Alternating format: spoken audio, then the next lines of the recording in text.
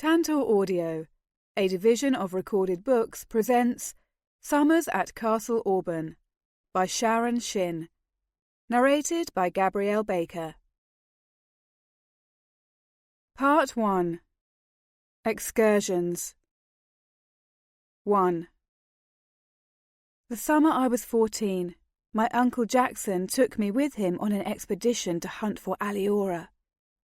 I had only seen the fey delicate creatures in captivity, and then only when I was visiting Castle Auburn. I was as excited about the trip to the Phelan River as I had been about anything in my life. I had been surly at first when Greta insisted that I could not go alone with my uncle such a far distance from the castle. "People will say things," she pronounced, in her hateful voice. "A young girl and an older man going off together for 3 nights or more. It will cause talk." "He's my uncle," I pointed out, but Greta was not appeased. She did not like me, and I assumed her ambition was more to thwart my glorious adventure than to protect my reputation. However, when I learned who my travelling companions were to be, I stopped complaining and began dreaming. Brian of Auburn was everything a young prince should be: handsome, fiery, reckless, and barely 16. Not destined to take the crown for another 4 years, he still had the charisma, panache, and arrogance of royalty, and not a girl within 100 miles of the castle did not love him with all her heart. I did, even though I knew he was not for me. He was betrothed to my sister, Alessandra, whom he would wed the year he turned 20. But I would be with him for 3 whole days, and say clever things and laugh fetchingly. I expected this trip to be the grandest memory of my life. The others who were assigned to us I accepted with passable grace, though only one had come my way often. Kent of Roulette was Brian's cousin, a thin, serious young man whom I had known since I first began visiting the castle 8 years ago. Damien, a peasant's son, was Brian's food taster, and never more than 3 feet from the prince. However, I could hardly say I knew him, since he almost never spoke. The last member of our party was a young guardsman, tall, sandy-haired, lanky and freckle-faced. He was new to the castle since my last summer there, and I did not even know his name until we set out. Which was the hour before dawn, a time both dark and wet. We all met at the stables behind the castle, myself at least skidding on the slick cobblestones that spread a hard carpet around the entire grand citadel. I had tied my heavy black hair back in a thick braid and dressed in boy's clothes, a more flattering look for my slim figure than some of my court gowns, and I hope Brian noticed. Jackson laughed when he saw me. "Don't you look like the gamekeeper's urchin?" he exclaimed, not letting this prevent him from giving me his customary bone-cracking hug. "What, was Greta about to let you out in public dressed like this?" "She wasn't awake when I left my room," I said breathlessly. "Well, your sister's maid, then. I can't imagine that she... Come to think of it," he added, breaking off to look about him in an ostentatious way. "Where is that girl? Didn't Greta tell me she would be coming with us to chaperone you?" I gave him one long, guilty look as I tried to think of a response. There was no good answer. He laughed again, more heartily this time. "She's still sleeping, I'll wager," he said shrewdly, "thinking that our little caravan's not leaving till noon or some such hour." 9, I said. "Well, that gives us plenty of time to travel beyond reach. Brian, Kent!" He shouted out the stable doors, as if expecting his voice to carry to the turrets and corridors of the castle. "Where are those boys? I should have hauled them out of bed myself." 5 minutes later, as Jackson and a sleepy groom double-checked the saddlebags on the horses, we heard footsteps running over the wet stone, Brian was in the lead, tossing back his dark red hair and calling to someone over his shoulder. "Told you I could outrace you, even in my boots!" He crowed and burst into the stables. It was as if dawn had come early and forcefully, an explosion of light.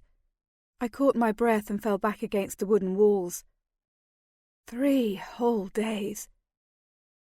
Kent entered at a more leisurely pace, apparently having given up the challenge some distance back. "You win," he said in an even, indifferent voice, as he pushed his straight dark hair from his eyes. "I think poor Damien fell down somewhere back there." Brian shook his head. I'll never make a man out of him." "He doesn't have to be a man, he just has to be a stomach," Jackson said, and then roared with laughter at his own joke. Brian snorted, amused at this picture. Kent just looked around. "Are we ready? Where's Roderick?" "Who's Roderick?" I asked. "Guardsman, just up from Velador," Kent answered. He nodded over at Brian. "My father won't let the young prince off the property without some protection, so Roderick's our sword." On the words, Brian whipped out his own weapon, a wicked silver blade with a gorgeous filigree grip.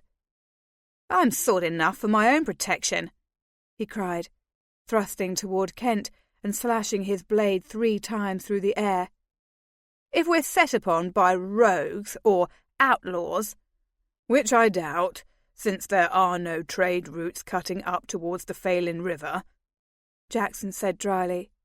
"I could defend myself," Brian continued, a little more loudly. "I could defend all of us." "Well, and don't forget I've some skill with a sword myself," Jackson said, still in that same cool voice. "Not to mention young Kent here, who's even better than you are." "Whose? He is not!" Brian exclaimed. He fell into a fighting stance just 2 yards before Kent. "On your guard then, man! Let me prove once and for all." "Lord Brian, just put away your sword and shut up," Kent said impatiently. I almost jumped a foot in the air. I had never heard anyone talk to Brian that way, so dismissively, so cavalierly. Usually everyone hung on his words as though diamonds would spill from his mouth. At least, that's how the girls in the castle listened to him. Brian didn't like the tone either. He paused in his crouching dance forward and brought his sword up to his nose, bisecting his face. "Are you telling me you refuse my challenge?" he asked in an ominous voice. "Are you telling me you refuse to test my mettle against yours?" "I'm telling you we should get on the road before the sun comes up and stop wasting time fooling around here," Kent said. "You're a great swordsman. Everyone knows it. If we're attacked on the road, I'll personally let you defend me." "If we're attacked on the road," Brian began. But before he could finish, the last 2 members of our party hurried through the stable door. Poor Damien looked wet and bedraggled, as though he had fallen more than once. He held his head down and said nothing as he sidled in. Roderick glanced around once, quickly, as if to assess the situation in every detail. "Sorry I'm late," the guardsman said briefly. "The captain had some last-minute advice for me." "Well, are we all ready then?" Jackson demanded, touching each of us with his gaze. "All right, mount up. Let's get out before the sun actually rises." Everyone moved with alacrity except Brian, who somewhat sullenly sheathed his sword and glowered at Kent, who completely ignored him. Managing to pass by the prince on my way to my own horse, I whispered, "I think you're the best swordsman in the 8 provinces." That made him laugh, and he looked quite sunny as we finally headed out through the stable doors.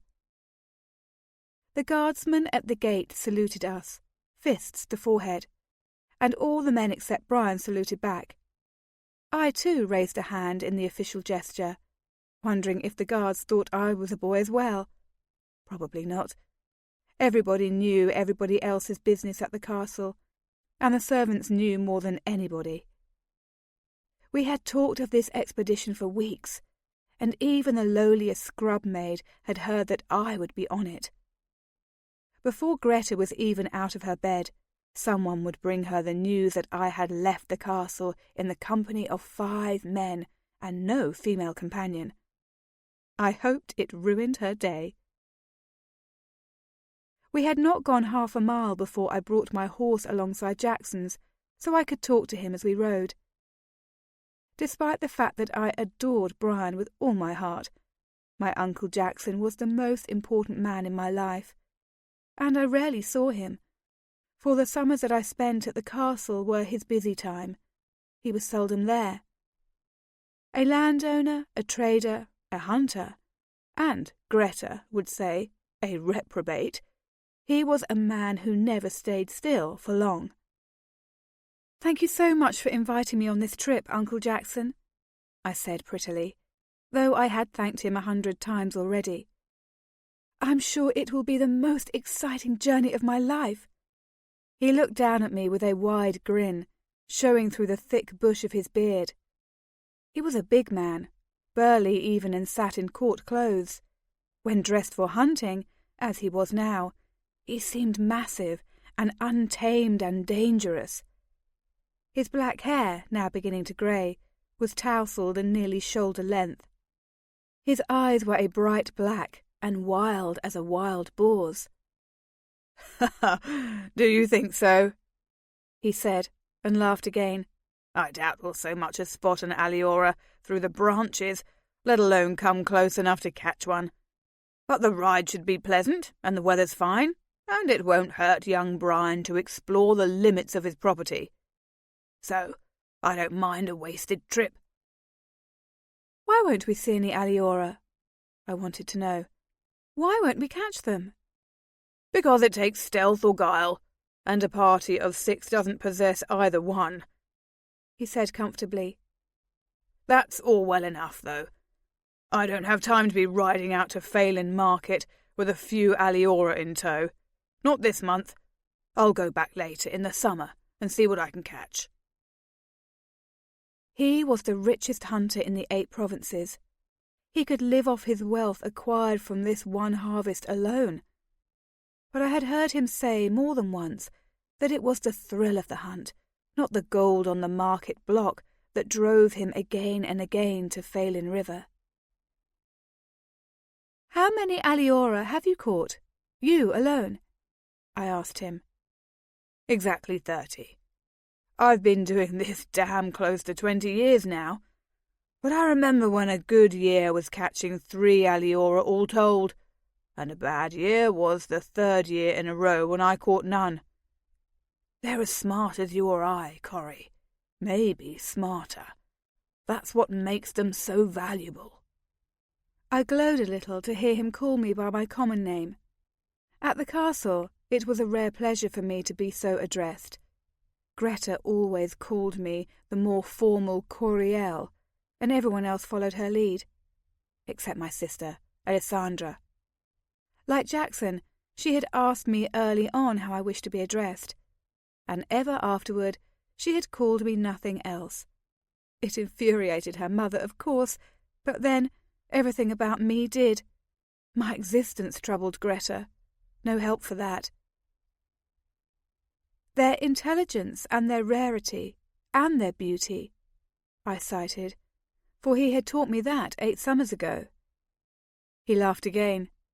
"And their gentleness and their teachability," he added. "Yes, all these things have made the aliora greatly sought after, and me a wealthy man." "Greta is afraid you will die and leave all your money to me," I said. Just recently I had overheard this conversation and had been impatient to have a chance to repeat it to my uncle. "She says the money and property should go to Alessandra instead." He looked at me with those bright trickster's eyes. "Oh, And what do you think?" he asked. I smothered my giggles. I think my grandmother would turn into smoke from astonishment if I inherited a penny of your money, I said. She has the lowest opinion of you, and everybody in your family. Another sideways look. I couldn't tell what he was thinking. "I would like to see your grandmother turn to smoke, I must admit," he said. "Though, if I were already dead, it's unlikely I'd have the chance. But, hold a moment. She's an older lady, 90 if she's a day. 65, I said. I am a young man of 50, and will surely outlive her. So, I will have to give you all my money while I am still alive." I wrinkled my nose. "We don't have much use for money in the village," I said. "My grandmother usually barters her services when she needs anything in the shops." "Ah, but who's to say you'll always live in the village?" Jackson asked. "Perhaps you'll marry a fine young man and move off to his estate. Perhaps you'll stay at the castle, wed to one of your sister's friends. Then you'd need plenty of gold." I opened my eyes very wide. "Once grandmother dies, I'll be needed in the village," I said. "There's not another wise woman for 30 miles. It's hard on her even when I'm gone for the summers." "Time to train a new apprentice, then," Jackson said. "I'm her apprentice," I replied. He laughed softly at the new thought.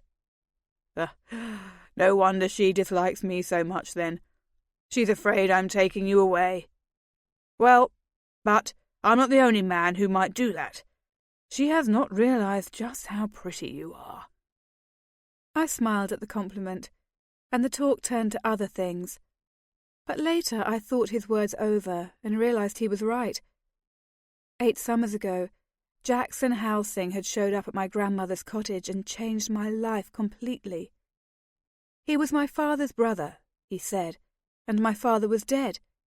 He had come to honour a promise he had made at my father's deathbed, that I would be found and brought to my father's household, introduced to my scattered relatives, and given some semblance of the birthright I was due. "She's a bastard," my grandmother had said flatly. "And the child of a bastard at that.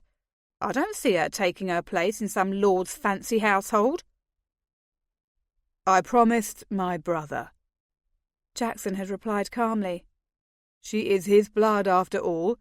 She deserves to be treated as such." My grandmother watched him with her narrowed witch eyes, familiar with all evil, all strong desires. "My daughter came upon him in the village tavern, fed him a potion, and seduced him against his will," she said. "He was not the first man she tricked this way. She cared nothing for him, nothing for her daughter. I have not seen her myself for 5 years. I do not think your brother deserves the scorn he will get for siring such a child." "My brother is dead," Jackson said lightly enough. But he had loved his brother. That I learned later. "No scorn can be felt by him." "But to his legitimate daughter, born to his lady wife?" My grandmother shot back at him. "What of their mortification and pain?" "His lady wife would improve upon the application of a little mortification," Jackson said imperturbably. "And Alessandra?" He paused, and seemed to think it over. "I think she would like to have a sister." Even I had not believed that, credulous 6-year-old that I was, but he had been right about that. Jackson was right about many things. Following that first visit to the castle, where the royal family and their retainers lived, I had returned every summer. I could not exactly say I had been welcomed into this most sophisticated of societies, but everyone, except Greta, was at least civil to me. I looked forward to the visits, for I was infatuated with Brian, and I worshipped my sister, and my days there were filled with pageantry and colour. But I never forgot where I belonged, I never forgot that I was a bastard's bastard, a wise woman's apprentice, nothing special. Exciting though my days at the castle were, I knew that my own story would be a placid one. We rode for 3 hours through the gentle green countryside that was so lush and so fertile that it made Auburn the richest of the 8 provinces. Close to the castle were a number of small towns, designed to cater to the gentry travelling toward the court, but further out, most of the land was privately owned. Acres and acres of abundant farmland would surround some majestic stone mansion, barely visible from the road. Such sights always amazed me. Cotteswold, where I live most of the year, had few such noble estates. It was a poor country of hard-working farmers who would stare, as I did, at such wealth belonging to a few men. Eventually, we left the main road that would have taken us to Phelan Market, if we followed it the next 100 miles straight north. Instead, we turned in a northwesterly direction along a badly kept track and headed towards the forested lands of the borders of Auburn, Phelan, and Tregonia. Brian was the one who demanded a halt, which I knew Damien and I both appreciated. I was determined not to be the one to slow the party down, so I had not volunteered the information that I was thirsty and in need of some private moments behind a bush. But I was not in as sad a case as Damien, who was unused to travelling. Brian himself rarely ventured beyond the castle for an overnight expedition. When he did, he travelled in luxury, and Damien rode along in the coach. The rest of us were more used to the saddle. "We'll have a few bites to eat, then, while we're stopped," Jackson said, and passed round hard rolls, fresh from the kitchens. Damien took a small bite from Brian's bread, at least 10 minutes before Brian would touch it. Since he did not clutch his belly and fall to the ground, Brian ate the rest of it. Jackson watched this with interest. "At the formal meals, yes, I understand that any number of people could pour poison into your food," he said to the prince. "But here, we're in the middle of the wilderness. No one around for miles." "Cooks in the kitchen have been traitors before this," Brian said darkly, "and everyone in the castle knew we planned to set out today. Anyone could have snuck into the bakery to fold poison into my bread." Kent had flung his long, thin body to the ground, and now he lounged on the fading summer grasses. "And you yourself have carried the food around in your saddlebag all day," he observed to Jackson. "Plenty of opportunity there to do away with your future king." Brian scowled at his cousin. "I didn't mean to say Jackson." "Oh, why not? I'm as likely as the next man to murder you," Jackson said cheerfully. "I just didn't realize you suspected." Brian's frown grew blacker. "It's not funny," he insisted. "Do you know how many kings and princes have been done away with by treachery? My own father had a taster every day of his life, and died when an edgy stallion threw him, so where's the moral there?" Jackson asked. "He'd have done better to worry less about spies in the kitchen, and more about how to hold on to his horse." Brian was furious now. My father, was a wonderful rider," he exclaimed. "My father could outrace you any day of the week. He could ride any horse in the stable. Yes, and the wild stallions they brought in from Tregonia. My father could tame those in a day." Kent came to his feet, giving my uncle a level look. "Jackson was only teasing you," Kent said, putting an arm briefly around his cousin's shoulders. Brian shook him off. "Everyone knows what a gifted rider your father was, also a great hunter, and a swordsman. The horse was a lunatic. Everyone said so." "Yes, and the head groom shot it that very afternoon," Brian said. "It deserved to die." I hadn't known this story.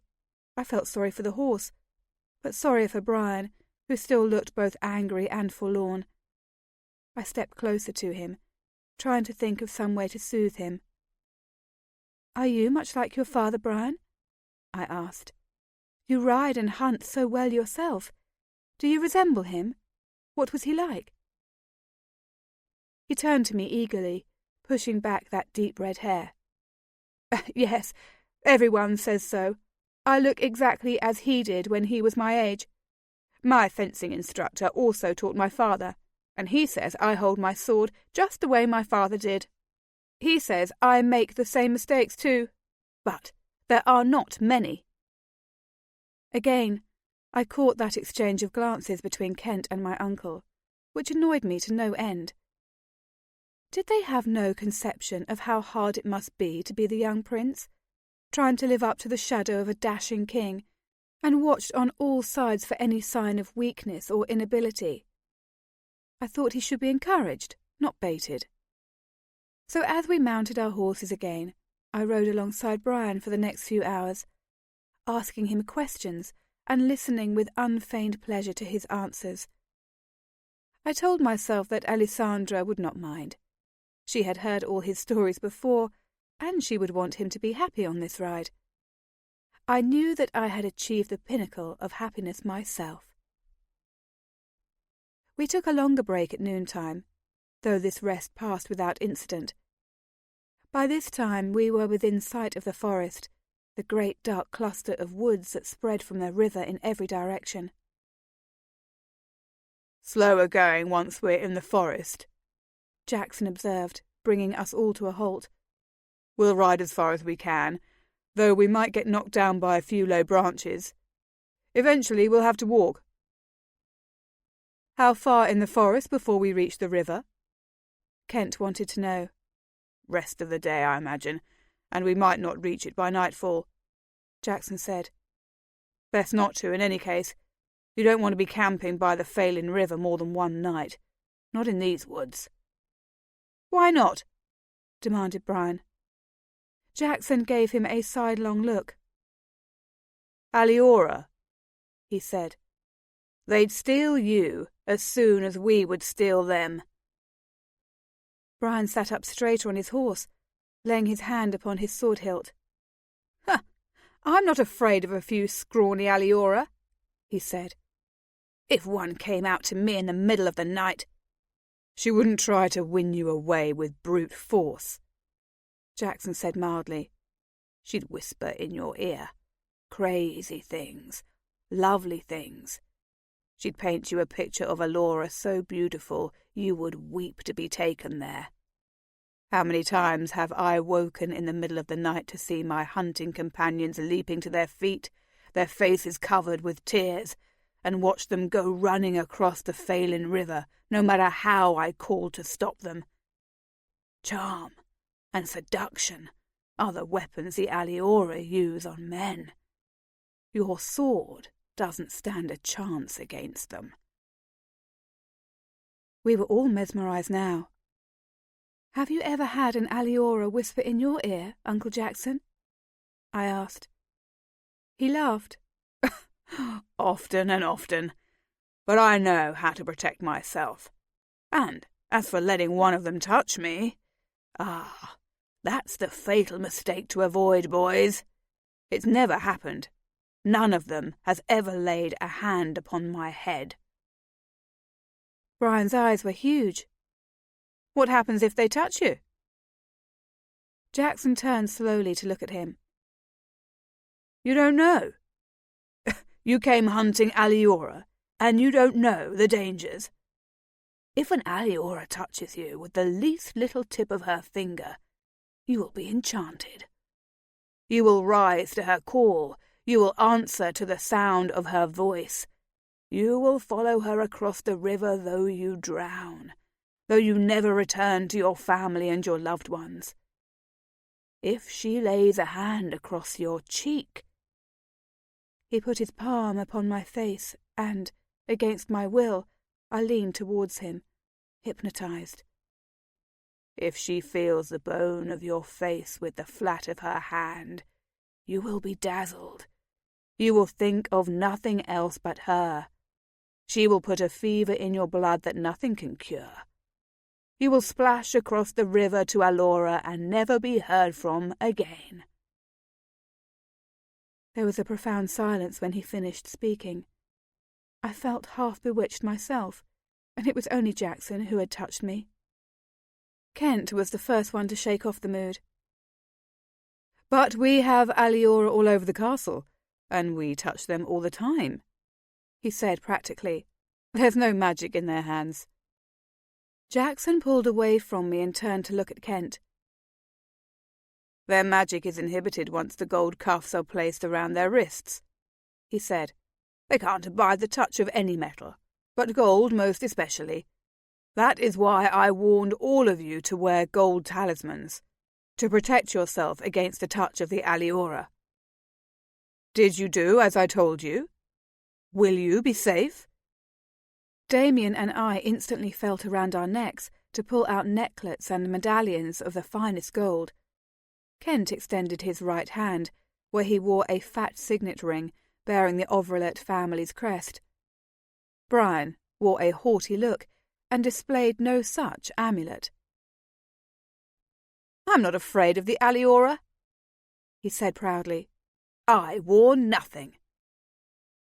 Jackson quickly smothered an expression of irritation. "I brought a couple of extra wristbands. You can wear one of them."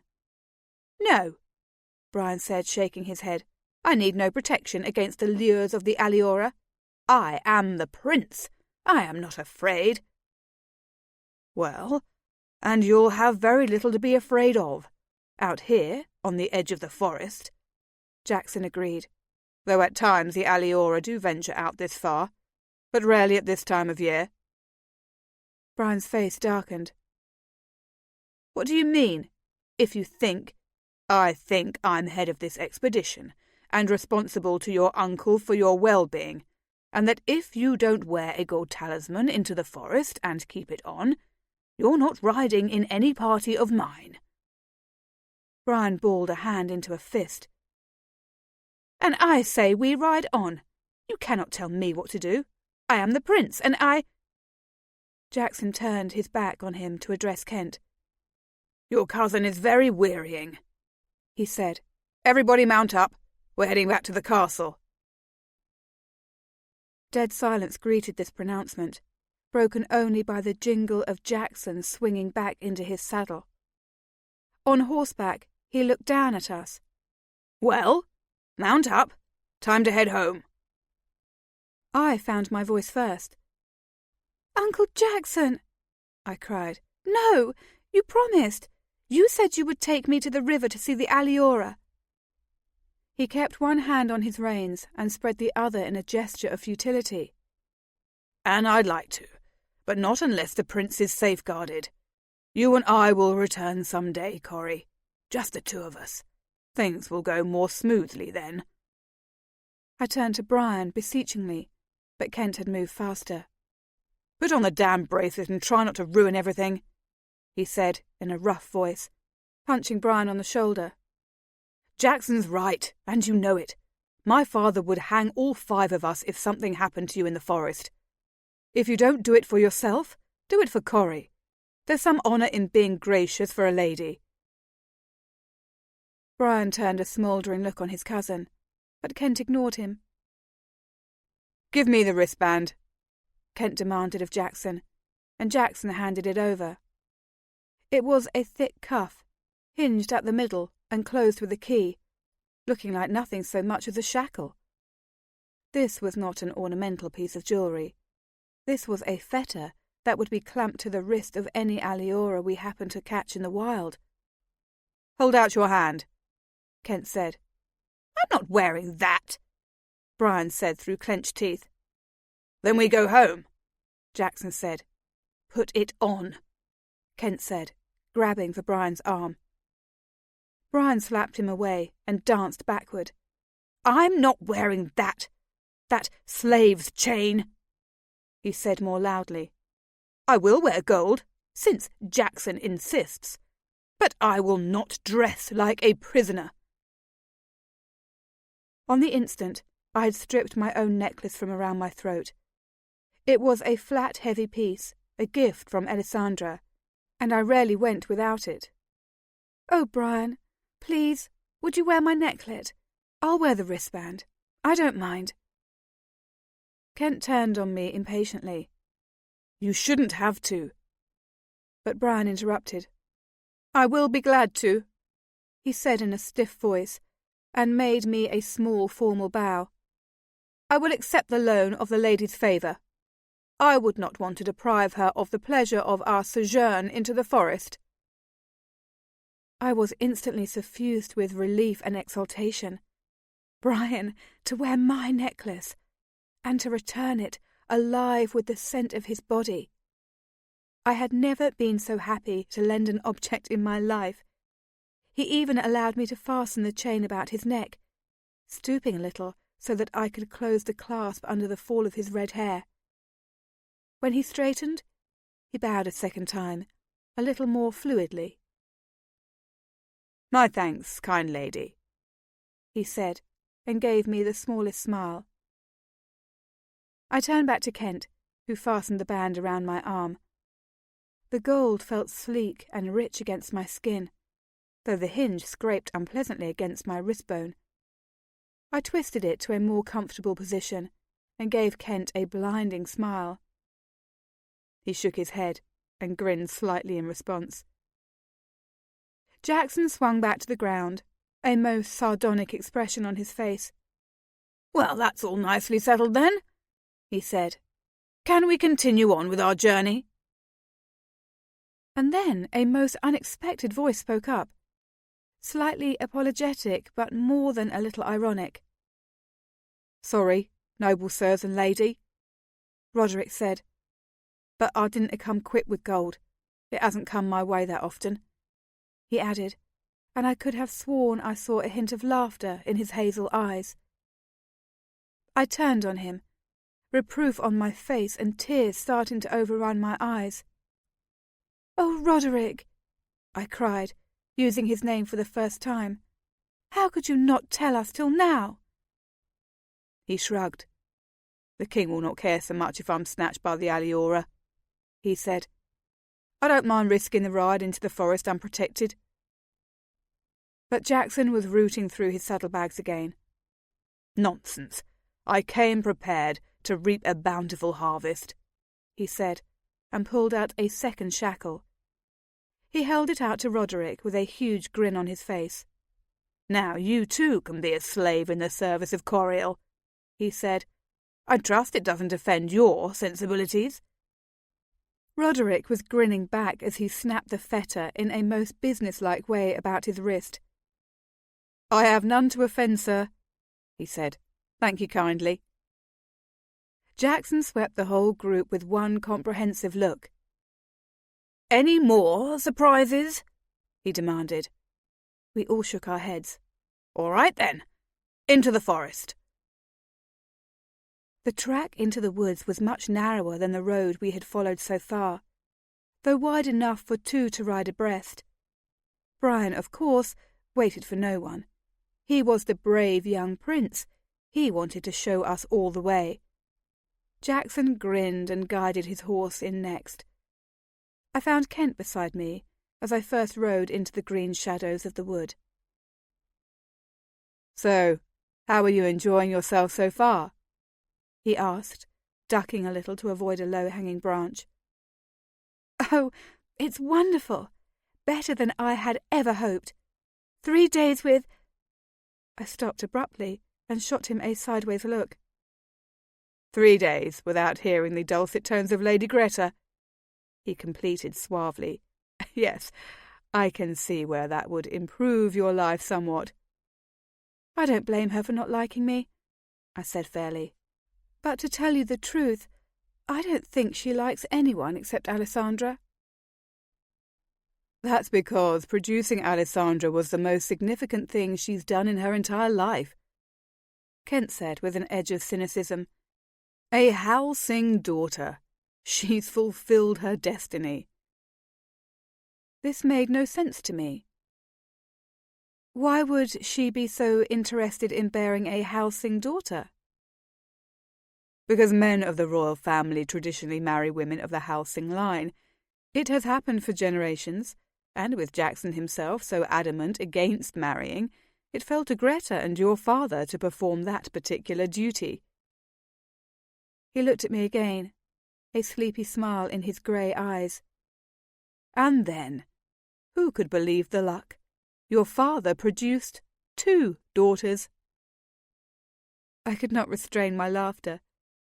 Jackson glanced back at me, but did not pause to ask what the joke was. "Oh yes, the royal court was glad to learn the news about me," I exclaimed. "I'm exactly the sort of bride they were looking for." "Don't tell me it wouldn't be a dream come true," Kent said, still smiling. "All the girls are mad for Brian." "Brian is betrothed," I said a little breathlessly. "It does not matter who else adores him." "Brian has always been a little willful," Kent said dryly. "It is hard to gauge how heavily his betrothal weighs on him." I frowned. "What? What do you mean?" But quickly thinking it over, I understood, and frowned more severely. "Don't say such things. You are unkind to Brian, you and Jackson both. You tease him when you know it will only stir up his temper." "It is true he has a temper, but neither of us deliberately tries to rouse it," Kent said, a little more sharply than I expected. "He is to be the king, after all. He should learn to guard his emotions a little more closely." "Like you, I suppose," I said in a huff. "You're never edgy or out of sorts." He grinned lazily. "I am, all the time. There is much about the way the world is ordered that does not please me at all. But I think it foolish to vent my displeasure on every poor soul who happens to cross my path." "Brian does not vent." He flung up a hand for peace. "And Brian is still young. I am 3 years older than he, and I have learned some calm in those years. Perhaps by the time he weds your sister and takes his crown, he will be ready to be a good king. Still quick in temper, but quick in thought too, and moved to easy generosity. He has a great deal of energy, which a king needs. What he lacks is the means to control it, but that may come with time." I gave him another sideways look, this one more considering. He was, after all, so close to the throne himself. "Do you wish you had been named king instead?" I asked him outright. "Greta says I am rude. Grandmother says I have no guile. I suppose they mean the same thing. Your father is regent for Brian. Do you wish he was regent for you?"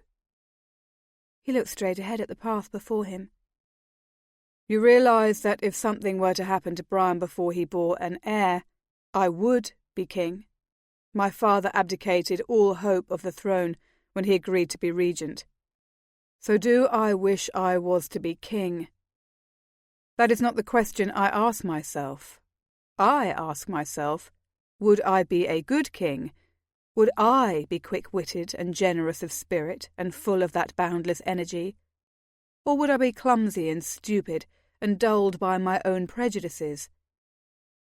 I try to be a good man, since I am alive at all, and hope that teaches me what I would need to know if I was ever faced with a higher challenge. Some days I am more successful at it than others." I did no such thing as sit there with my mouth open, though I may as well have, since I felt as if my mind was gaping. It had simply never occurred to me to wonder what kind of person I was, what kind of person I wanted to be. I had not envisioned this as something I had any control over, just as I could not alter the round shape of my face or the dense black curl of my hair. If I wanted to be angelic and sweet-tempered, could I achieve that? I thought my grandmother would laugh if I mentioned such a notion to her. Now Kent was watching me. "I didn't mean to silence you completely," he said. "Or are you trying to keep from saying I have made no headway at all?" I shook my head to clear away the cobwebs and grinned up at him. I was wondering if I could turn myself into someone Greta would like, I said with a laugh.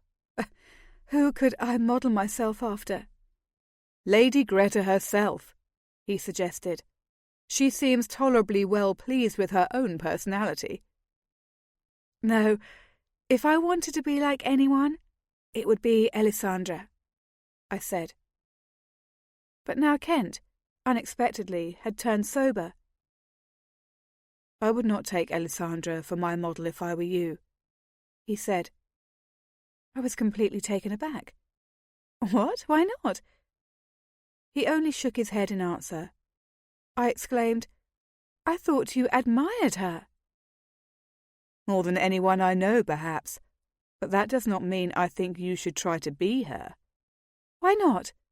I said again, and this time he replied, giving me a small, crooked smile that did not make him seem happy in the least. Perhaps it is because I like you the way you are. That did not seem like the truthful answer, but before I could press him again, Brian called out a warning of bad trail ahead. Jackson immediately swung off his horse and pushed ahead of Brian to examine the track before us. I think we'll be on foot before long, Kent said. Just as well. The way seems to be getting narrower all the time. And indeed, 10 minutes later, when we resumed our journey, we were all dismounted and Jackson was in the lead. The way was rough with exposed roots and the occasional bramble, not to mention unexpected patches of mud, but I did not really mind.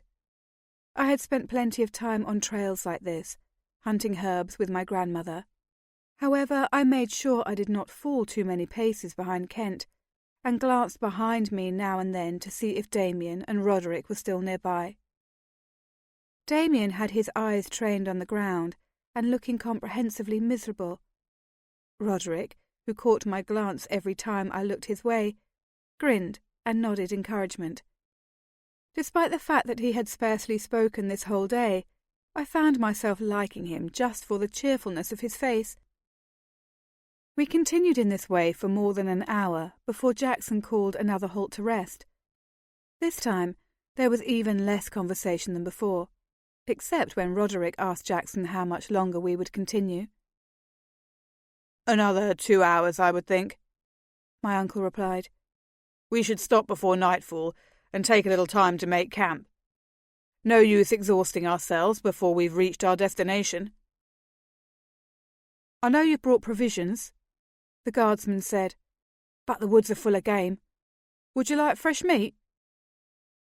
Jackson eyed him speculatively. We're making a considerable noise with our passage, he said. I doubt there's any game for 3 miles all around us. Well, if I see something then, Roderick said, and let it go. Soon enough we were back on our feet and back on the trail. I was tired enough by this time that I would not have minded dropping to the mud, curling up in a small ball and sleeping right there in the middle of the trail. But Jackson forged on ahead, and we all followed. I watched my feet and tried not to think about feather beds. I glanced back less often during this stretch of the journey, but when I did, Roderick was missing. I halted my horse and waited for Damien to catch up. Where is he? Did he fall? Should we go back? Damien shook his head as if he were almost too exhausted to speak. Hunting, he said breathlessly. Said he'd catch up. What if we lose him? Damien shrugged. He seems, he said in a thin voice, able to care for himself. I hesitated, still troubled, and wondered whether I ought to call out for Jackson. But Damien nudged me forward. They're gaining ground, he said, and I wearily set myself in motion again. Roderick would be fine. I knew it. Just looking at him, you could see his easy competence. It was just that I would not want to be alone in these woods myself. I did not want to abandon anyone else to such a wretched fate. Roderick had still not caught up with us by the time Jackson mercifully called a halt. It was some hours before nightfall, but he had come across a shallow clearing, not far from the trail, wide enough for us to build a fire and pitch 3 tents. "Time to make camp," he said. "Where's Roderick?" "Hunting, Damien says," I replied. That caught Brian's attention. "Hunting? I could have caught us some game if we needed more provisions." "I think he was just bored," Kent said gently. "He's a countryman, used to rougher land than this." "Well, he's supposed to be guarding me. How can he guard me if he's off somewhere looking for game?" I couldn't help myself. I smiled at my prince. "But, Brian, he knows your sword is as good as his," I said earnestly, and I meant it. He knew he didn't have to be worried for you. "Well," Brian said, mollified a little, "he probably won't catch anything this afternoon, not with all the noise we've made." "Doesn't matter," Jackson said practically. "We'll need a fire anyway. Who wants to gather firewood, and who wants to pitch tents, and who wants to dig a pit for garbage?"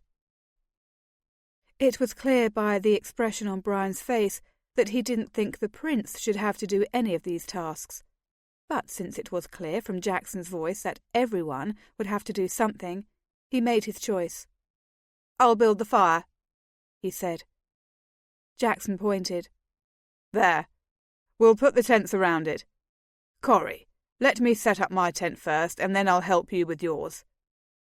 "I can settle myself, thank you," I said, and proceeded to unstrap my bags from my horse's back. Jackson could set up Brian's tent, if he was so eager to be helpful. In fact, I was the only one of the group to have a tent to myself, since, naturally, none of the men could sleep beside me, and the maid was back in the castle. Brian had not been happy to learn that he would have to share his quarters with someone else, though he had agreed to allow his cousin to join him. The other 3 would crowd into a third tent, unless Jackson slept under the stars, which he expressed an interest in doing. I didn't mind sleeping in the open myself, unless it rained. In my experience, a tent did very little to keep away insects or shield you from the cold, so you might as well settle on the hard ground and stare up at the fizzing night sky. But a tent had been provided for me, and a tent I would use, and in 15 minutes I had it snugly pegged in place. Just as I returned to offer assistance to the others, Roderick materialized from the trail behind us. He had 3 game birds slung across his saddle, tied together at the feet, and a pair of rabbits over his shoulder. "Had a little luck," he said, when Jackson admired his kills. "Should feed us all?" Brian looked miffed, but Damien and Kent crowded round Roderick to help him dress the game. That left me to set up a spit across the fire and see what else Jackson had brought in the way of food. Despite the frequent breaks for refreshment along the way, I was suddenly starving, and the smell of the roasting meat made me nervous with hunger. Although it seemed like hours later, it was really not too long after the fire started that we were ready to sit down to our meal. We all ate like barbarians, devouring bread, meat, and dried fruit without saying a word. Only Brian ate with caution, 10 minutes behind the rest of us, after Damien had tasted his food. Even I thought this was a little too cautious, since only the 5 of us could have had a chance to poison the food before he ate it. But perhaps we were among the people he suspected of having designs on his life. Well, he had already as good as accused Jackson of considering such treachery. Kent had admitted to me that he would inherit the throne if something happened to the prince, and who knew anything of the young guardsman, so fresh from Velador? Perhaps he was right to risk nothing, even at a campfire in the middle of the woods. Jackson was the first to finish, emitting a loud belch and leaning back against his saddlebag in loose satisfaction. "Ah, that was a good meal," he sighed. "Hunger is the spiciest seasoning." Kent raised his canteen in my direction, since we had nothing so fancy as wine glasses at our disposal. "A splendid job done by the chef," he said, although all I had done was turn the meat on the spit. I gestured at Roderick. "And the hunter." Roderick grinned, shrugged, and said nothing. Jackson reached behind him and pulled up an oddly shaped fruit or tuber, something that glowed deep red in the very tricky light of the fire. "Found this earlier as we were riding along," he said. "Any of you know it?" Kent took it from his hand, examined it, and passed it along. "No," said Kent. "Is it edible?" Brian gave it a cursory look and handed it to Damien, who almost immediately laid it in Roderick's palm.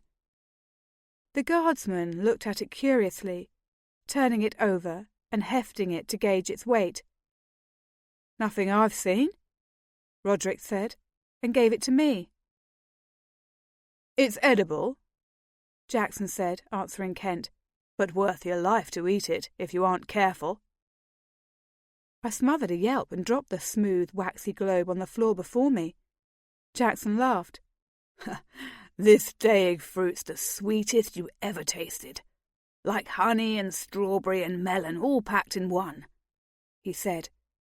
"You could gorge yourself on it and not care if you ate another thing in your life. Only grows a few places in the 8 provinces, this being one of them. But nobody farms it and nobody harvests it, because you can't sell it. Everyone's too afraid to eat it." "Why is that?" asked Kent.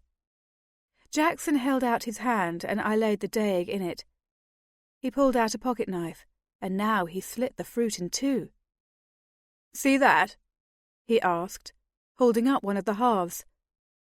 The inside was feathered with oblong white seeds, too numerous to count. "Poison. Every single one of them. Eat just one of these seeds and you'll die in 10 minutes. 15 at the most." He shook his head. "Pity, for the fruit is the most wonderful thing I've ever tasted." Kent took the daeg from him and studied its interior structure, holding it closer to the fire to get a better look. "If it's so dangerous to eat," he asked, "how is it you know how it tastes?" Jackson's laugh boomed out.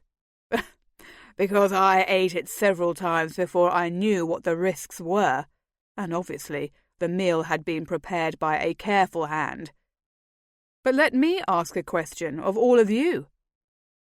Say you wanted to try a dish of daeg fruit, but you knew the seeds were poison. How would you do it? How would you avoid the chance of death?" "I would have my taster eat several bites first," Brian said instantly. "Only if he survived would I try the food." Jackson nodded. "Fair enough. What about the taster, eh? Damien? Suppose you weren't eating on Brian's behalf. What would induce you to take a bite?" Damien looked pale and defiant by the firelight. "Nothing," he said. "I would not take the chance." "Even for the most delicious forkful of your life?" Damien shook his head vigorously. "Not even then." Jackson looked at me. "Cori, I know you've got courage." I took the daeg back from him and tilted it this way and that. Under my grandmother's tutelage, I had learned the names and properties of a good number of poisons, and this was not one I was familiar with. I half suspected he was tale-telling, just to watch our reactions, but I intended to show some caution nonetheless. I'd want to know if any antidotes existed before I risked the poison, I said. If I had the remedy at hand, I'd probably sample a portion. "There's a good answer," Jackson approved. "Kent, what about you?" Kent laughed. "I'd eat it," he said, "if I prepared the recipe with my own hands.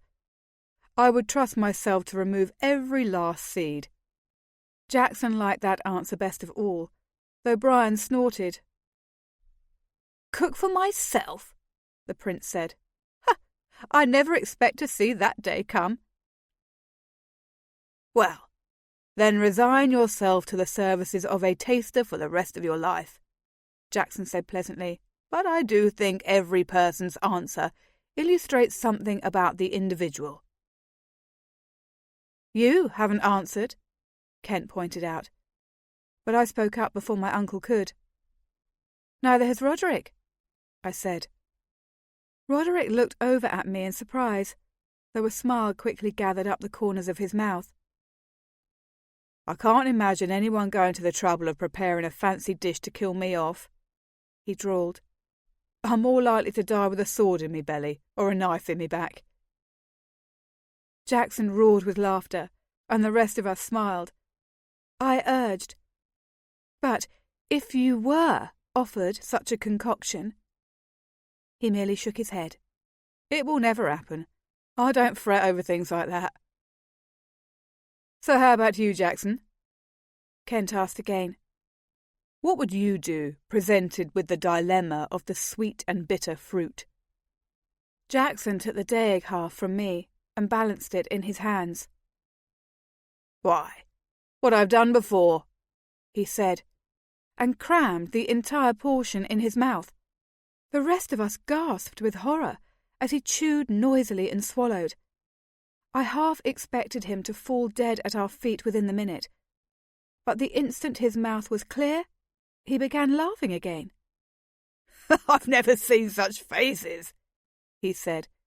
"If I only had a mirror so you could stare at yourselves." "Uncle Jackson!" I burst out. "The seeds! The poison! You'll die!" "It was a lie, meant to test us," Brian said loudly. "Your Uncle Jackson makes a game of all of us." "Not so.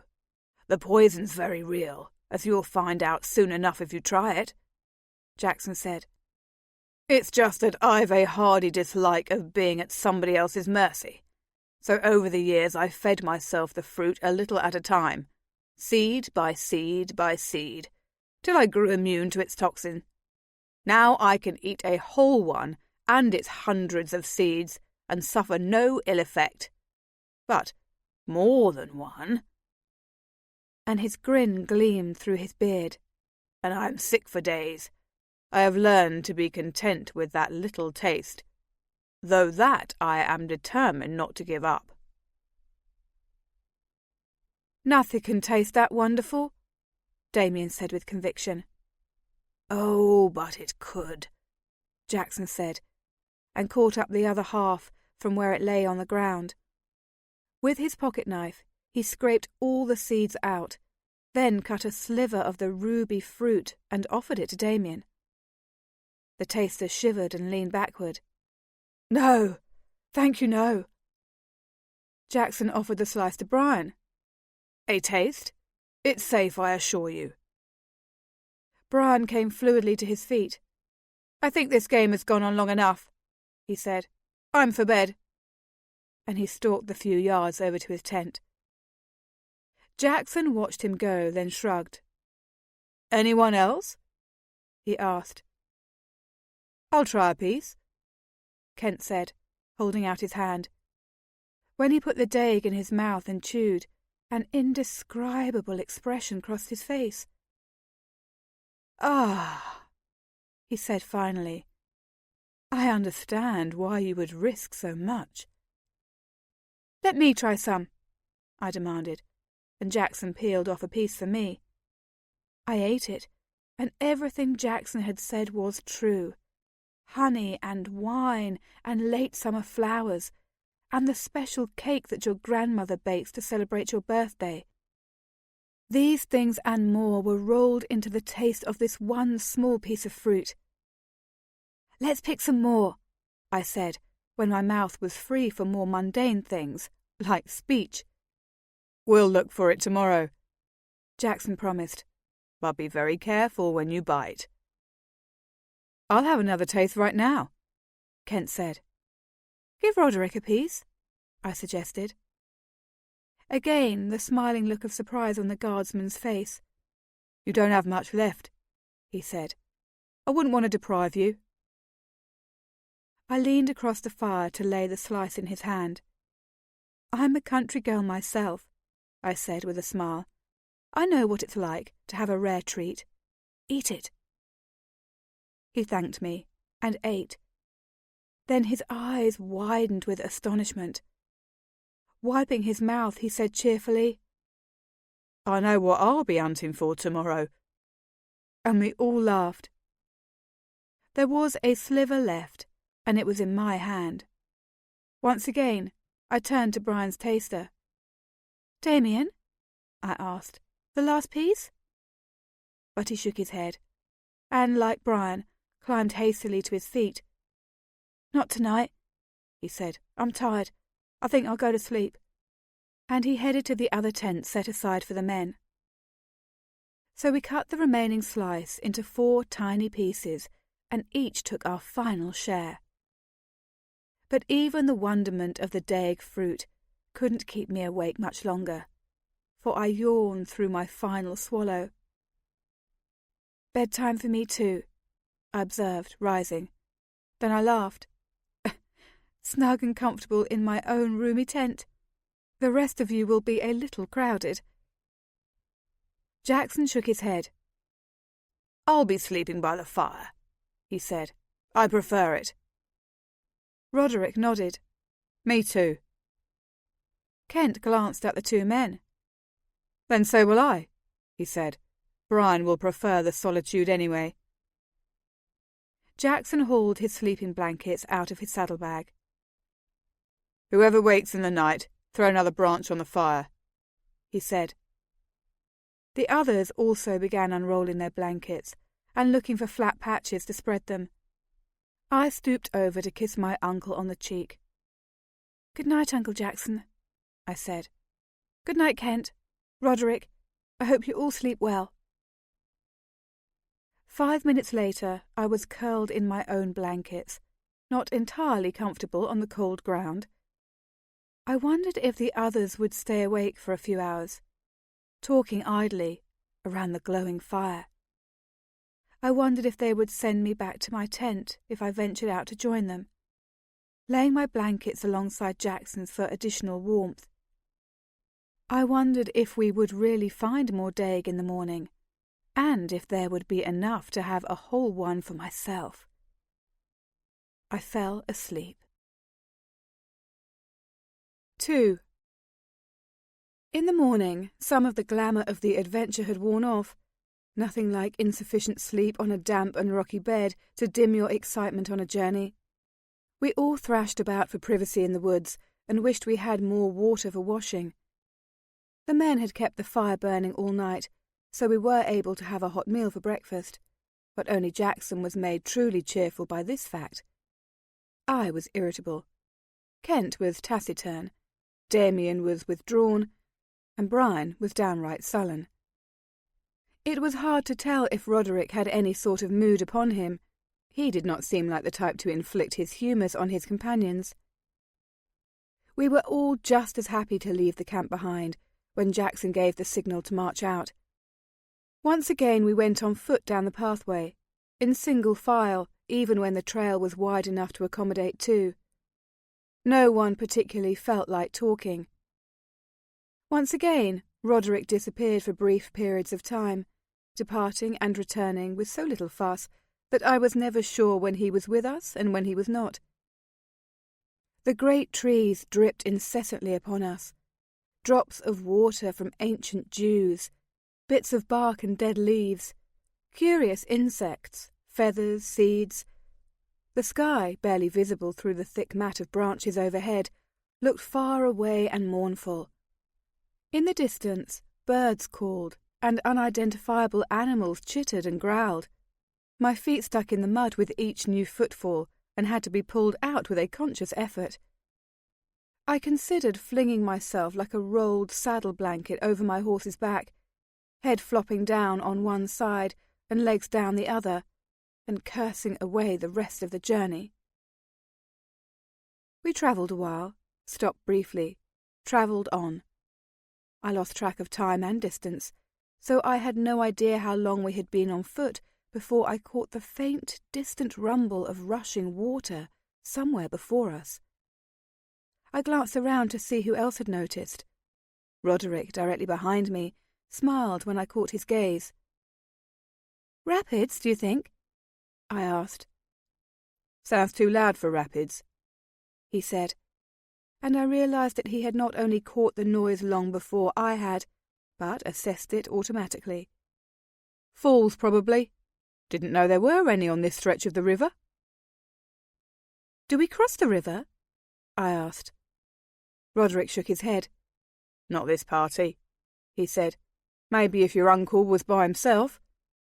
"And, anyway, it's dangerous to cross this river," I said a little breathlessly. "Aliora on the other side." "Aliora on this side too, if the stories are right," Roderick said, looking a little amused. "Though I doubt we'll see them. We're safe enough." "Safe?" I exclaimed. "We have come hunting them. It's they who ought to worry about being safe." He looked at me a moment as if he had some contradictory thought in his head, but he made no answer. Just then, Brian brought his horse to a stop. As he was following directly behind Jackson, he brought the whole line to a halt. "What's that? That rumbling noise?" Brian demanded.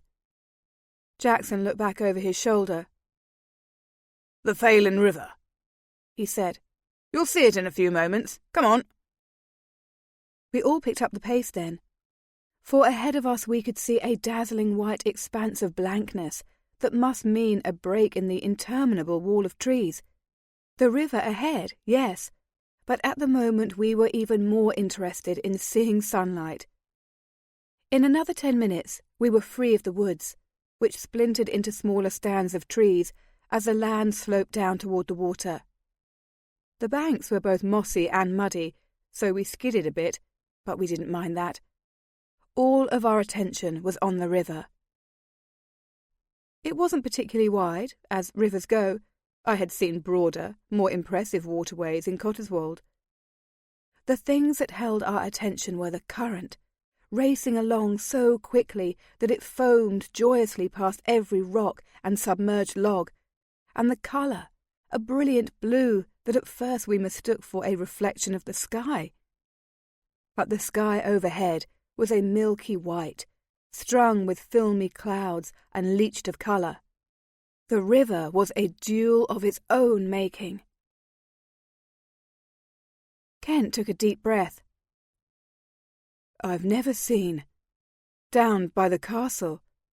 It doesn't look like this." "No, and nowhere else that you come across it," Jackson agreed. "But these are enchanted waters, running across magical ground. Taste it here, and it'll taste strange to you.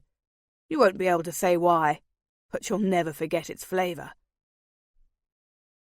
Roderick was glancing up and down the small stretch that we could see before the river curved out of sight and back into the forest. "Where are the falls?" he asked. Jackson gestured upstream. "Quarter of a mile that way. Sort of a rough hike, though the sight is magnificent. Think it's loud now. You can't talk over the sound of rushing water." Brian, too, was looking around. "So, where are the aliora?" he wanted to know. Jackson laughed and pointed across the river. The woods grew instantly thick on the other bank, crowding down towards the water and stretching away limitlessly into darkness. "Somewhere over there," he said. "How far from the river is a matter of some speculation, for no hunter has gone that far and come back." There was a short silence. "No hunter has found the Aliora settlements and come back?" Kent repeated. "What makes you think they went looking?" "Well, we all went looking, one time or another," Jackson said. "I've tried more than once to find the fabled home of the Aliora. Never came across it, though I went 50 miles into the forest once. Who knows how I missed it? Perhaps it was just a mile to the east of me, or 10 miles to the west. Perhaps I strolled right through it, but the aliora had taken on fabulous disguises and looked to me like nothing so much as a stand of trees and a fall of ivy. Perhaps Aliora is 100 miles beyond where I made my final camp. All I know is that I could not find the place the aliora call home. So, then none of the other hunters found it either, Kent said. Jackson tilted his head to one side, as if he was unconvinced. Did they not? Corte was a hunter every bit as good as me, not a man likely to get lost in the woods. He set out to find the aliora one summer, and never came back. Same with Fergus and Elliot, and 5 others I could name. Brave, smart, strong, ruthless men, all of them, went looking for the aliora and never came back. As always, when Jackson spoke in that slow, lyrical storyteller's voice, I felt my heartbeat race and my throat close with tension. "What happened to them, Uncle Jackson?" I whispered. He shrugged. "Who knows? Twisted an ankle and fell to the forest floor, unable to walk for help, and died there. Got eaten by wolves or lynxes, fell sick of a fever, tumbled into the river and drowned. There are many ways a solitary man can perish in the forest." "But?" Kent said. Jackson shrugged again. "But I think some of them found Aliora, and were prevailed upon to stay. Perhaps they were thrown into chains and bound into slavery. Perhaps they succumbed to the glamour of that place, the bewitchment of those aliora voices, and they drew down their weapons and petitioned for admittance. I only know that, once lost, these men have never been recovered. And Fergus, at least, has been missing for 15 years. A long time to be gone for a man who meant to come back." I put my hand on my uncle's arm. It was the hand with the golden fetter. "Perhaps he was not careful," I said in a small voice. "Perhaps he did not wear his gold charm when he was hunting. But you'll be safe. You'll be careful, won't you, Uncle Jackson? You'll wear a gold band always. You'll not stir a step without gold around your wrist. You won't let the aliora mesmerize you and carry you away?" He laughed down at me, covering my hand with his big warm one, and the brief spell of the story was broken. "I'm safe," he promised me, but I noticed he did not answer the question. All of us had been forced to wear gold into the woods, but not once had Jackson showed us a talisman of his own. Did he fear that wearing the gold would prevent him from getting close enough to an aliora to catch one? Or was he, like Brian, so sure of his prowess that he scorned to stoop to the measures that would keep him protected? I vowed right then to stick closely beside him while we were in the woods, to guard him with my own body, my own gold, whatever weapons I had. Jackson patted my head once again, then turned towards his horse. "Let's make camp here. Strip down the horses, have something to eat. Clean ourselves up in the river." Kent glanced from Jackson to the water and back to Jackson. "But the river," he said cautiously. "If it's enchanted, as you say, are we safe to step into it?" Jackson nodded. "Oh, yes. Swim in it, drink from it. It's just water. Sweeter and purer than any water you'll ever taste again. But there's no harm in it. I've drunk from it many times." We all hesitated a few moments, covering our uncertainty by unloading the horses and setting up a rough camp. But now that we were free of the dismal overhang of the trees, we began to grow hot in the summer sun, and the turquoise water looked unbelievably enticing. "Oh, fine. I don't care if I am bewitched," I said finally, and began stripping off the outer layers of my clothes. I hadn't exactly packed for swimming, but I was wearing a dark shirt under my man's jacket, and it hung to my knees. Modesty enough with my uncle as chaperone, don't you think, Greta? Yes, I think so too. I was the first one in the water, Kent and Roderick right behind me. The river was not as cold as I'd feared, so it must have lain quiet in the sun a mile or so before it raced down the falls, but it was frothy as a cauldron bubbling over the fire. It boiled past me with a delicious tickling effect, and I squealed with chill sensation and delight. "Careful! Don't go too far in!" Kent shouted, splashing over beside me and spraying water everywhere. He had stripped to his breeches, and as he dove with the river, his pale chest seemed more well-muscled than I had expected. "It's probably deep farther in."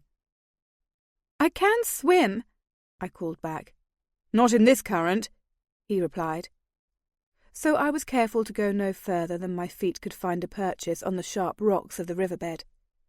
Roderick had instantly dived for handfuls of those same rocks, and now he came up, his sandy hair sleeked back from his face. The sudden severity of the hairstyle threw his broad cheekbones and strong chin into relief. He looked like nothing so much as a model for good, sturdy yeoman strength. I watched him as he began skipping rocks into the lively water. The current swallowed his first 2 stones on his first 2 throws, so he adjusted his stance and sent the next one skipping downstream, along the face of the moving river. This time the rock leapt back into the air, 2 times, 3, 4. He had got the trick of it already. Jackson and Brian joined us in the water, both of them splashing around mightily. Damien hung back on the shore, watching somewhat plaintively but afraid to jump in. Myself, I was delighted with a chance to get clean, and I ducked under the water again and again so that my thick hair would let go of its day's store of dirt and twigs. Every time I surfaced, I found Kent nearby. "I'm not going to drown," I informed him over the steady roar of water. "You don't have to be ready to snatch me to safety." "You look so small, like the current could sweep you away," he called back. "I'll just stand right here." We played in the water till we all started shivering, then climbed back out to warm ourselves in the sun. By this time, we were all starving, so luncheon was the next thing on the agenda. It was only then it occurred to us that there wasn't much else to do but wait. Brian was the one who brought that up first. "So, now what do we do?" he wanted to know. "How do we find the aliora?" Jackson lay back on his blanket with a sigh of pure contentment. Roderick had found 3 daeg during his foraging that morning, and those of us who weren't afraid to try them had split 2 for lunch. "We wait for them to find us," Jackson said. "We stay here very quietly and watch for them to come to the river. Usually one will come along first to make sure all is safe. Then they'll come in 2s and 3s and splash in the water just as we did. Eventually, they'll come over to this side of the river, searching for food or fruit or, who knows, maybe even for daeg. I've never asked. I've just taken them unawares." Even I could see that a raucous party of 6, which had just cavorted loudly in the river, had little chance of catching aliora unaware. Even if none of us moved a muscle from now until the next century, we were a hard group to overlook by anyone with reasonable caution. I smothered a sigh, for I had always known we were unlikely to actually capture an aliora, but I had hoped. Brian, on the other hand, seemed to realize for the first time that this trip might all be in vain. "They'll never be fools enough to cross the river while we're all camping here," he exclaimed. "If there were any aliora for miles around, we've scared them off by our shouting. I thought we would press on across the river. I thought we would track them down in their own territory." "Well, we won't," Jackson said sleepily. He shut his eyes. "It's possible that none will be brave enough to cross the river while we're camped here. But you may yet see an aliora in the wild, drifting through the forest across the river, or even coming down to the water to take a drink. That's a sight that most men cannot boast of. That's a thing to make the whole trip worthwhile." Brian was on his knees, furiously repacking his saddlebags. "Well, it's not enough for me," he said hotly. "I came to hunt aliora, and I'm going to hunt them, not lie here tamely waiting for them to fall over my sleeping body. I'm going to cross the river now, and that's what I'm going to do. And I—" Jackson opened his eyes and gave Brian a single level look. "No, you're not," he said. "Well, I will," Brian said, but his hands stilled in their packing. "I never saw anyone like you. A hunter, you call yourself. Ha! You're a lazy coward who doesn't even bother to set a trap. If you catch any game, it's through sheer luck, or because your prey is stupid enough to walk over and beg you to take it captive." Jackson continued regarding Brian with steady eyes. "If you cross the river," he said, as if Brian had not spoken, "I will leave you there. Do you understand? You will never find your way back to the riverbank, let alone to the track that brought us through the forest. You will be lost to the enchanted side of the river, and you will either be taken captive by aliora, or you will starve, or you will break your neck on a fall over some hidden route. If you cross the river, I will say goodbye to you forever." Brian stiffened. His face took on that rigid, bony look it acquired when he was trying to be regal in the face of great fear. "My uncle," he said. "I don't care much what your uncle says at this point," Jackson said softly. "If he wanted a nephew who would live to be king, he should have raised one with better sense. I've told you the dangers. You're a man with some rough intelligence. Make your own choice. I'm taking a nap." And he closed his eyes again, and to all appearances fell instantly asleep. The rest of us all stared at Jackson's still form, because we couldn't bear to look at Brian. The prince sat absolutely motionless, ready to explode or ready to weep. We did not know. No one liked to be talked to in such a tone of voice. In effect, dared to be stupid enough to die. And Brian was not used to such treatment from anybody. I did not for a moment believe that Jackson would allow Brian to die witlessly in the enchanted forest, but he had certainly made it sound as if he would. Brian was hot-headed and brave, but he was not a fool. He did not want to be lost here on this silly, romantic pleasure jaunt. He sat still as a forest tree and said nothing.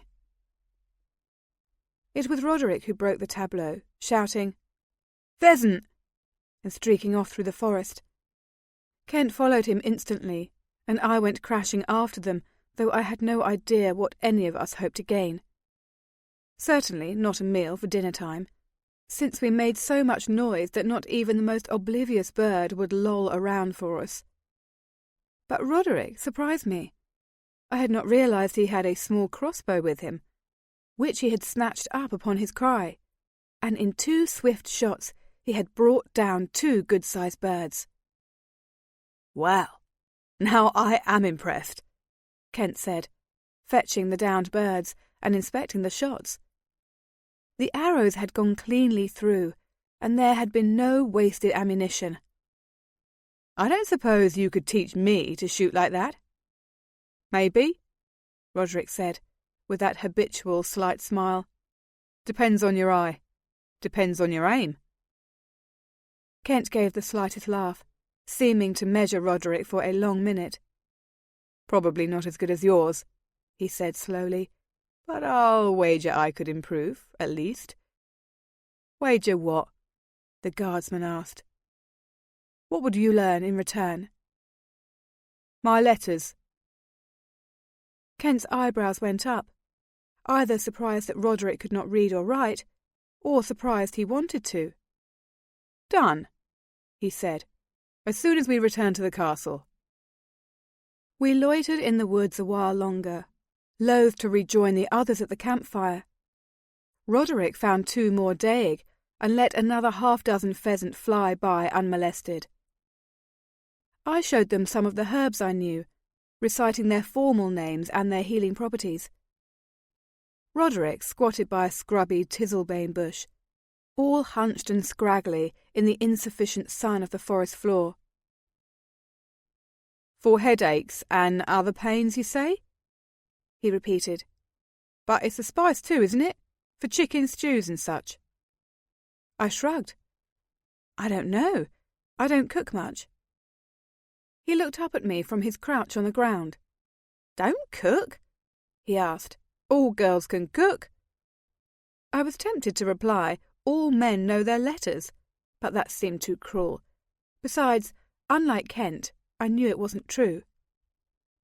Alessandra can't cook, I said. Greta can't cook. None of the fine ladies of the court can cook. What you mean is, all village girls can cook. He rose to his feet, brushing his hands together to loosen the tizzlebane's distinctive smell. Maybe that's what I meant, he said cautiously. Corie's not a village girl, Kent said, with more heat than I expected. She's a noblewoman's daughter. Roderick spread his hands. I apologise. I gave Kent a stern look. He had no reason to jump to my defence. I don't have any interest in learning to cook, I said. I want to be a healer. Now Kent moved his frowning gaze from Roderick's face to mine. You could have a higher goal than that, he said. It's my goal, I said. I'll make it as high as I like. After that, we continued through the forest for a while in silence. Eventually, by common consent, we turned back towards our campsite. Jackson appeared to be sleeping still, and Damien lay on the ground a few yards from him, eyes also closed. Brian was standing waist-deep in the river, a fishing line in his hands and his eyes steady on the racing water. 3 gleaming silver trout lay on the riverbed nearby. "Oh, Brian, how clever of you! You've been fishing!" I cried, running down to the river to exclaim over his haul. At first he seemed annoyed that I had interrupted his concentration, but at my words his face relaxed into a smile. "I thought to add something to our dinner table," he said. "Oh, yes. And Roderick shot some pheasant, and we found more daig. It will be the most wonderful meal. I'm so impressed. I shall never starve if you're with me in the forest." These words pleased him as well, though he cautioned me in a friendly voice to be quiet or risk scaring the fish away. So I knelt on the muddy riverbank for the next hour, as motionless as I could become, and watched him pull in 2 more trout. I regretted now that I could not fry up the meal. I would have liked to impress him as much as he had impressed me, but it was a little late to be gaining accomplishments that I had for so long resisted. Soon enough it was dinner time, and a fine meal it was. Brian ate more than his share of the trout, which no one minded, since they were, after all, his trout, and I noticed that for once he did not require Damien to taste them before he ate. I suppose he realised that, with his hands alone touching them, he was completely safe. After dinner, as night drew on, we settled around the fire and began to tell stories. Well, Jackson told stories as only he could, in that lilting, seductive voice that made far-off cities and exotic princesses seem so real and so magnificent that you ached to see them for yourself. Kent then told a few stories of his own, which he claimed he had read in the history books about past kings of Auburn. Roderick surprised me then by raising his quiet voice to repeat old bits of folklore about brave woodsmen and ensorcelled maidens and strange dark villains who lurked in mysterious towers. My grandmother had told me similar stories when I was a child, and I had loved them then. Now, lying under the indolent stars and listening to the murmuring race of the river, I loved them even more. By this time, the fire had died down, and everyone was trying to smother yawns. Jackson looked at us all and laughed. "I think it's bedtime for this group of adventurers," he said. "But one word of caution. Make sure all of you wear your gold bands as you seek your beds, for aliora love to creep up upon sleeping men and steal them away in the night." "We're safe," Kent said, extending his hand to display his ring. Roderick lazily flexed his hand to show off the band on his wrist, and I held mine up to the firelight. Damien tugged on his gold chain to prove its existence. After a moment, Brian did the same. "Good," Jackson said. "Now, who's sleeping where? I'm at the fire again tonight. It's such a fine night." Kent shrugged, as if to dislodge a clammy palm along his back.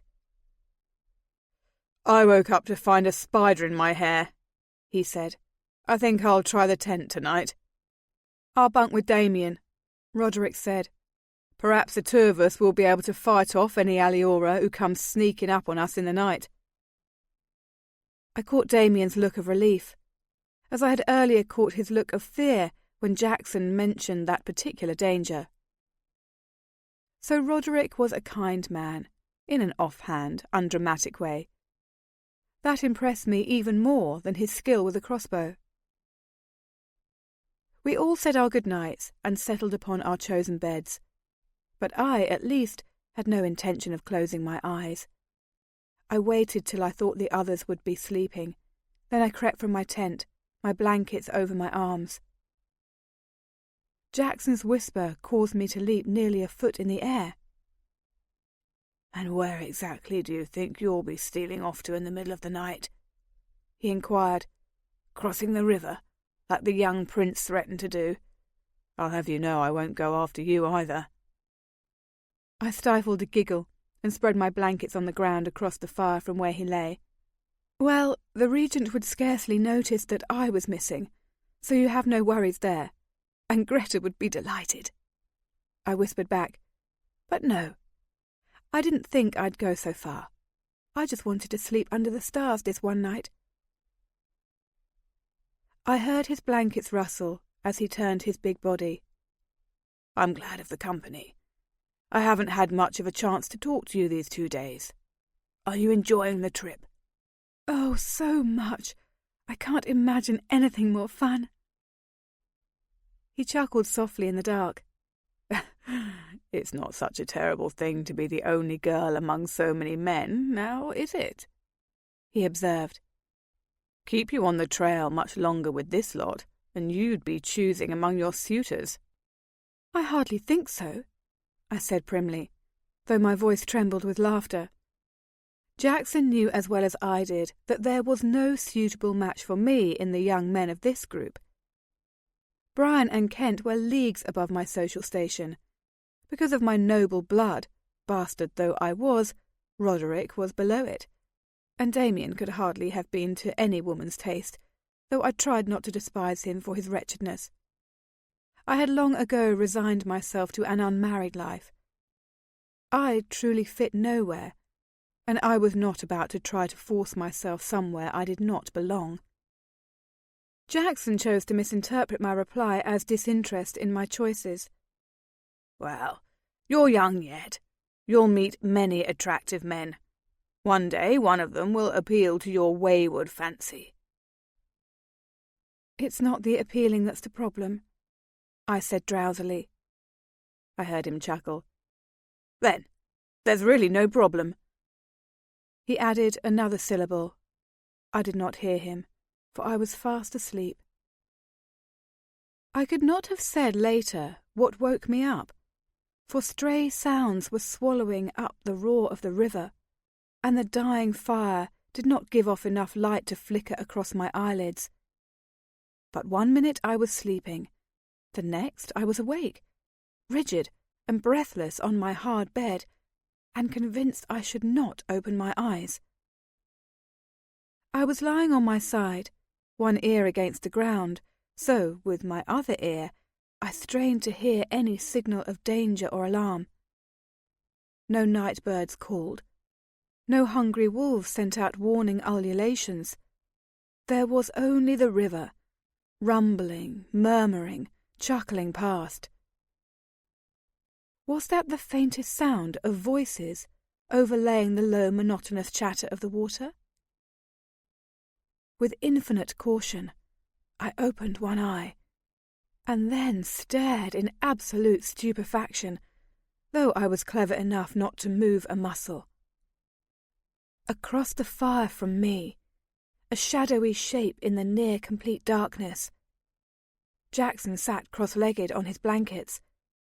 Before him appeared the most beautiful creature I have ever seen. She had skin so pale that it glowed milky white against the darkness, illuminating the features of her face and the long, impossibly black fall of her hair. She was dressed in some sort of iridescent clothing that wrapped her in a net of silver glitter, and she looked in every way to be a thinner, sleeker, more elegant version of a human woman. When she gestured, the grace and fluidity of her long, frail arm was bird-like. When she smiled, her face seemed overlaid with tragic poetry. She moved once, turning to look at the river, and I saw that her feet did not touch the ground. She had no wings to keep her aloft, but she was so delicate that the air itself supported her. It was so enamoured of her that it held her close and would not let her fall. When I had finished staring at her, I remembered that I had senses other than my eyes, and once again I strained to hear sounds over the rush of the river. This time, but faintly, I could catch the soft interplay of voices. "A more than ordinary risky venture, Jackson Hasling," the beautiful creature said, and her voice was as primitive and full of echoes as the voice of the river itself. "Or did you wish us to steal the young prince? Did you bring him to my riverbank just to tempt me?"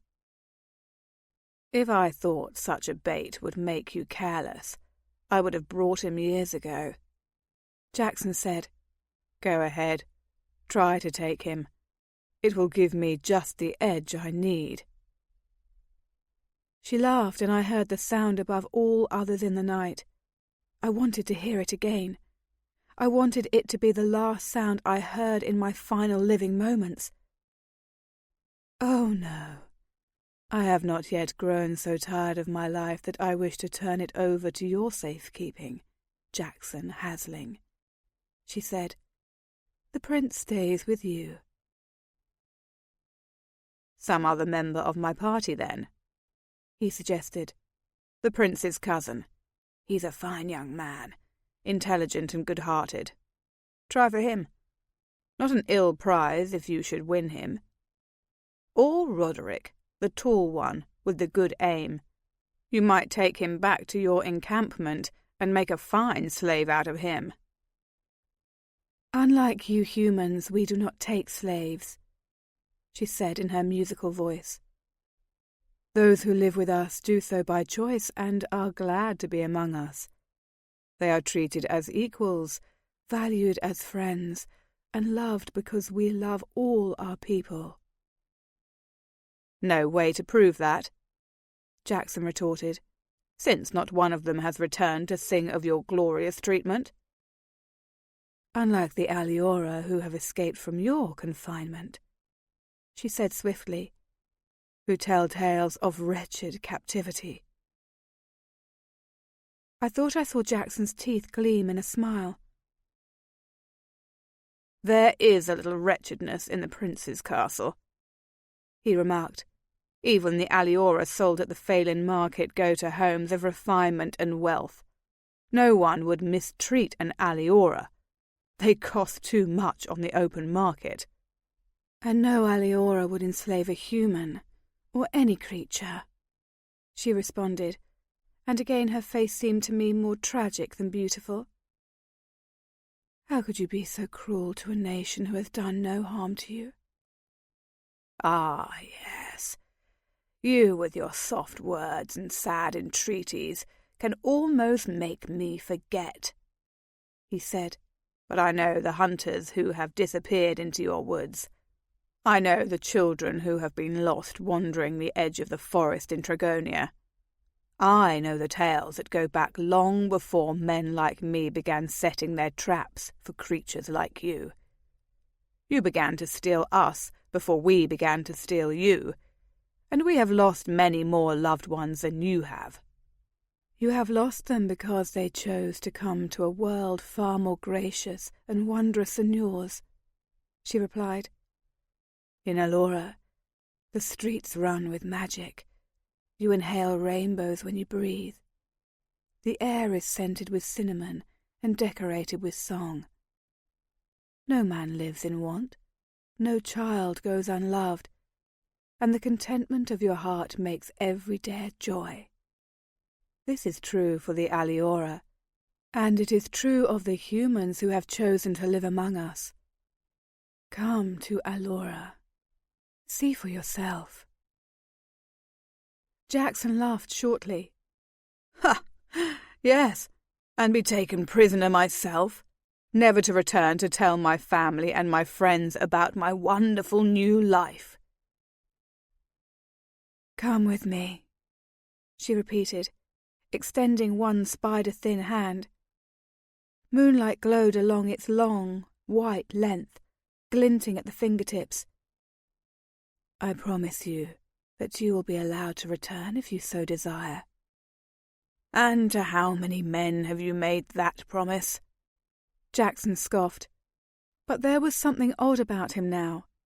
He seemed to be leaning toward her, as if a terrific force inclined him in her direction. Mightily, though he resisted, his arms and his back seemed knotted with tension. "To all I have invited with me to Aliora."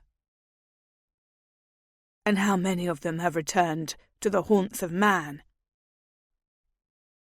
"Not one," she said. "But not one of them wished to." Now Jackson rolled to his knees, as if impelled by the great external coercion. Still he seemed to struggle silently against some impossible desire. "And you think I would not want to?" he said. What I could hear of his voice sounded scraped and raw. "You think I would cross the boundaries of Aliora with you and choose to stay forever?" She still had her arm extended toward him. Now she came a pace nearer and turned her hand palm up in invitation. "Ah, Jackson, you wish to come with me," she whispered. But even so I heard the whisper, "You have long wished to see my home, to live with me among the beautiful people. You would not be lonely another minute. My friend, you who are so lonely now that you stay awake night after night with the companionship of a campfire. I know your heart, you see. It is bitter and empty and full of regret.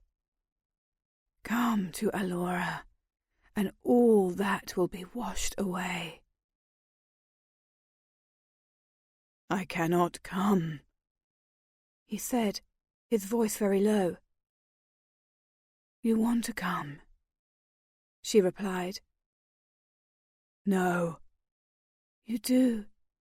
You wore no gold into the forest, Jackson. Why was that?"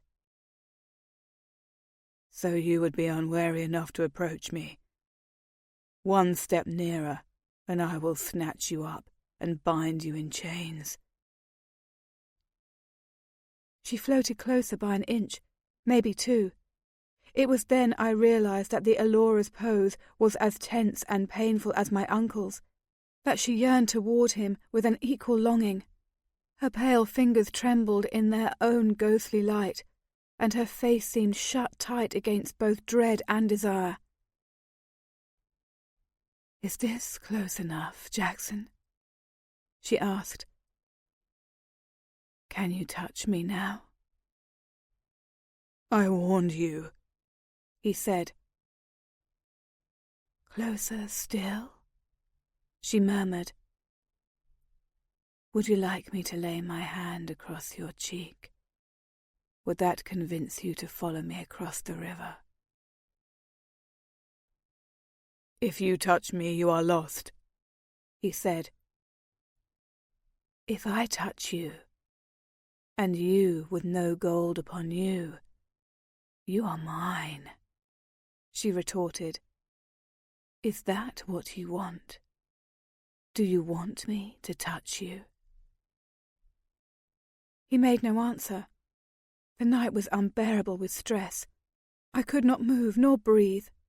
Both of them seemed to tremble with an uncontrollable emotion that kept them weighted in place, even as it propelled them forward. Then suddenly, there was motion too swift for me to follow. It seemed as if Jackson leapt for her, and she shot away. For there was a whirl of gowns and blankets, and suddenly she was 20 feet from him. Jackson was on his feet, breathing hard and staring harder, his hands clenched at his sides and his face a study of anguish. She was laughing. "Not this time, Jackson," she called to him, her voice carrying over the distance and over the sound of water. "Not for you, not for me." "I'll return," he said, "often and often." "I will await you," she said, and disappeared. Yes, she did. She disappeared, because I did not take my eyes off her. One moment she was there, white and glowing against the streaky blackness of the night, and the next moment she was gone, not even a sparkle left behind. My tiny gasp was covered by the gurgling of the river, and by Jackson's sudden stomping around the campfire. He stalked some distance away as if to release some frightening energy, and he rubbed his hands up and down his arms as if he had suddenly grown cold. I could not tell if he was disappointed at missing the chance to capture the aliora, angry that he had come so close to surrendering to her, or if some other emotion, mysterious to me, kicked him down to the river and back. He did not look any happier or any calmer as he came close enough to the fire for me to see his face, and I was wise enough not to let him know that I was awake. What could you say to a man, after all, after witnessing such an encounter as that? He had brought some logs back with him and built up the fire, so I was careful to lie as motionless as possible. He sat there for some time staring into the flames. Then he dropped to the ground again and rolled himself in his blankets. Though I lay open-eyed for another 30 minutes or so, he did not make another sound, and eventually I fell asleep. In the morning, Jackson made no mention of his adventure from the night before. Roderick was the first one to rise, but just by emerging from his tent, he startled Jackson a mere wake. The guardsman crept to the fire with a few branches in his arms, and then moved less quietly once he saw our open eyes. "How did you sleep?" he asked, squatting on the ground and feeding fuel to the coals. "As well as a man can on hard ground," Jackson said cheerfully enough. "You, Corey?" "Oh, I don't think I stirred all night," I said a little hastily. "Just fell right asleep and stayed there." Roderick slanted me a sideways look. "So much for admiring the beauty of the stars," he commented. I was tempted to reply that the beauties of the night were very impressive indeed, but I didn't want to rouse Jackson's suspicion. "Maybe next time," I said vaguely. A few promising young flames were licking at the wood, and now Roderick added a good-sized log. "No aliora dropped by unexpectedly, I take it?" was his next question. Jackson glanced around. "Well, not that I know of," he drawled. "But who knows? They didn't go raiding the tents. I guess we should wake the others just to make sure they're safe." "Let them sleep," Roderick suggested. "If they're not safe now, they're beyond our help." Jackson laughed and agreed. The two men set out to make a breakfast meal, while I headed down to the river to freshen up. While I splashed vigorously in the water, much cooler at this time of day and not nearly as much fun, I pondered over the strange events of the night before. Clearly Jackson did not want any of us to know about his odd conversation with our midnight visitor. Clearly Jackson and the aliora had met often before, had sparred and whispered to each other across many campfires over many years. Clearly, each wanted desperately to get power over the other. Was it possible that he had brought us all to this campsite at this river solely and specifically for a chance to meet up with this aliora again? I scrambled up the bank to find all 5 men heading down. "Watch the fire," Kent told me as he passed me, "and keep your eyes turned away from the river. All of us need to strip down and clean." Soon enough, we were all washed and reassembled, eating the porridge that Jackson had concocted. No one was too talkative, and it was clear to us that the adventure was on the downward slope of excitement. Now we faced a long trip back without the illustrious goal before us. It was hard to be entirely light-hearted. "Might be one more night on the road," Jackson observed, "depending on the time we make today." Brian rose to his feet. He had not so far said a word. "Then, let's strike the tents and be on our way." Indeed, the trek out of the forest seemed 5 times longer than the journey in, and no one made much effort to alleviate the other's boredom. As before, Roderick amused himself, drifting off to hunt or merely enjoy the scenery, while the rest of us trudged down the endless green miles of forest. Once we broke clear of the woods, we had a collective improvement of mood. Kent fell back to discuss something with Roderick, while Damien actually ranged ahead of the group. I, by some great and never-to-be sufficiently appreciated stroke of fortune, found myself riding beside the red-haired prince.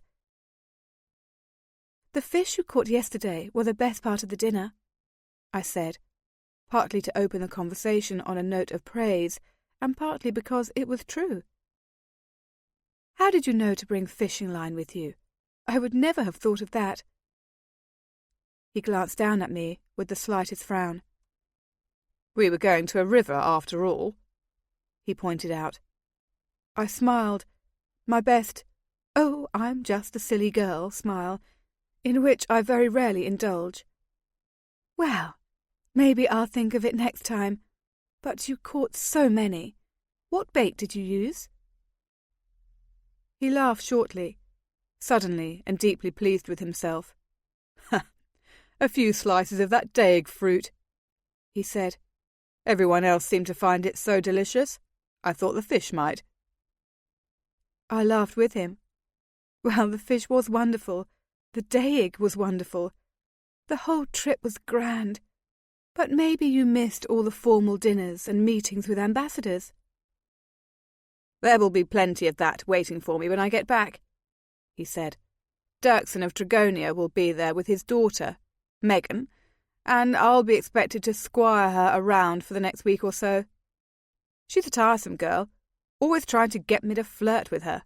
I swear, her only notion of conversation consists of telling me how beautiful she is, and her replying, 'Why, thank you, Brian,' Coming from Brian, this was actually exquisite humour, but I was shocked nonetheless. "Flirt with her?" I exclaimed. "But you're betrothed to Alessandra." He flicked me a smiling glance, and I saw a touch of that arrogance that had been missing since the night before. "She doesn't want me to marry her. She wants me to pretend to be in love with her," he said. "You are not at court often enough. You do not know how these games are played. A little dalliance in the garden, a few whispered words in the hallway. Everyone does it, and it means nothing." Unexpectedly, he held out one imperious hand. I laid mine against his palm, wondering, and he squeezed my fingers lightly. "I'll show you how it's done," he said. "I come across you in the breakfast room. Perhaps you've just finished your tea. 'My Lady Coriel, don't you look fresh this morning?' I say. 'The colour of your gown so exactly matches your eyes. I feel like I could drown in them. They are so blue and so deep.' And then you say—" My eyes aren't blue," I interrupted. "Brown eyes. See?" "Well, brown eyes aren't poetic." He dismissed them. And then you say, "Oh, Prince Brian, I was just about to go to the stables for my morning ride, but I am so afraid to ride out by myself, for the countryside is so vast, and I am so silly that I get lost even at home." "You can't get lost within 20 miles of the castle," I say practically. "You can see it from every road." He ignored my interjection, and I say, "Why, of course, Lady Coriel, I would be happy to ride with a woman so beautiful as you." And then you take my arm as we stroll down to the stables, and you pretend to be afraid of your horse so that I have to personally hand you up into the saddle. And then you extend your hand to me to thank me, and I kiss it on the knuckles," he said, suddenly and unexpectedly raising my hand to his mouth. I actually gasped aloud. This was the last thing I had expected, and it was over before I had truly grasped the fact that Prince Brian of Auburn was kissing my hand. I willed the heat of his mouth to sink through my flesh and imprint upon my bones, so that for the rest of my life I would carry the outline of that salute within the cells of my body. But he had dropped my hand, laughing carelessly and urging his horse forward, and my hand had already forgotten the precise texture of his lips against my skin. Numb, I kicked my horse forward to catch up with him again. "So, that's what I've got to look forward to when I get back to the castle?" he said, relapsing into a glum mood. "It wouldn't bother me if we were to spend another night on the road." I could come up with no answer. He had kissed my hand. The forces of gravity came unravelled. There was no cohesion at the core of the world, no order in the universe. Clouds and trees and birds and suns spun around of their own volition, freed from their laws and routines. Brian had kissed my hand. I could not be rational, and so nothing in the world would make sense again. We pushed on as late as we dared, but were forced to camp eventually because Jackson didn't like this particular party to travel by night. We had been quiet as we travelled, and we were nearly silent now. I went to bed inside my tent and dreamed the night away. In the morning, a few hours of steady riding brought us in sight of the castle. A commotion at the stable yards, and Brian and Damien were gone before the rest of us were dismounted.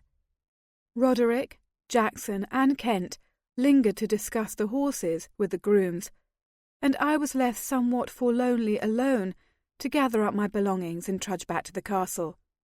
Greta was no doubt waiting to give me a terrific scolding, and Alessandra was no doubt busy with some of those visiting dignitaries. The grand adventure was over. 3. Late in the day, refreshed by a nap and still unable to locate my sister, I headed for the upper level of the castle, where the aliora lived. I had discovered this place on my very first visit to the castle, when I felt small, lost, and unwelcome by everyone except Alessandra, of course.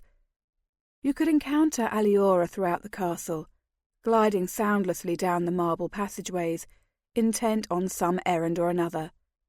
But I only knew a few of them to talk to. In particular, I was fond of Cressida, who belonged to Greta and tended to my sister and, when I was at the castle, me. Aliora were not human, of course, so it was hard to tell, but she seemed matronly and middle-aged, more substantial than the willow-thin young aliora, who moved with such grace it was like watching a sunbeam walk. Cressida was kind. She had comforted me more than once when she found me crying, taking me into her long arms and holding me until I was calm. That was the thing about aliora, I learned later. That was the reason they were so sought after, so richly prized. It was not just their beauty and what I had described to Jackson as teachability. It was that sweetness and gentleness, that great tangible aura of kindness that they could wrap around a weeping human child, a fuming princess, an angry lord. They brought civility to humans. They could make us happy. So that day long ago, I had gone to seek out Cressida, and toiled up miles of narrow stone stairs to find the aliora quarters at the very top of the castle. One wide doorway, guarded only by a curtain, admitted anyone to their chambers. Outside the door, on a long golden chain, hung a single golden key. It was a key that would turn the lock on every single shackle that the captured aliora wore around their wrists. But they could not abide the touch of gold. They could not lift the key from the wall and free themselves from their fetters. The key hung there as a reminder of the castle's wealth and the castle's power. Through the door was one great room, loosely divided into smaller rooms by hanging blankets and groupings of furniture. That first day I had stepped into the big chamber and stared all around me, but I did not focus on the arrangement of bed and dresser and wall. What I noticed was the glow, milky and iridescent, that coruscated through the room and laid a faint patina over the air itself. You did not see it on the individual aliora as they slipped through the castle, but here in this room, all gathered together, they glimmered with magic. Cressida had welcomed me that day, had let me play with strange coloured glass beads while I lounged on her bed and listened to the soft chirruping speech of the other aliora. She introduced me to her fellow prisoners, giving me both their true names and the names by which they were called by humans. I tried, but I never caught the exact syllables of her true name. The others I did not even attempt. After that, I frequently went back to the aliora quarters whenever I was lonely or miserable, and I never failed to leave that place feeling happy and refreshed. Today, I burst through the doorway with my usual abandon. "Cressida!" I called. "Cressida! Oh, hello, Andrew. Brian's back. He's probably going to be looking for you soon." Andrew, like Cressida, had been in captivity for 10 years or more. His dark hair looked to be thinning somewhat, and his pale skin to be growing muddy and clotted. A sign of age, I thought. I had never come up with a polite way to ask any of them how old they were. "I have seen him," Andrew said softly. All the aliora spoke softly, with these delicious whispery voices that made you feel as if you had been dipped in champagne. "I am to attend him more fully later." He was seated on a dilapidated sofa, his legs folded cross-legged before him, seeming to be merely a collection of angular arms and knees and elbows. Not for the first time, I wondered how furniture in aliora was built, and if it accommodated the aliora any better than these cast-offs did. I climbed up next to him on the sofa and leaned against his chest. His arm came around my shoulder. I took a deep sigh and released it on a sound of pure contentment. Troubles fall away when you're in the arms of an aliora. No worries nag at you. Even your physical aches lessen.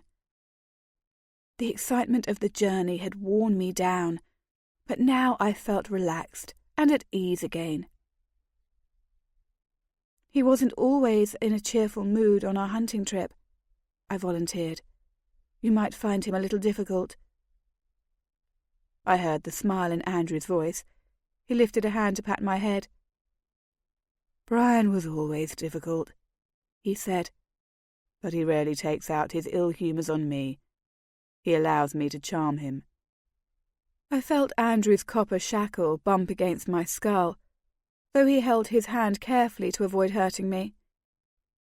The aliora were so sensitive to gold that they would perish if they wore for long the gold shackles with which the hunters trapped them. Once the aliora were sold, their fetters were exchanged for baser metals, which still inhibited their movements, but pained them less. I charmed him too, once or twice, I said, smiling happily at the memory. Jackson and Kent would tease him, but I was nice to him, and I could usually cheer him up. You could cheer anybody up, Andrew said. It always cheers me to see you. And he kissed my hand, I said blissfully. It was no secret among the aliora that I was desperately in love with the prince. It was such a wonderful journey. Andrew laughed softly. And did you and the great hunter Jackson catch any unlucky aliora on your trip? No, but we... I sat up. But Andrew, we saw... Before I could complete my sentence, Cressida swept into the room. This had happened more than once, but it astonished me every time I saw it. One pace outside the room, she looked ordinary, frail, a little weary. One pace inside, and she seemed to expand, grow taller, gain a certain brilliance, just from the pooled magic in the room. It didn't happen just with Cressida. Every aliora was transformed upon entering the communal chamber. "Cori, you're back!" Cressida exclaimed, coming over to kiss me on the cheek. My sense of well-being increased 100-fold. She pulled up a small stool and sat before us, taking my hands in hers. "How was your trip?" "Brian kissed her hand," Andrew informed her. Cressida looked amused. "Ah, then it was most successful," she said. "How is it that you have not died of ecstasy?" "Perhaps she believes that if she lives, she will experience the ecstasy again," he suggested. I shook my head. "Oh no, I know whose hand Brian should be kissing, and it is not mine. But it was wonderful all the same." "And the purpose of your journey?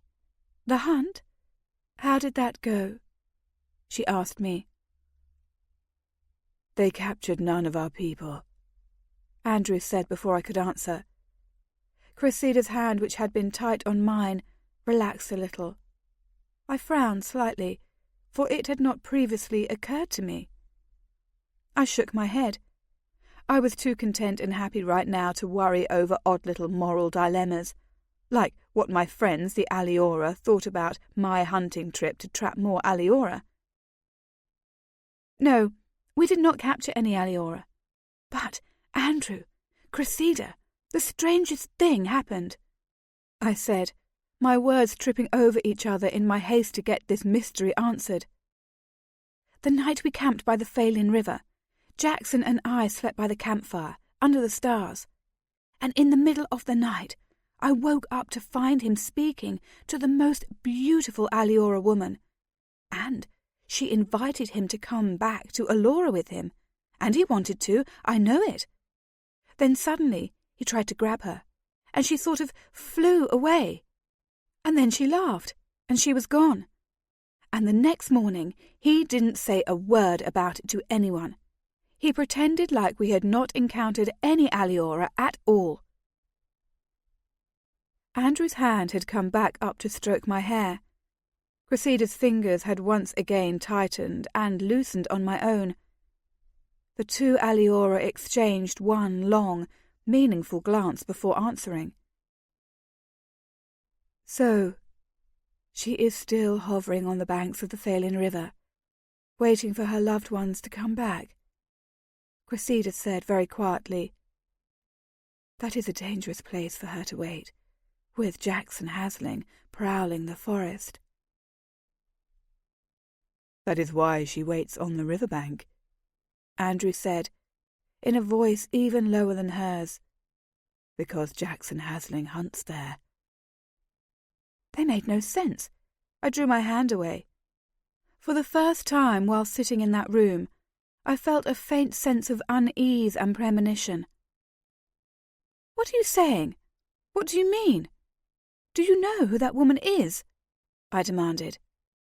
I was looking at Cressida, but she was looking at Andrew. Finally he answered. She is the queen of the aliora, as you understand the word queen, he said at last. She has led our people for longer than you have been alive. Everything that is good about us is magnified in her. Her beauty, her gentleness, her intelligence. Her strength, Cressida interjected. Andrew nodded. Her strength. It has been her goal since she attained rulership to see a halt put to the depredations of the humans upon the aliora. She has done what she can to close Aliora, to keep our people from wandering outside its protected borders, but the young ones are foolish still, wandering where they will and getting caught in the nets of hunters such as your uncle. And she wants them back, Cressida said.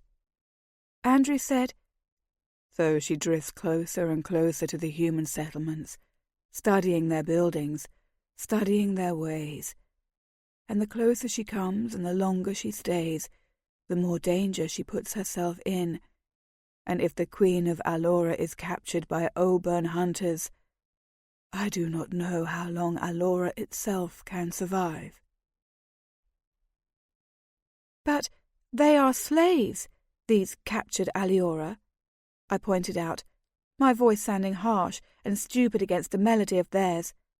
And they wear metal shackles that can only be undone by a golden key. Even if she could find them all, she could not free them. She only puts herself at risk. She is strong, Cressida murmured again. If there is a way, she will find it. If Jackson Hasling is in her way, she will find nothing but bondage and misery, Andrew said darkly. Again I felt that curious, unwelcome sense of disturbance and unease. I gave Andrew a troubled look. What you said before, about Jackson, why does she look for him? I asked diffidently. Why does she seek him out? Because, like any foolish girl, she is drawn to the things she should most fear, said Cressida in her hardest voice I had yet heard her use. Because she knows danger when she sees it, but thinks it looks like euphoria instead. I don't understand, I whispered. She bent a stern look on me. Don't you? You, of all people, should. My face must have shown my fright and anxiety, because suddenly her features smoothed out, and Andrew gathered me into a close embrace. Ah, child, words I should not say, words you should not hear, she said gently. She patted my hand, and then let me go so I could curl up more tightly against Andrew's side. I felt safe again, comforted. Worry slipped from my mind like sand through a sieve. "But what is her name?" I asked. "The Aliora Queen?"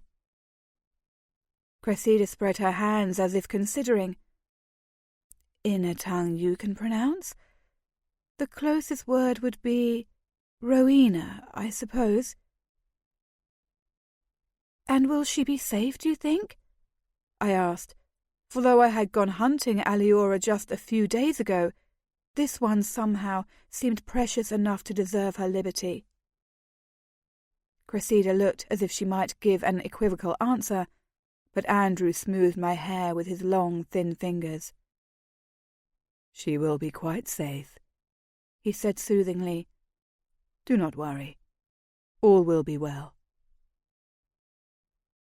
3 steps from my own chamber door, I was unlucky enough to run into Greta.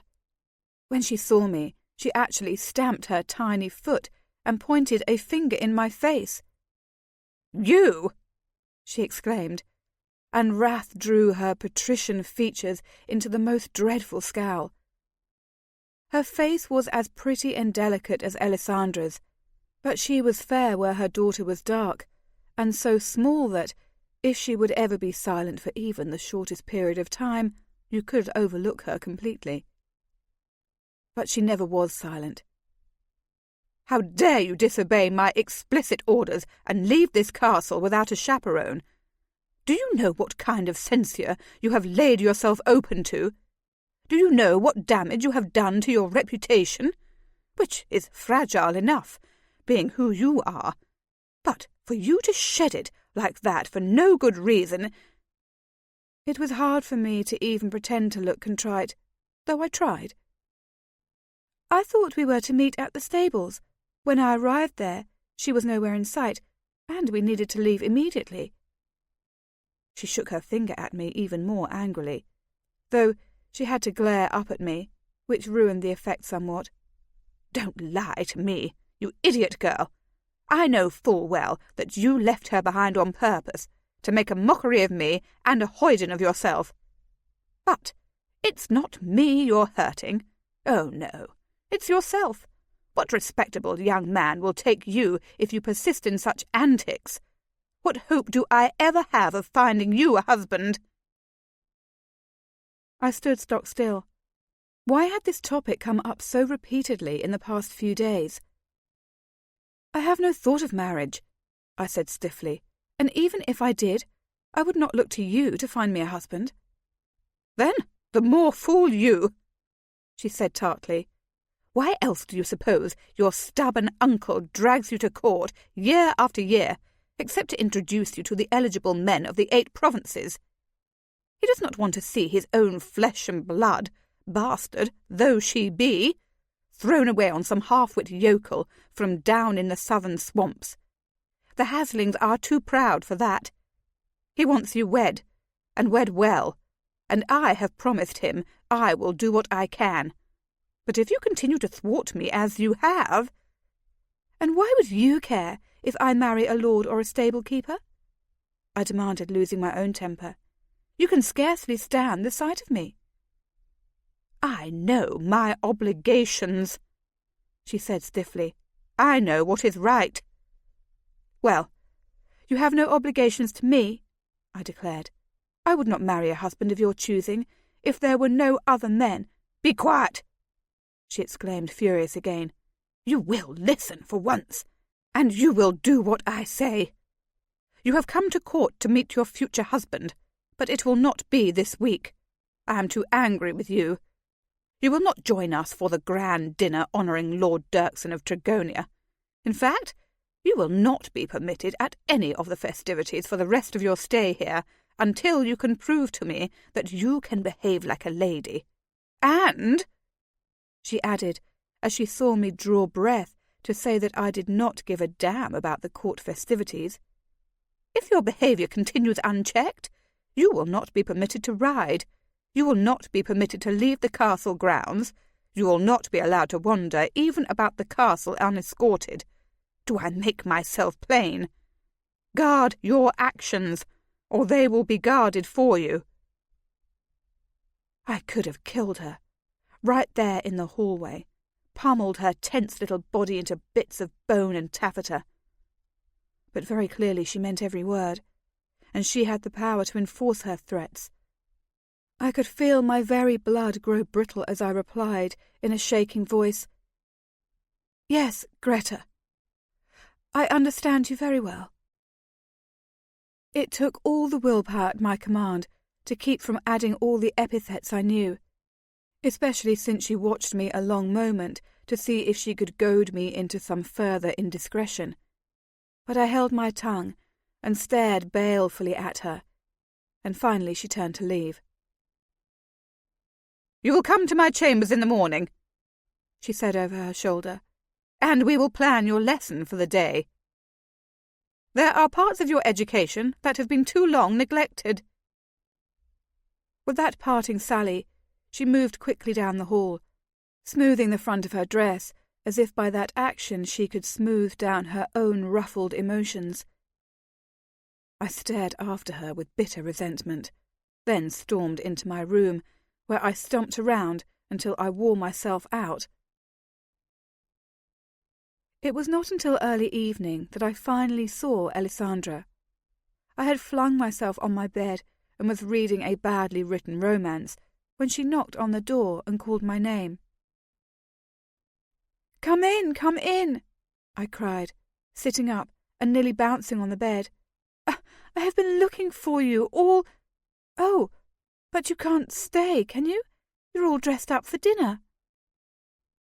Crossing the room to my side, Alessandra pirouetted once, slowly and gracefully, as she did all things, to allow me to see the full glory of her gown. It was a glittering silver net laid over a dove-grey silk, and at every diamond-shaped intersection of heavy thread there was sewn a pearl. Her black hair was braided back from her face and pinned in place with silver and diamond combs.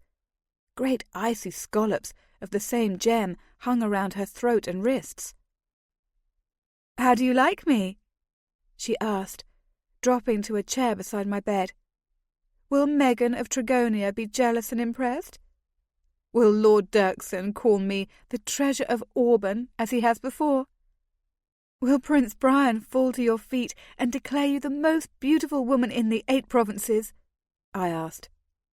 "That too," she said serenely, and folded her hands carefully in her lap. I studied her for a moment, for my sister was a woman it was impossible to look away from. She was beautiful, of course, with the night-dark hair and eyes that characterized everyone in the Hasling line. She had her mother's fine features and regal bearing, and an innate elegance that I had simply never seen falter. But there was something else about Alessandra that was even more striking, and that was her air of absolute, unbreakable calm. Even when she spoke and gestured in the course of an ordinary conversation, a great stillness lay behind the animation of her features and the glances of her eyes. Even when she danced, she seemed to move as a figure in a frieze would, stately and frozen in place from panel to panel. There was no exuberance in her, no matter how she laughed or smiled. There was a great watchfulness that hung about her like a curtain of light or shadow, and filtered out any thoughts, any expressions that she wanted no other to see. I wanted nothing so much as to be like her, and I had no hope of it. My one consolation was that she loved me and never failed to show it. She was courteous to everyone, and she never spoke in anger.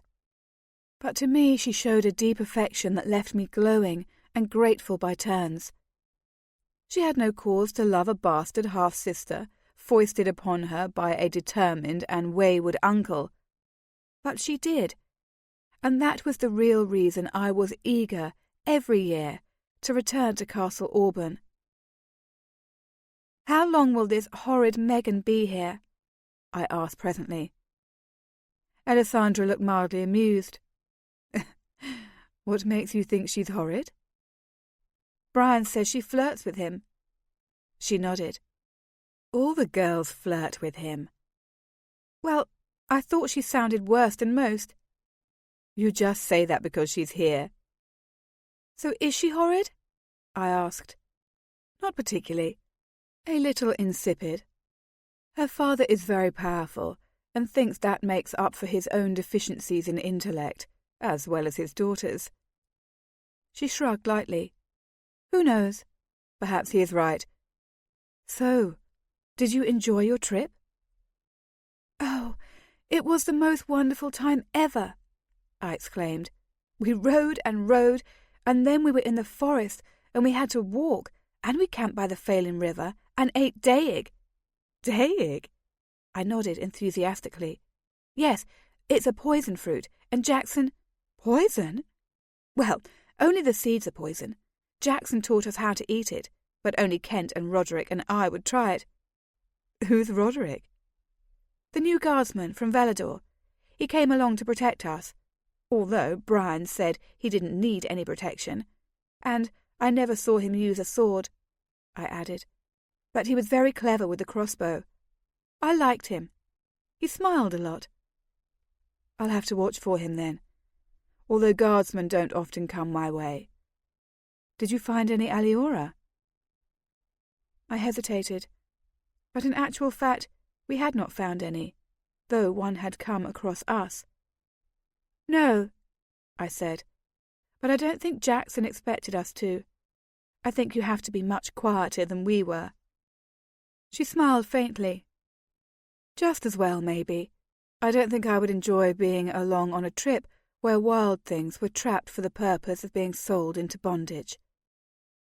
Just this thought had begun to nag at me that afternoon. Still, it was new enough that I felt free to argue.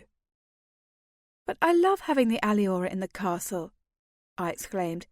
Cressida braids my hair for me when no one else will take the time, and sat up with me for 3 straight nights last summer when I was sick. Alessandra nodded. Yes, impossible to imagine life without them. I just sometimes... She paused, shrugged, and then smiled the thought away. So, what else happened on this wonderful trip? Did you argue with Kent? Flirt with Brian? I had planned to keep this great betrayal a secret, but the words built up like a storm force inside my chest and then burst out in one swift, guilty rush. Oh, Alessandra, I did, I admitted. Flirt with Brian, I mean. We were riding back, and he was telling me about Megan of Trigonia and how the lords and ladies talked to each other, and he kissed my hand. I'm so sorry, but I didn't know he was going to do it, and it made me so happy, but I know it was wrong. Alessandra was laughing. She reached out and took both my offending hands in hers. Oh, silly Corrie. Brian kisses lots of girls on the hand. On the mouth, too, when there aren't 4 or 5 other people watching nearby. Brian's a terrible flirt. He can't help it. All the girls are crazy for the handsome young prince. So you don't mind? I asked anxiously. Because I try not to adore him, you know, and all of the girls in the castle. I'm glad that it's you who gets to marry him, because you're so beautiful and so kind that you deserve him more than anybody else does.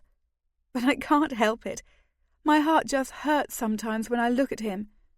I do try to get over him every winter when I go back home. Maybe this year I'll be able to manage it. She was laughing still, but now she looked a little sad, though I couldn't tell what in my tumbling speech would have sparked that emotion. It is not for my own sake that I wish you wouldn't love Brian, she said softly, refolding her hands in her lap. I hate to see you hurt or heartbroken. Brian knows very well what his life holds.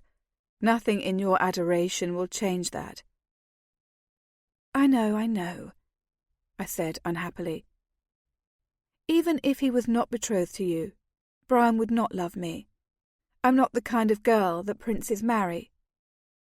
Now she looked even sadder, though she smiled and leaned over to kiss my cheek. But you're 100 times more lovable than Megan of Trigonia, she whispered. I laughed. She straightened in her chair and glanced at my bedside clock. "Almost time for me to go," she said. "I wish you were to be dining with us, but my mother tells me—" "I'm not to have fun for weeks," I said glumly. "And if I don't behave—" "I know. She told me. I know you don't like her, Corrie, but in a way she's right. While you're here, you do owe it to yourself to behave a little more like a lady." "So she can find me a husband?" I demanded. "Whoever thought that's why Jackson brought me here?" "Everyone's silly," she said, smiling again. "Well, I'm not going to be forced into some stupid marriage with some stupid boy from some northern province that I've never even been to," I said sullenly. "I don't even want to marry. I want to live at my grandmother's cottage and become a wise woman, to be useful and good. I don't need to marry to do that." "No one wants to marry you off to someone you don't care for," she said. "And anyway, all that is years away." "And who would marry me? That's what I want to know," I said, regaining my spunk. "No lord's son is going to marry some witch woman's daughter born out of wedlock." "You're a hasling," she said with gentle pride. "It's the second most famous name in Auburn, and your uncle is one of the richest men in the 8 provinces, and he's shown that he has your welfare at heart. You are much more marketable than you realise, my dear." "When you put it like that," I said deliberately, "I'd rather marry a stable hand." She laughed and rose to her feet. "Many days? So would I," she said. "But some of us don't get the choice." "Don't go yet," I begged. "I haven't seen you for days." "I must. I'm late already. But tomorrow morning your mother says I must come learn lessons in her chamber." "Tomorrow afternoon, then. We'll go riding. I can teach you just as much as my mother can about how to be a lady." She kissed me again and was gone in a swirl of silver skirts. I stretched out on the bed again and thought over everything we'd said. So they really planned to marry me off to some minor lordling who wished to curry favour with my uncle. Alessandra, who had been promised to Brian on the day of the prince's birth, knew better than anyone what it meant to be bartered away for lands and bloodlines. But Alessandra, at least, was slated to marry the most eligible and desirable man in the entire kingdom. No reason there for any complaining. I rolled onto my stomach and rested my fist upon my chin. But perhaps the boy they found for me would be handsome and dashing too. Not as spectacular as Brian, of course, but broad-shouldered and fierce-eyed, brilliant in battle and tempestuous in love. They might find me a lord's son who matched that description. I might even develop a fondness for him, though no one would ever replace Brian in my heart. And if I was not fond of him, no one could make me marry him, and that I resolved at that very minute. I might be half hasling, but I was half wood-witch too, and the women of my mother's family had always proved a little hard to coerce. No one would make me do anything I did not want to do. Comforted by that thought, I turned on my side and resumed my reading. The next few days were trying in the extreme. In the mornings I sat with Greta in her chamber, allowing her to drill me in manners, deportment, and speech. She didn't like my southern accent, and had said so more than once in the past. Alessandra escaped her own duties only once to go riding with me, and Kent, who could sometimes be counted on to play a game of cards with me, was nowhere to be found. Off squiring Megan around, I supposed. I despised the young lady even more. I did come across Roderick one day, finishing up sword practice in the yard with the rest of the young guardsmen. I was not enough of a judge to determine whether he did well or poorly, but he was still standing at the end of the final bout, while some of the men were not.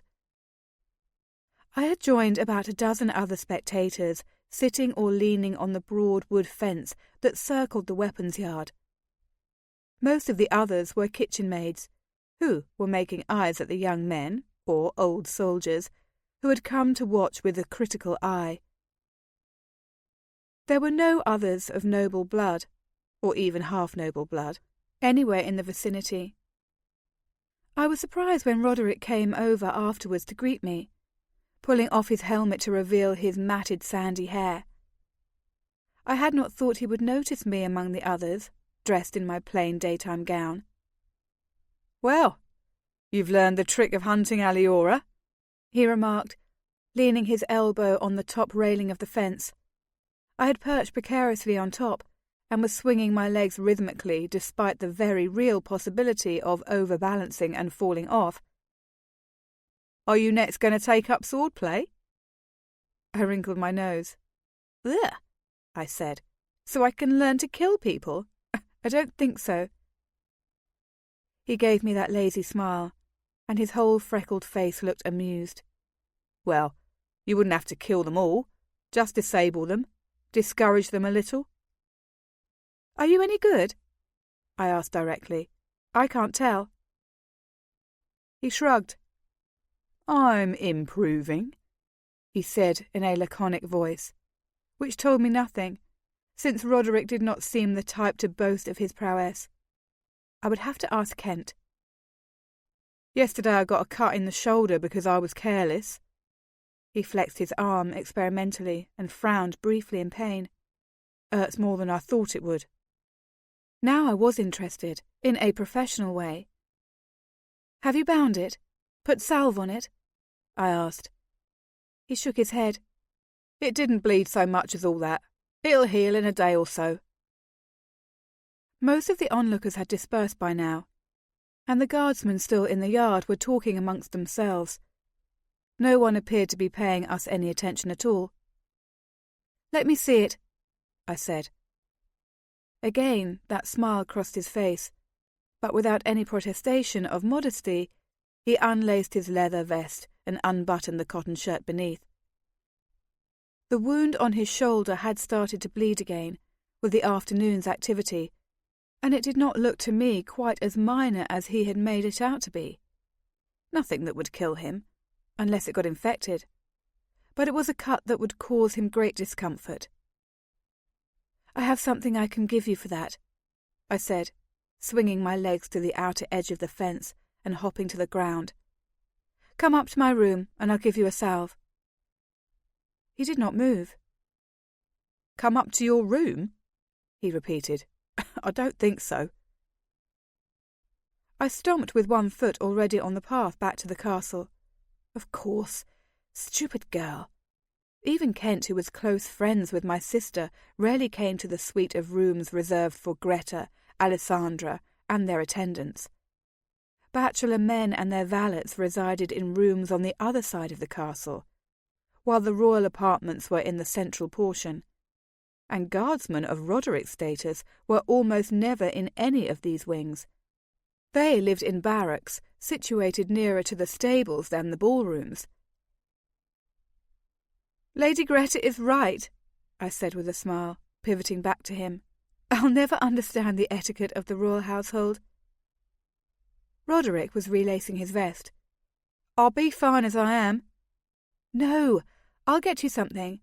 Meet me in the stables in 20 minutes. He still seemed reluctant, and his next words explained why. "Are you really sure you can concoct some ointment to soothe this? You're a very nice girl, I'm sure, but—" I laughed out loud. "My grandmother is a wise woman, and I'm her apprentice," I said. "Didn't anybody tell you? I know a lot about herbs and medicines, and other potions too when it comes to that." "What other potions?" he asked immediately. I smiled, already sorry I'd mentioned it. "Nothing you need right now, but a healing salve. That I've got up in my room. I know you don't think I can help you, but I can."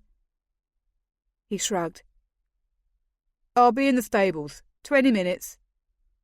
I scurried up to my room, careful once I was near my quarters because I didn't want to encounter Greta, and ran back down to the stables as quickly as I could. Roderick was waiting for me, and, to my surprise, Kent was with him. "You didn't believe me!" I exclaimed to Roderick. "You had to go off and find Kent to ask him if I could be trusted." "No, I was just coming in from my afternoon ride," Kent said. "I wanted to know why he was loitering here, looking so worried." Roderick was grinning. I said, "You're an Alslin wench, eh? Is she be studying the blacker arts?" He croaked this out in a perfect North Country accent. We all dissolved into laughter. "Be she about to poison me, eh, lad? Where I'd give over my blood into her hands?" "I could too," I informed him. "A few daig seeds ground up into powder." "If you had any," Kent said. "I kept them all. Any good witch would." "Well, and we've only got your uncle's word that they're poison," Roderick said with a shrug. "I'm not so all convinced that he wasn't making a game of us." "And are you the one who's going to test his story?"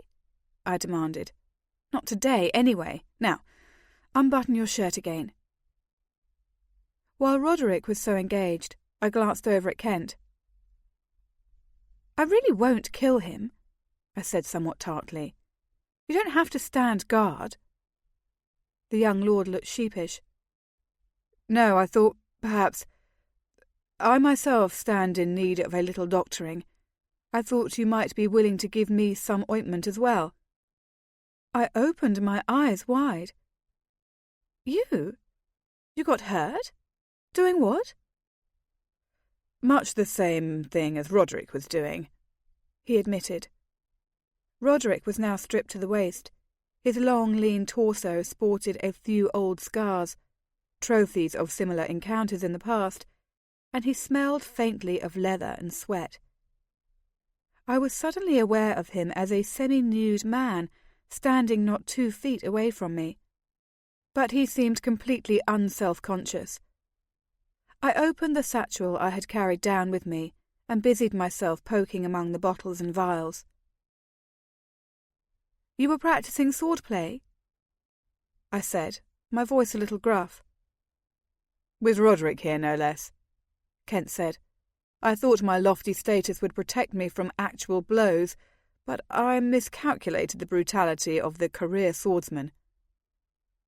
"You told me not to spare you," Roderick said. "Had I known you wanted to be treated as a baby after all." "Spell Auburn," Kent challenged him, cuffing Roderick on his uninjured arm. "Spell out Corey's name." As Roderick recited the correct letters, I suddenly remembered their bargain on our trip. Roderick would teach Kent the crossbow, and the Lord would teach the guardsman how to read. Apparently, they had decided to expand into sword fighting as well. I was glad somehow to learn that they were adhering to their promises. By this time, I had composed myself and pulled out a vial of antiseptic and a medium-sized jar of dark red salve. "This will not feel entirely pleasant," I said to Roderick, wetting a clean cloth with the antiseptic. As I touched the medicated cloth to his shoulder, I saw all the muscles of his chest tighten in response, holding their coiled protest while the cleanser worked away at the skin. The sticky smell of sweat was even stronger. "It was poison after all," he said somewhat faintly, "but I had hoped it would not be quite so painful." I wiped the rag once more across the cut and then laid it aside. "But the salve will feel very good," I promised. "It even has a nice smell." With a businesslike air, I dipped my finger in the cream and smeared it carefully across the wound. His flesh felt slightly hot to my touch, perhaps the beginning of infection in the cut. You'll need to apply this twice a day for 3 or 4 days, I said. I've brought you a spare jar. Roderick flexed his arm muscles and looked surprised. It does feel better, he said. How can it work so fast? Something in there that numbs the skin, I said. It doesn't mean you're healing yet. It's just that you don't feel it. I turned to Kent, who had rolled up the sleeve of his left arm. The gash was even nastier, perhaps a day old, and rimmed with a crusty red inflammation. Well, that must hurt, I observed. Enough that I was considering going to Giselda in the morning, he confessed. Giselda was the motherly old woman who resided in the castle and called herself an apothecary. She had trained in healing in Phelan Market, but I had spent more than one morning with her, going through her medicines, and I knew that she was a witchwoman at heart. There was almost nothing on her shelves that my grandmother did not have at home. Well, she would probably do what I'll do, but since I'm here, let me get you started healing, I said, treating him just as I had Roderick. First I cleaned the wound, which he took much less stoically than the guardsman, yelping and jerking away from me so that I had to grab his arm to keep him still. Then I smeared it with salve and bid him to let it go to work. How exactly did this happen? I wanted to know. Fencing? It's not fencing when you're using a broadsword, Kent said, but I didn't move quickly enough. I was thinking today might be time to go back to practice swords, Roderick said. It is not, Kent said indignantly. I haven't fought with a wooden sword since I was, since before I was Corrie's age. This was all very interesting, I said to Kent. I thought he was such a brilliant swordsman. Jackson said so. He did? I doubt it, Kent said dryly. He did. Right here, in these stables. He said you were better than Brian. Oh, well, I suppose I am. You're not bad, Roderick interposed. A good man to have in a fight. It's just I've carried a sword almost since I could walk. Trained for it since childhood. I'm bound to be better than a man who's only played at it. I've done more than play, Kent began. And you've got other skills, Roderick said swiftly, smiling a little. It takes all manner of men to run the kingdom. Kent looked a little ruffled at the patronising comment, and I had to hide my smile. You can roll your sleeve down now, I told him in as serious a voice as I could muster. I'll get you an extra jar of salve too. You'll need it more than Roderick. Wiping the exasperation from his face, Kent adjusted his sleeve, then rotated his wrist back and forth. It does feel better, he exclaimed. Who's made this? Your grandmother? I made it, I said. Hasn't anybody been paying attention? I live with a wise woman. I'm her apprentice. I'll be a wise woman myself in another 10 years. She says she knows other magics, Roderick said. Potions, she said, but she wouldn't say what.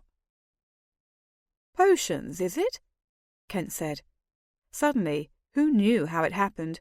I was no longer the professional healer with a calm demeanour, but the silly young girl being teased by the neighbour boys. Can she give a man something to make him sleep? Make him strong? Make him fall in love? All those things, I said curtly, repacking my satchel and hating both of them. I can cure his headache and I can help him remember his dreams. I know how to make the babies come, and I know how to keep the babies from coming too.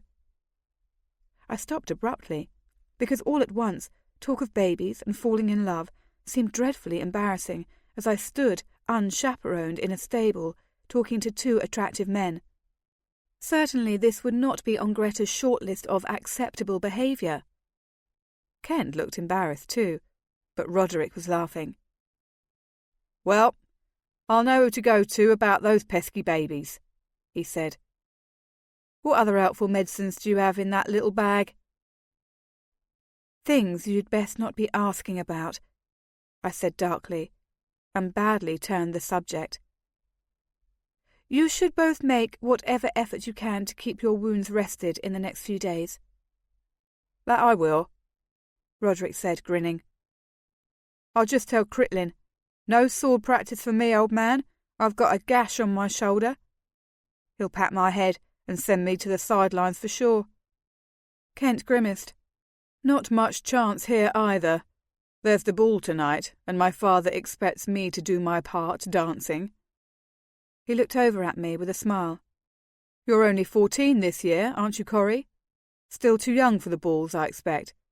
Alessandra didn't start going until she was 15. "Too young for the ball, and too much a hoyden for the dinners," I thought, but did not say. "Well, do what you can, both of you, to avoid more injury," I said. "I'll check on you two later." And before there could be any more talk of balls, behaviour, or babies, I slipped out of the stables and headed back up to my rooms.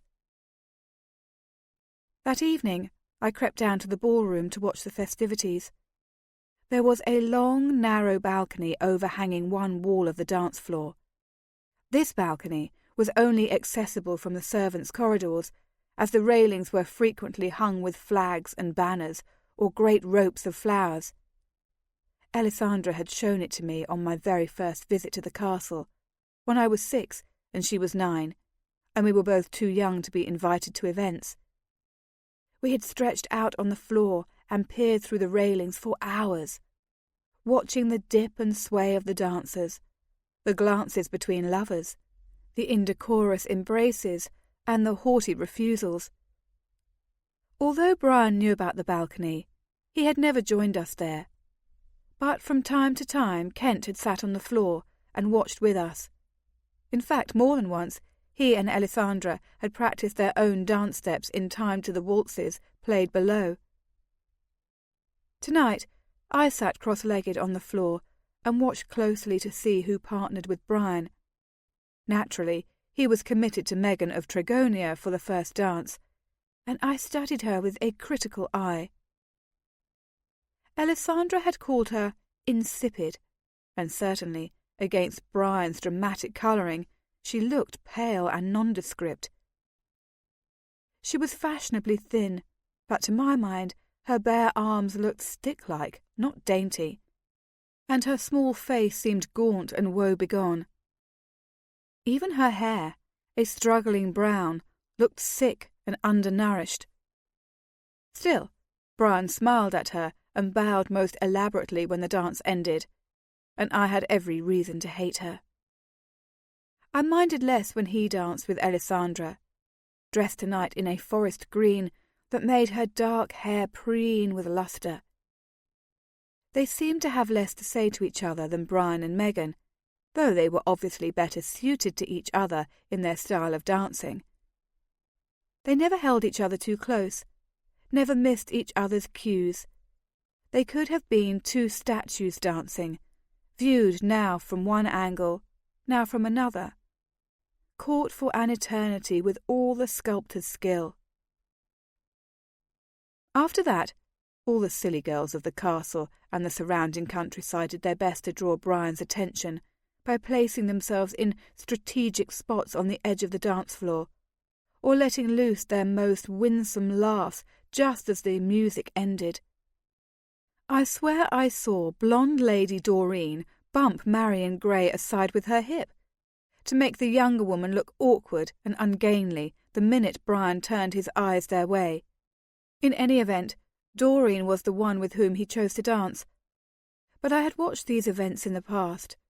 Before the night was over, Brian would have danced with every woman who had a pedigree. His uncle the Regent demanded that measure of courtesy from him, and Brian always observed it. Once I was old enough, he would even dance with me. When I lost track of Brian in the thongs, I looked for Alessandra and Kent. I saw them dance together twice, easily, comfortably, laughing at each other's observations. No one ever seemed to amuse Alessandra quite as much as Kent could, and once in a while, when she was with him, she actually relaxed her usual watchful guard. They had known each other since she was born. Neither had ever lived any place else. I wondered what it would be like to know someone else so long, so well. Alessandra was dancing with Dirksen of Trigonia, and I had lost track of both Kent and Brian, when I heard a noise at the servants' door behind me. I spun around on my knees in time to see Kent come through the door with a questioning look on his face. This cleared up the instant he saw me. "You are here. I thought I saw your little face peering through the rails," he said. "Are you having fun?" "Counting the girls Brian dances with," I said. "He seems to be enjoying himself." "He does like entertaining," Kent agreed. "And you? Are you enjoying yourself?" I asked. He shrugged and leaned his shoulders against the wall. He was not so tall as Roderick, but in his black formal clothes he looked almost the same height, heavier in the shoulders and more serious in expression. His dark hair had been styled tonight in some approximation of fashion, and all in all he looked rather imposing. "I know what the purpose is, and I know how to play my part. There are things I prefer doing, but it is not hard, after all, to dance and smile and say polite things." "Sometimes it is," I said, reflecting on my sessions with Greta. He smiled, and the seriousness vanished from his face. "For you it seems to be," he said, "but Greta may civilize you yet." "Turn me into Megan of Trigonia?" I scoffed. "I don't think so." "No, I doubt you'll ever be entirely tame," he said. "I wait for the day you turn the entire castle upside down through some passionate and ill-advised action.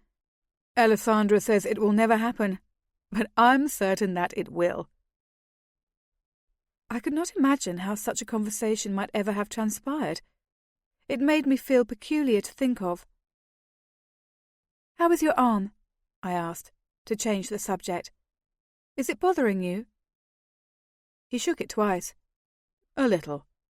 That was the excuse I gave my father anyway, when I pleaded for a break from the dancing. He can't decide whether to be pleased or angry that I'm studying the sword on my own, so he can't tell how annoyed to be that I've hurt myself. But he permitted me to take a rest, so I came to look for you." "I'm glad you're teaching Roderick to write," I said. "I would guess he's a quick learner. He's country smart. I see it all the time in the village. Boys who don't have a chance to get real tutoring, but who manage to learn things all the same." "Girls, too?" Kent nodded. "He learns fast. Coriel thinks highly of him, I know. I think with a little education, Roderick could rise quickly through the guards' ranks and be captain some day." Coriel had been captain of the guards ever since I could remember. Kent's father trusted him absolutely, and even invited him to the dinner table from time to time, when more exalted guests were not at hand. To rise to such a position would be an honour indeed for a young man from Velador. Before I had thought of a reply, the orchestra segued into a lively waltz. "Oh, I love this song!" I exclaimed. "So do I," said Kent, holding out his hand. "Dance with me." I had done it so often when I was first learning my steps. Kent would partner first my sister, then me, and I too had always been at ease with him. But we were alone on the high balcony, no Alessandra nearby to critique my performance, and I was suddenly shy. "You should rest your arm while you have the chance," I said in a reproving voice. "I'm not one of the court ladies you have to impress." "You're one of the court ladies I wish to dance with," he said, still extending his hand. "Come, show me you haven't forgotten your steps." I shook my head. "You'll be missed at the ball," I said, He dropped his hand and swept his dark coat back from his hips, as though about to sit on the floor. "Very well, then." "Don't," I said sharply, and he froze in mid-bend. "The floor's dirty." I explained to his look of surprise. "Look, I've got smudges all over my gown." Slowly he straightened, watching me all the while. "I won't stay if you don't want me to," he said. "I didn't say that," I said, enunciating clearly. "I said the floor is dirty and you'll be missed at the ball. Did I say I wanted you to go?" He smiled. "Then dance with me," he repeated. Silly to be embarrassed about dancing with a man I had danced with 100 times in my life, I jumped to my feet and held out my arms. "Oh, very well then," I exclaimed. "I'll dance." He twirled me into his arms, and we romped up and down the narrow confines of the balcony with great energy. I was laughing so hard that all my embarrassment melted away, and once or twice I thought I might skid across the floor, tilt over the railing, and go wheeling down into the heads of the dancers below. We made it through the piece without serious mishap, however, and when the music ended, Kent bowed over my hand with a flourish. "Thank you for the dance, kind lady," he said. I curtsied, having practised this art for 3 days running. "You're most welcome, gentle sir." He kissed my hand with great flair, bowing again as he did so. I giggled and pulled my fingers free. "I guess Brian's not the only one who flirts with the court ladies," I said. "Ah, but I only flirt with some," he said solemnly. I waved my hands to encourage him toward the door. "Well, time to go back to those others then," I said. "Your father will really begin wondering where you are." He turned toward the door, but lingered on the threshold, seeming to want to say more. "You should not let just anyone kiss your hand, you know," he said, the mock seriousness still in his voice. "Greta will tell you that, and definitely no kissing anywhere off the dance floor, in the gardens, for instance, or in empty hallways when no one else is near." "I believe she's covered that in one of her lectures," I said demurely. "Only old friends, trusted old friends, not already engaged to be married to one's sister or one's acquaintances." "I'll remember that," I said. "Now go." Still reluctant, he bowed again and left. I turned immediately back to the railing and leaned over it, looking for my sister, looking for the prince. It was silly and pleasant, and even a little breathtaking to dance with Kent, of course, and I had been surprised and a little electrified when he kissed my fingers. But it was nothing like being kissed by Brian. In your life there will only be a few circumstances that overset you completely, and for me, that had been one of them. And no other similar experience, however exhilarating, could ever successfully compare. The following days were better because Dirksen and his tiresome daughter were gone, which meant my sister had more time for me. 2 mornings she joined me in her mother's parlour, and her soft instructions were easier to obey than her mother's curt ones. One afternoon, she and Kent and I played in the gardens that edged the northern wing of the castle. We took turns hiding behind the rich summer greenery of the shrubs and seeking each other out.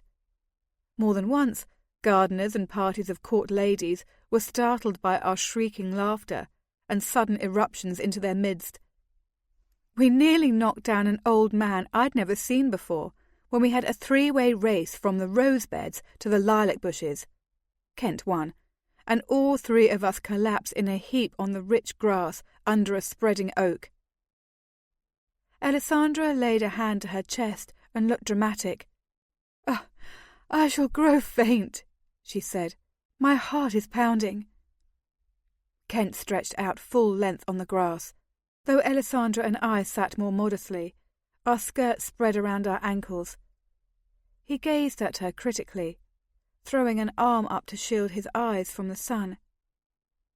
Even the race had not disturbed her dark hair, pulled back in its usual coiled braid, or ruffled the habitual serenity of her face. "Your colour's healthy, though," he observed. "I don't think you'll die. Anyway, it's good for you." "Good for me to go yodeling through the gardens like the hoyden my sister is?" she asked. "I'm not so sure." "It's good to hear you laugh," he amended. "You don't much these days."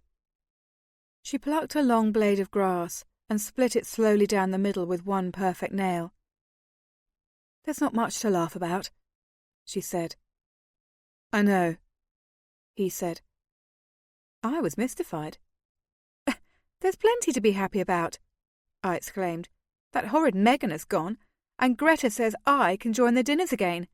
And tomorrow we're going to go riding." Alessandra looked over at me with a sad smile. "But the summer is almost over, and in a few short weeks you will be leaving again," she said. "That I'm not so happy about." "But I'll write," I said.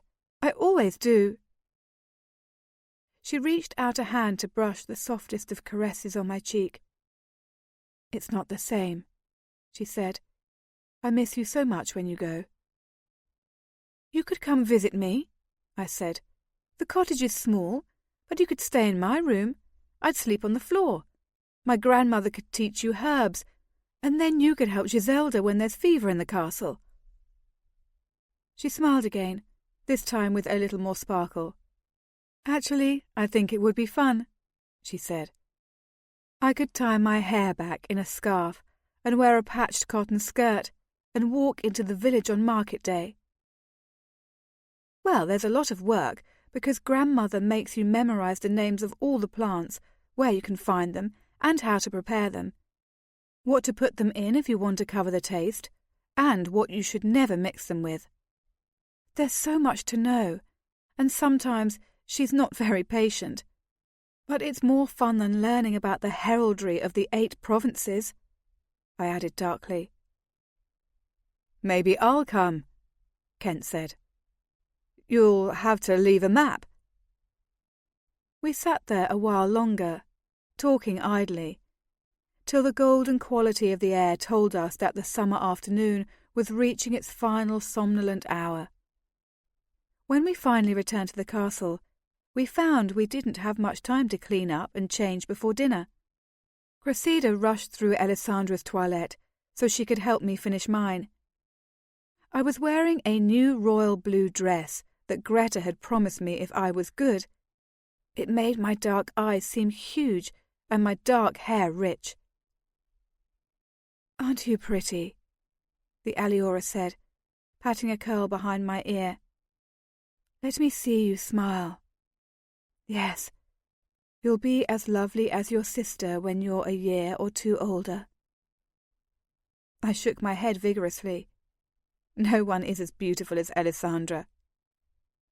Cressida smiled at me in the mirror. Her sister is. Greta, Alessandra and I hurried down to the dining hall, arriving just as the royal family did.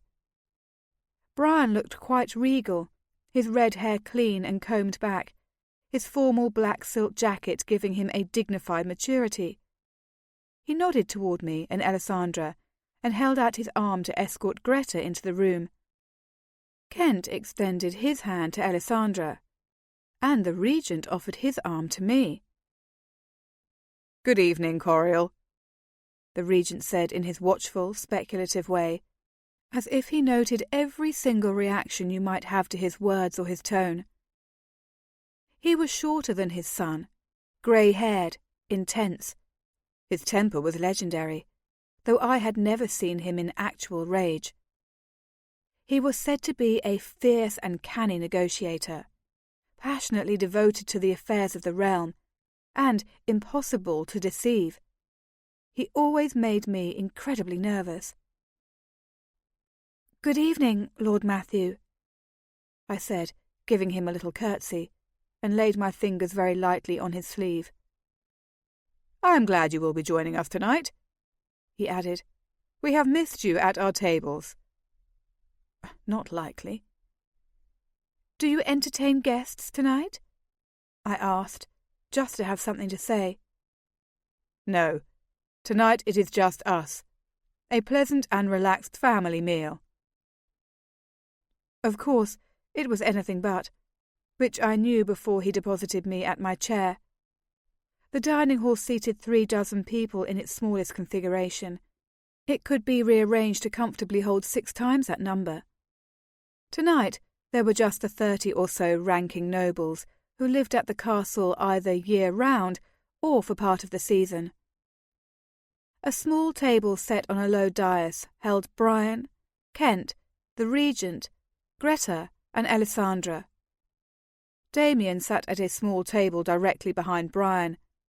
Jackson, when he was present, also sat on the dais, as did any guests of honour. All of them were arrayed on the same side of the table, facing the other tables of the dining hall, which were set up in perpendicular lines to the head table. In effect, merely by turning our heads, all of us could watch our prince and his attendants eat, while they had no other view but of us. I sat with the lesser nobles, Marion Grey and her cousin Angela, as well as both sets of their parents.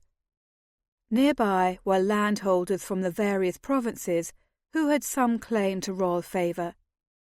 I did not know the visitors to speak to, but I liked Marion and Angela, so I was reasonably content. The meal was delicious. I had in 2 short weeks almost forgotten the sumptuousness of even a simple family meal at Castle Auburn. At every plate were glasses for water and for wine, bowls for soup, plates for salad, plates for the main courses, plates for the side dishes, and plates for desserts. Servants and aliora passed constantly among the diners, ladling out fresh portions, refilling glasses, taking whispered requests back to the kitchens. I ate until my stomach hurt, and then I started on dessert. Angela, a lively young woman about Alessandra's age, leaned across the table once a servant had filled my water glass for the 3rd time. Her curly brown hair formed a pretty frame around her heart-shaped face, and her bright eyes gave everything she said an exclamatory air. "Did you know," Angela said in a low voice, "that Brian won't drink the water any more?"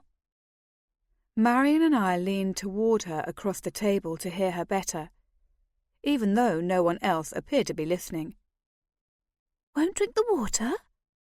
Marion repeated in her mousy voice.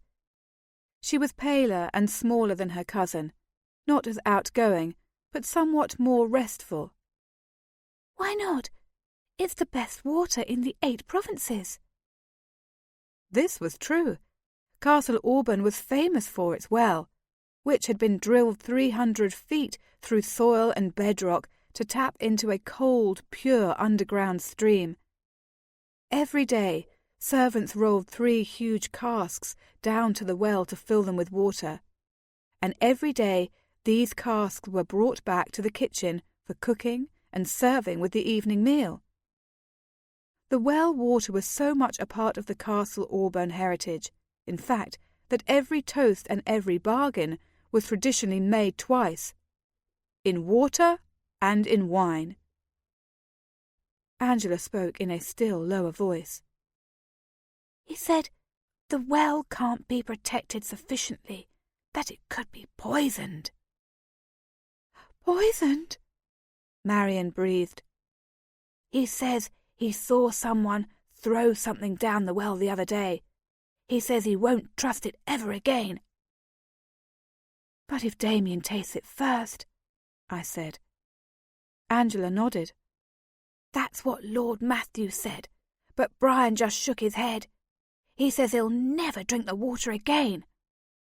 All 3 of us looked doubtfully at our own water glasses, filled with seemingly fresh and innocent liquid.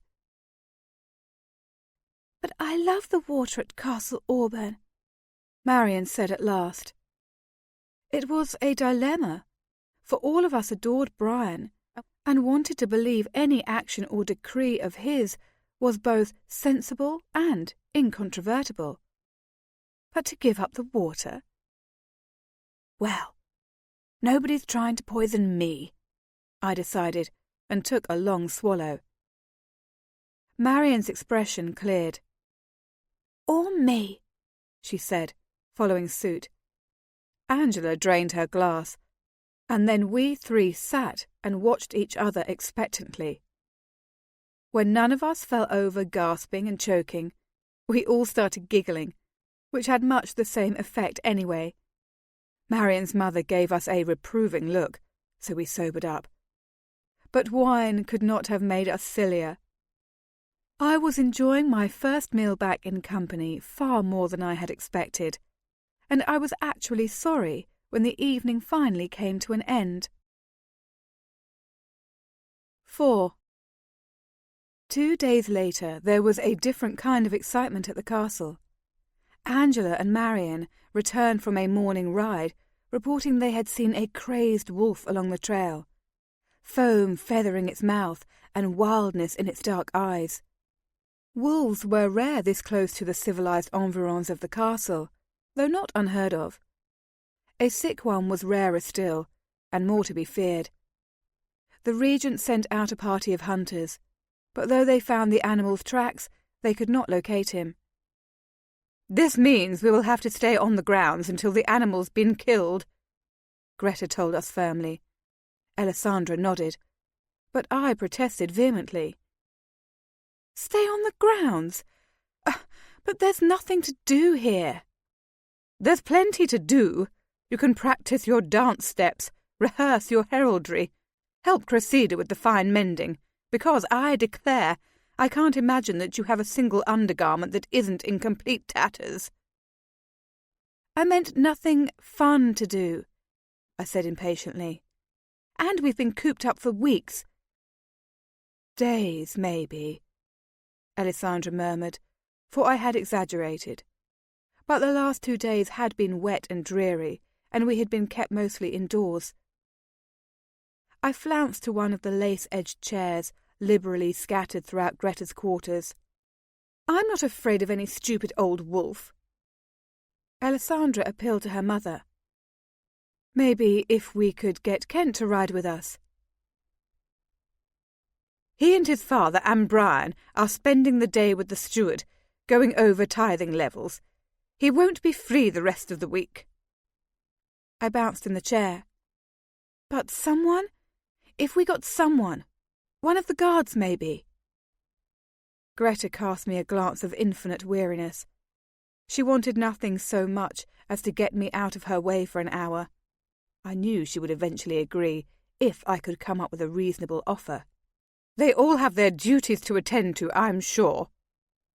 "But if I asked Critlin? If one of them agreed?" She threw her hands up at the limit. "Oh, very well, then go. But only if you have an escort, and do not go far." "I'll be back in just a few moments," I said to Alessandra, and ran out of the room. That was how we managed, that late afternoon, to go riding on a southern route away from the castle. My sister, Roderick and me. The day was unbelievably fine, for the last 2 days of rain had left the air fresh and cool, and the breezes were playful. I was so eager to get away from the castle that I set my own horse at a good gallop at the outset of the ride, forcing Alessandra and the guard to keep my pace or risk losing me to the rabid wolf. There was no time or breath left for conversation until we had ridden several miles from the castle, and I was finally beginning to feel freed from confinement. "Isn't it a glorious day?" I shouted, pulling up my horse and tossing both hands in the air. Alessandra and Roderick came up on either side of me, Alessandra looking a little wind-blown, though still serene. Roderick wore his usual half-smiling expression. "It'll be even more glorious once you fall from the saddle and break your silly neck," he said agreeably. "It's the perfect day for leading a lame horse back to the castle with an injured girl on its back." "You don't have to protect me from falls," I reminded him. just from wolves. Yes, and I'll enjoy explaining the difference to the regent when I haul your broken body back to court. Unexpectedly, Alessandra laughed out loud. I see you have learned already how to speak to my sister, she said. Most people never get the trick of it. He turned to her with an easy grin. Well, I listened to her Uncle Jackson talk to her for 4 days, and I copied his speeches. Alessandra regarded Roderick with fresh interest. Ah, you're the guard who rode to Phelan River on the hunt for Aliora. Corrie came back with stories of your kindness and prowess. No, I didn't, I interjected. At least, maybe I did, but I take them back now, if you're not going to be kind. I'll be kind, he said mildly, until you fall off your horse. Then I'll not be so happy. Come now, Alessandra said, urging her own horse forward next to mine. Ride like a lady. I know you can. We rode at a much more sedate pace for another hour, we women in the lead. Roderick followed a few yards behind us. Alessandra and I talked idly, gossiping about court nobles, wondering when Jackson would return, counting the few days I had left before I would return to my grandmother's. I missed my grandmother and my life in the village, but the thought of leaving Alessandra always tore at my heart.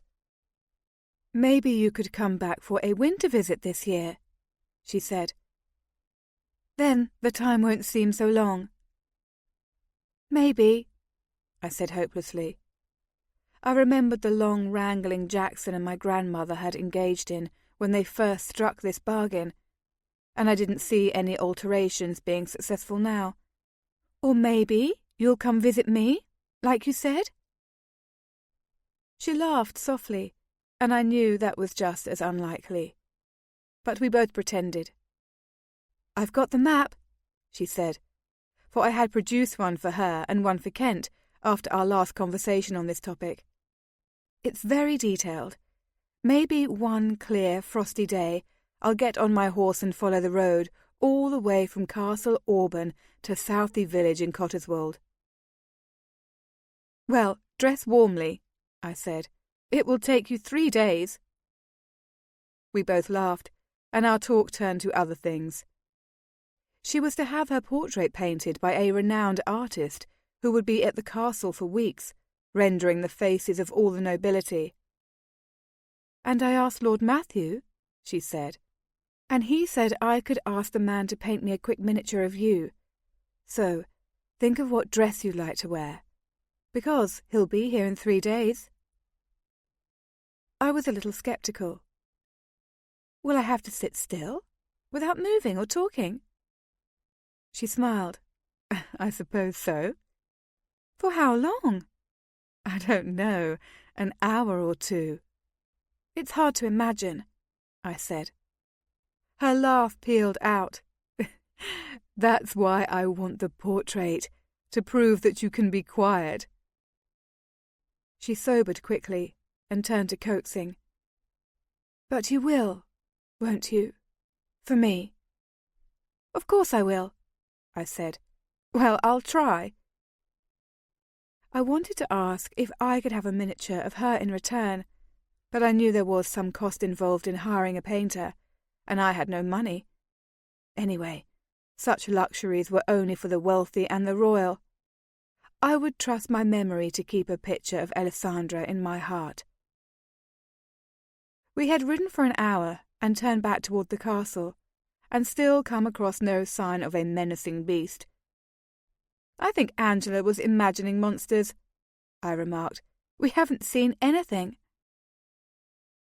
Well, she only saw one, and it was on the north side of the castle, Alessandra said, and it may have gone back toward the woods. I don't think we'll need an escort if we ride tomorrow. I think we will, she said, gently certain, until they kill the wolf or find it dead.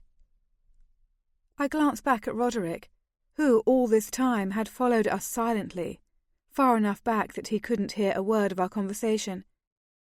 He caught my look and smiled, but came no closer. "We won't need this escort, though," I said loudly over my shoulder. "We'll want someone who's more fun." "Fine by me," he called back. "Let somebody else watch over you." I snorted and kicked my horse forward, just to prove that I wasn't tired at the end of the long ride. I heard Alessandra call my name in a gently reproving voice, but I urged my mount faster, wanting one last gallop before the outing ended. We were on level ground, and there was no reason to expect trouble. But my poor horse caught its foot in a gopher hole and pitched forward. I went careening over its head in a whirl of skirts and elbows. Pain was the next thing I was aware of. Pain and distant voices. My head, my leg, my back, my left ribs, all on fire and slivered with protest. Someone was straightening my arms, slowly, carefully. I felt fingers prod through the delicate layer of skin to the hard core of bone. "Arm's not broken either. If she hasn't snapped her neck, she should be all right. And there, I just saw her eyes flutter." That was Roderick's voice, followed instantly by Alessandra's. "Corey? Can you hear me? Corey? Are you all right?" She sounded so worried. I had never heard Alessandra sound that way. It took immense effort, but I opened my eyes and found her face hanging right above mine. "I think so," I whispered. "What did I do?" Incredible relief swept over her face. She swooped in to kiss me gently on the cheek. "You fell off your horse, foolish girl," she said in a teasing voice, but even through my pain I could hear the falseness of her gaiety. She was still supremely terrified, but determined not to show it. "And after you promised Roderick you would not." "I don't think you're too badly hurt," Roderick spoke again. "Concussion, maybe. Can you sit up, or is there something really wrong with you?" I cast him a smouldering glance and pushed myself to a sitting position, though I had to lean heavily on Alessandra's arm once I was upright. My head pounded and my vision swam. I thought I might throw up. "It wasn't my fault," I said distinctly. "My horse tripped or something." "And your next question should be, and is the horse all right?" Roderick prompted. "For you don't want it to have broken its leg, all through your careless treatment." "I wasn't careless," I began, but Alessandra interrupted, saying my name in a soft voice. "Oh, very well," I mumbled. "I shouldn't have tried to gallop off the main road. Is the horse all right?" "Yes, indeed. A little skittish, but uninjured," Roderick said. "But I don't think you'll be riding him back." "That's stupid," I said crossly. "How else will I get back to the castle?" I saw him glance consideringly at the sky. "Well, it looks to be a dry evening. I think if you spend the night here, lying nice and quiet on a couple of saddle blankets, you'll be fine by morning. I'll come back with a spare horse tomorrow and take you home." I sat up straighter, though it made my head throb. "You will not leave me here all night, out in the open, and hurt?" He looked innocent. "But I thought you liked to sleep out under the stars. Why, when we were hunting with your uncle—" I ignored him. "And with wolves around, rabid wolves? You wouldn't dare leave me out here." "We didn't see any rabid wolves," he said dismissively. "I don't think you need to worry." I was outraged. "Alessandra, tell him! You're not going to leave me!" But she had dissolved into laughter, her hand pressed against her mouth and her eyes filling with tears. I decided later that some of the hilarity sprang from reaction, a release from the fear of finding me dead, but For a moment I was even more furious. "And it's not funny," I added. She hugged me again, still shaking. "No, no, dearest, we wouldn't think of leaving you behind. I imagine Roderick will carry you back, and I'll lead your horse." "I wouldn't let him carry me any—" Abruptly, Roderick came to his feet. "Excellent idea, Lady Alessandra," he said. "That's exactly what we'll do. I'll round up the horses, and you see if you can get your sister on her feet." 10 minutes later, a much more slow-moving caravan continued on its way back to the castle. Despite his light words earlier, Roderick did not seem in the least disposed to leave me behind. He had Alessandra hold his horse's head while he lifted me into the saddle and quickly climbed up behind me. I swayed against him, not meaning to, and I heard the frown in his voice. "I don't think this will do," he said. Holding me hard against him, he swung me across his lap. He cradled me against his chest with one arm and gathered up his reins with his free hand. When I gazed up at him, he was smiling down at me. "Better?" he asked. "Yes, please," I whispered. "Can you handle her horse?" he asked Alessandra. "Easily. Let's be on our way." Roderick kept the pace to a walk, I think because I cried out in pain when he attempted a faster speed. "Is she all right?" I heard Alessandra ask more than once, as if she could not help herself. Each time he answered her gently. "I think so. She's strong. She'll be fine." For the remainder of the ride, I caught patches and pieces of their conversation, which they seemed to indulge in for no other reason than to distract Alessandra from her fear. She asked him questions about his family and their farm, about his brothers, about his time in the Royal Guard. "And did you want to join the Guard, or is that where your younger brothers are sent when there are too many in the family?" she asked. It was so easy to detect Roderick's expressions by the melody of his voice. Now he was smiling. "A little of both.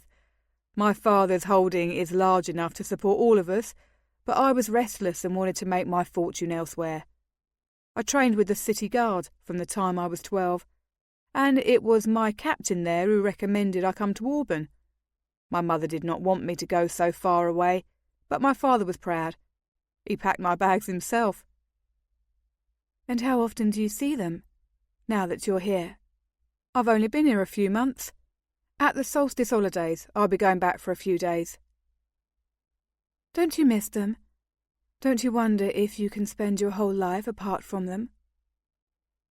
"Well, not yet," he said, "but it's still fresh and new. I've known many a wild young man who came home a sober older man and said, 'No more of this roving for me.' It could happen to me, I suppose.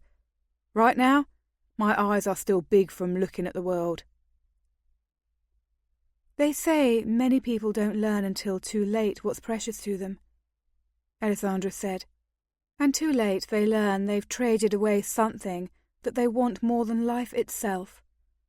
"I guess I haven't learnt yet what would matter so much to me," he said thoughtfully. "Have you?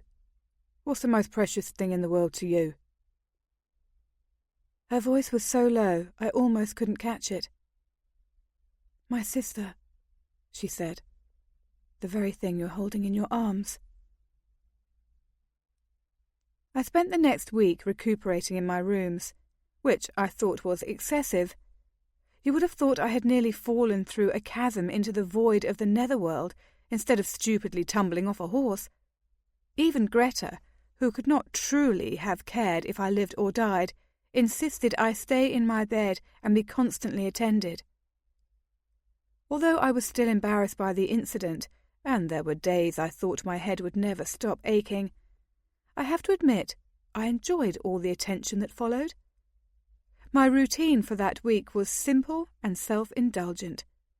I lay in my bed till Cressida came in carrying a tray of food that might be expected to tempt an invalid. soft-boiled eggs and cream pastries and peeled fruit. Laying the tray aside, she would take my chin in her hand and study the contours of my face, asking how I had slept and how my head felt. Her quiet concern made me feel marvellous, no matter how badly the night had gone. I always gave her my first smile of the day. Once I had eaten, the aliora would assist me into a bath and wash my hair, so that I would not slide my concussed head under the water and drown. She had such gentle, miraculous hands that this shampooing was an ecstasy in itself, as her fingers massaged the planes of my skull and made even my brain feel relaxed. But I was troubled now and then by the metallic clink and clamour of the copper chains around her wrists. She did her best to keep the shackles from swinging against my bruised head, but I could not help wondering how they interfered in the daily pleasures and duties of her life. I did not ask. After I was thoroughly clean, she would help me out of the old ceramic tub, towel me off and assist me into whatever flowing invalid-appropriate clothes she had chosen for me out of my closet. Generally, she would stay with me for the next few hours, reading to me or telling me stories, which I preferred. All of her fables started with the same phrase: "One spring night when the moon was luminous," and involved tales of bravery, treachery, magic, and true love.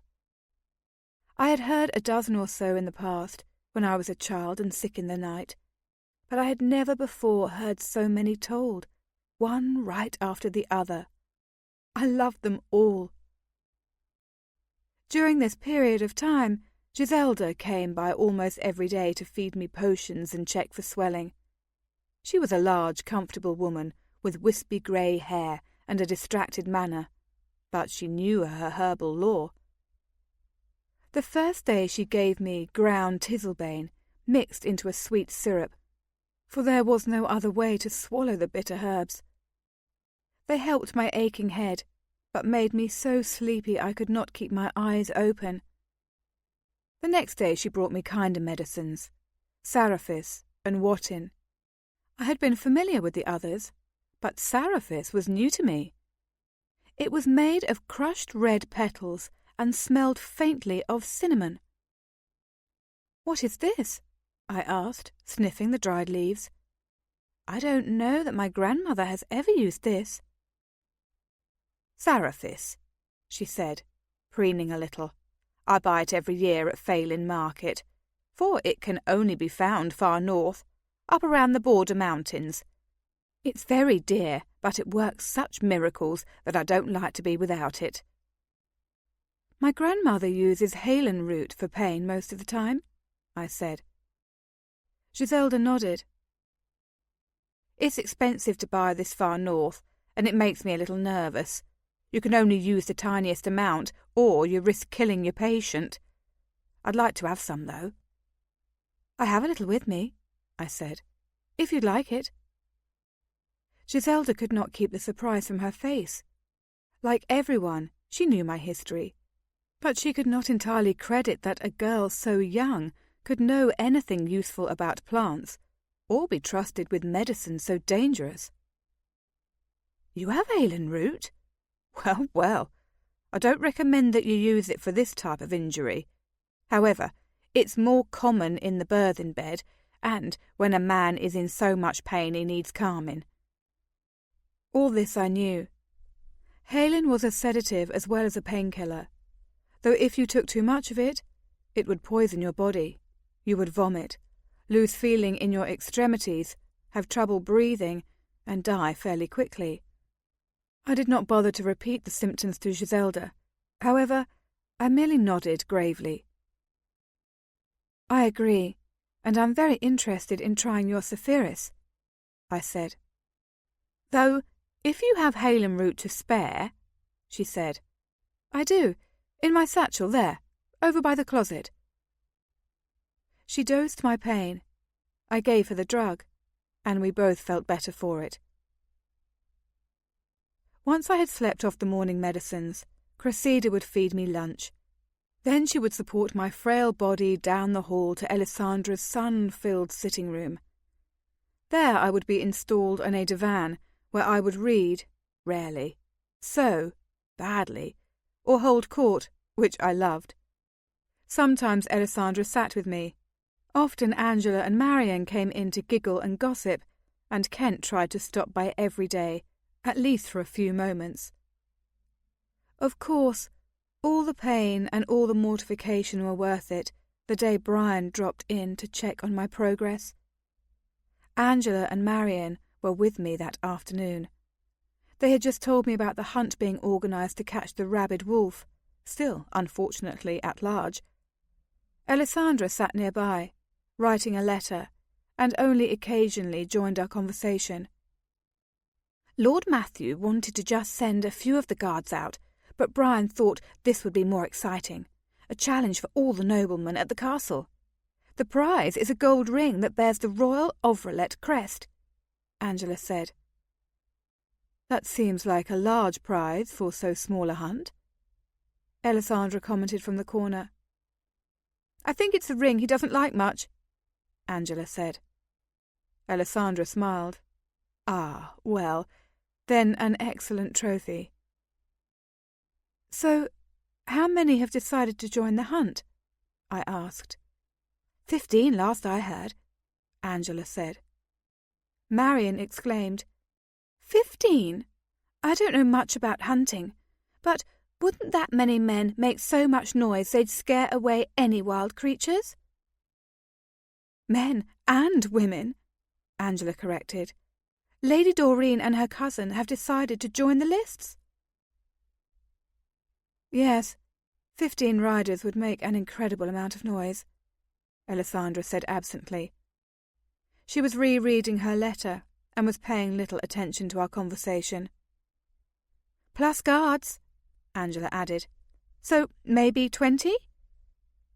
Marian sighed. Oh, I wish I could go, she said. Which guards? I wanted to know. Angela gave me a blank look. I don't know, just some guards. Is Kent going? Alessandra asked. I think so, Angela responded. And the Regent? I asked. Angela wrinkled her nose. He seems to think there were plenty of others involved already. Marian sighed again, more theatrically. Oh, I am sure Brian is the one who will bring the wild beast down, she declared, with one stroke of his sword. Actually, it's more likely to be one shot from my bow, said a voice from the door. As if you were attuned to it, you could hear the silent shrieks from Marian and Angela and me. Brian! Here! We all straightened in our chairs, and then froze, unable to speak or move. Alessandra came to her feet to greet him. Why, Brian? I thought you would be busy with the Melidon envoy today. He took her hand and bowed over it. The three of us had to shut our mouths tight to choke down little moans of envy. He was grinning wickedly. I'm sure he knew exactly the effect he had on us, and was playing the gallant on purpose. He was not normally so formal with Alessandra. I have just spent hours with him, and must soon hurry off to do some dull meeting Uncle Matthew has planned for me. But I wanted to see how Coriel is doing. I meant to come by a day or two ago, but... Alessandra led him over to my divan, where I tried my best to look pale and interesting. Taking my hand, he bowed over it as well, and, may I say, that I felt more devastated then than I had after the fall 4 days earlier. How are you feeling, Coriel? He asked with a charming smile. I felt my whole face dissolve into blushing giggles. Fine. I mean, much better. I mean, my head hardly hurts at all anymore. I wanted to have that horse shot the minute I heard about the accident, he said in a regal voice. But I... Oh, no, I exclaimed. It was all my fault. Don't hurt the horse. He nodded. Well, I do not tolerate animals that abuse humans, and so I made it very clear. But both your sister and that guardsman seem quite certain that the beast caught its foot in a snake hole or something, and that it was an accident and not a malicious event. So I had mercy, and I did not have it destroyed." "Oh yes, thank you. Truly it was not the horse's fault," I said, tripping over the words now, because it had not occurred to me before that retribution could befall anyone but me.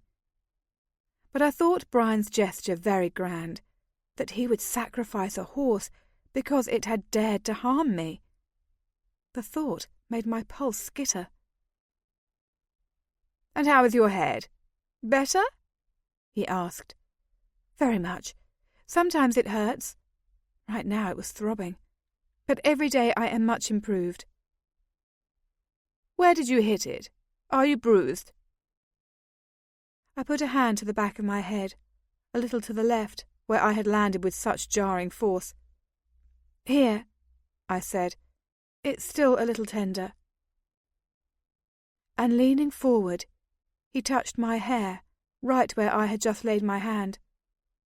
Such was the glamour that attended him that I expected the ache to instantly melt away, healed by his royal caress.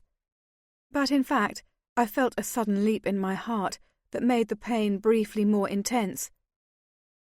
"Poor Cori," he said in a sympathetic voice. Shifting his hand, he patted me on the top of the head. "Heal quickly. We want you back among us as soon as possible." And turning on his heel, he nodded casually to the other women in the room and walked out. Needless to say, there was stunned silence for about 10 seconds, and then Marion and Angela and I began squealing at once. "Did you see that? He touched you. Cori, he came by to ask after you. He was worried about you. Brian." Alessandra, who had gone back to her writing, glanced over at us once or twice with great amusement, but did not comment. To her, I knew, tokens of Brian's affections were commonplace and received much more coolly. But I was overwhelmed with the immensity of the favour. I fell back against the cushions of the divan. "I am immortal, and no grief can ever scar me again," I declaimed, "for Prince Brian of Auburn touched my head." That incident was the most momentous, but I enjoyed Kent's visits as well. He came more often, stayed longer, and did not think he conferred much honour on me by his presence. His first visit, however, was not entirely pleasant. It was on the very first evening after my fall. My head hurt abominably, and no one had had time for me all afternoon, so I was lonely and sullen. When Kent strode into the room, he looked grave and a little angry. "I see it is true, what your sister said, that you did your best to kill yourself yesterday," was his opening remark. "I know you're careless, but I thought even you would pay more attention off the road and an hour from home." Everyone else had been so sympathetic that his censure caught me unprepared, and my eyes filled with tears. "Well, I didn't mean to fall off my horse and cause everybody so much trouble," I protested. "I suppose you've never in your life come unseated." "I have. We all have. But neither did I foolishly invite trouble by going too fast on unsuitable terrain." It was true, and I didn't have the strength to defend myself anyway, so I just turned my head aside and did not reply. I felt 2 more tears gather and fall. Suddenly, Kent was kneeling at the side of the divan and patting my shoulder. "Oh, Cori, I'm sorry. That was cruel. It's just that Alessandra was so upset when she told me how you were hurt. She loves you so much, and she was so worried." The remorseful words made the tears come faster. My head was pounding, and my left shoulder, which had also taken some of the brunt of the fall, was cramping with its own unfriendly ache. "I didn't mean to do it," I whispered. "I'll be more careful in the future." To my surprise, he took me in a quick and comforting hug, being very careful not to disarrange me. "Of course you will. I'm sorry. Stop crying now, please. I really am sorry." So I tried to stop, and he pulled out a handkerchief, which I think I was meant to use to dry my eyes, but I used it to blow my nose. He was not interested in having it returned to him after that. Still, he pulled up a stool and sat by me for the rest of the hour. I was quite cheered by the time he left, and even more cheered up the next afternoon when he brought me a vase full of flowers. "To apologize," he said, "and to brighten your room. Where do you want me to set them?" "Right there, on that little table, where I can see them. Thank you so much. That was so thoughtful." I was feeling better, and he was still feeling guilty, so he stayed 2 whole hours and played board games with me. I was never much of an opponent at contests like these, but he was both patient and generous, and did not defeat me too dreadfully. I was laughing when he left. It was quite the most pleasant time I spent during my recuperation. Until Brian came to see me, of course. I did not get another extended visit with Kent until the day after the hunt, about which I had heard very few details. The hunting party was out quite late, returning just in time for the evening meal, and a small musicale was to be held that evening. None of my regular visitors came by to give me any news, and when I demanded information of Cressida, she had very little to tell. "Yes, the animal was killed. That's all I know," she said that night as she helped me from my clothes and into my nightdress.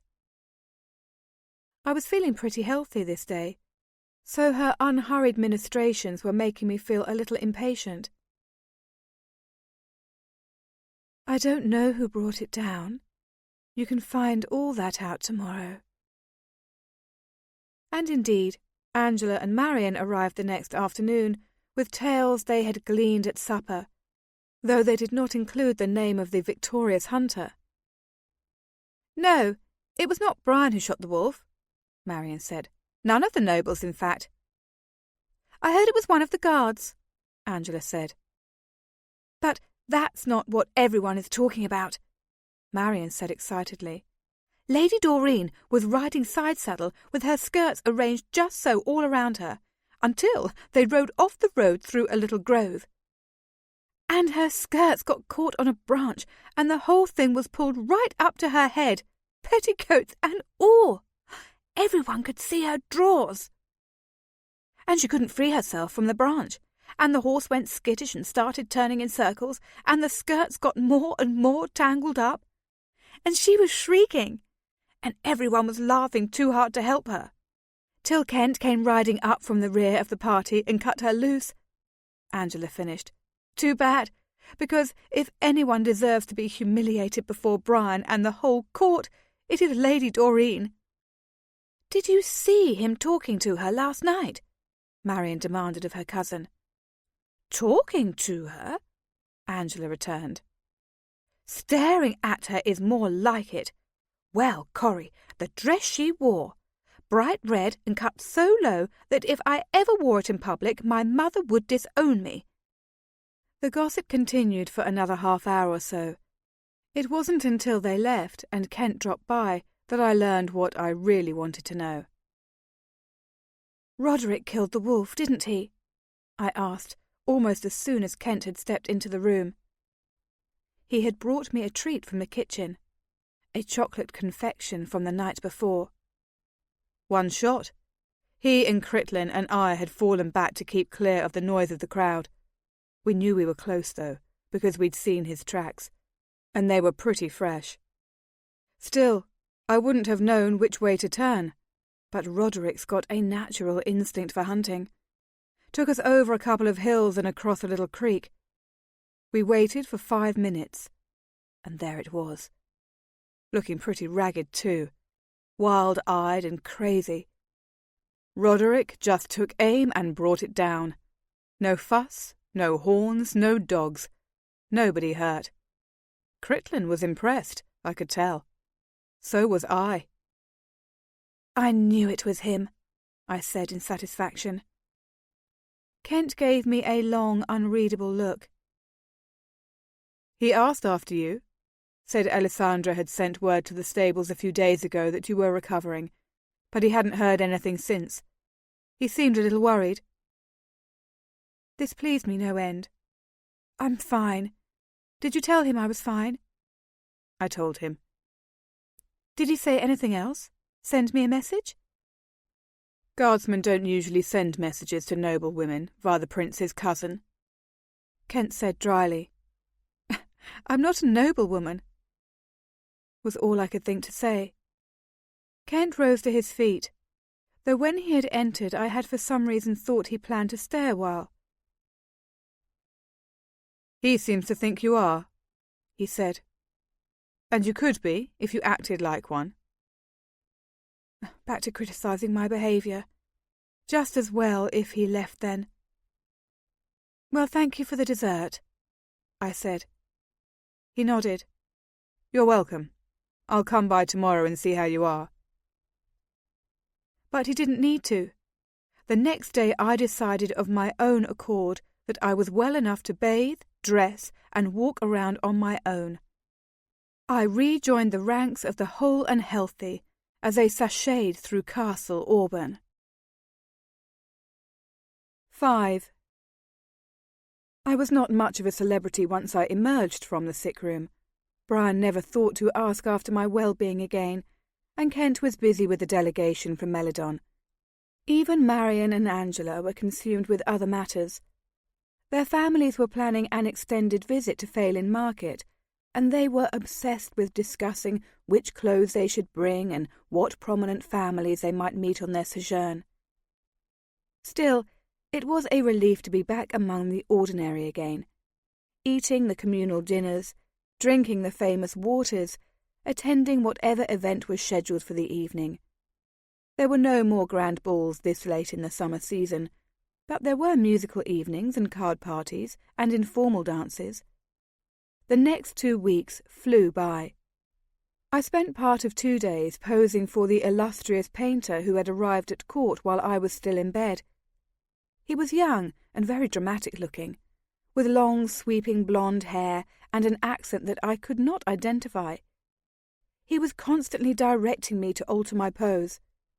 "You, lift that head," or "You, girl, turn your eyes this way," and I tried not to let his peremptory tone annoy me.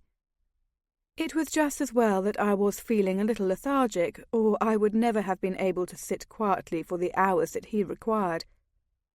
Yet the finished portrait was good. Alessandra loved it, and even Kent agreed that the man had quite caught my look. He did not say it as if it was a compliment, however, so I was not sure how to take the remark. I also went looking for Roderick as soon as I found a free hour, though at first I could not find him in any of the places that were public enough for a half-noble woman to seek out a guardsman.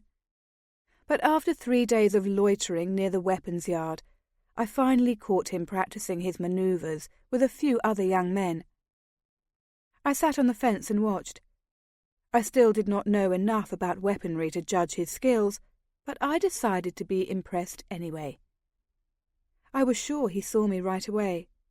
Roderick was the sort who would notice any spectators, whether he liked them or not, but he took his time about coming over to me once his bouts were ended. First, he discussed some fine point of attack with his erstwhile opponent. Then he inspected some imagined nick in his blade. Then he conferred with the weapons master about some private matter. Finally he shrugged, picked up his discarded gloves, and sauntered to my side. "They've let you out of your room, I see," he said in his unhurried way. I noticed that he had not asked me how I was feeling, so I didn't bother to assure him that I was fine. "Yes, finally. I got tired of all the fussing." "I'm not sure I'd ever get tired of fussing," he said mildly. "I've never had a surfeit so far." "I just wanted to tell you," I said. I just wanted to thank you for bringing me home safely." He shrugged. "Anyone could have scooped you off the ground and hauled you back," he said, most unromantically. "Your sister could have done it if you two had been out alone." I took a breath and held on to my temper. "But the fact remains that it was you, and I wanted to let you know I appreciated it, however ungracious you were." I could not stop from adding, "when you threatened to leave me behind." Now his grin lit his face with a sunny halo. "That was ill done of me," he admitted, "but I was frightened and worried, so I talked cruel to cover it up." "You were not the least bit worried. You were angry." "That too." "So I'll be more careful in the future." There seemed to be nothing more to say on this topic, so I changed the subject. "And I understand you're the one who brought down the wolf.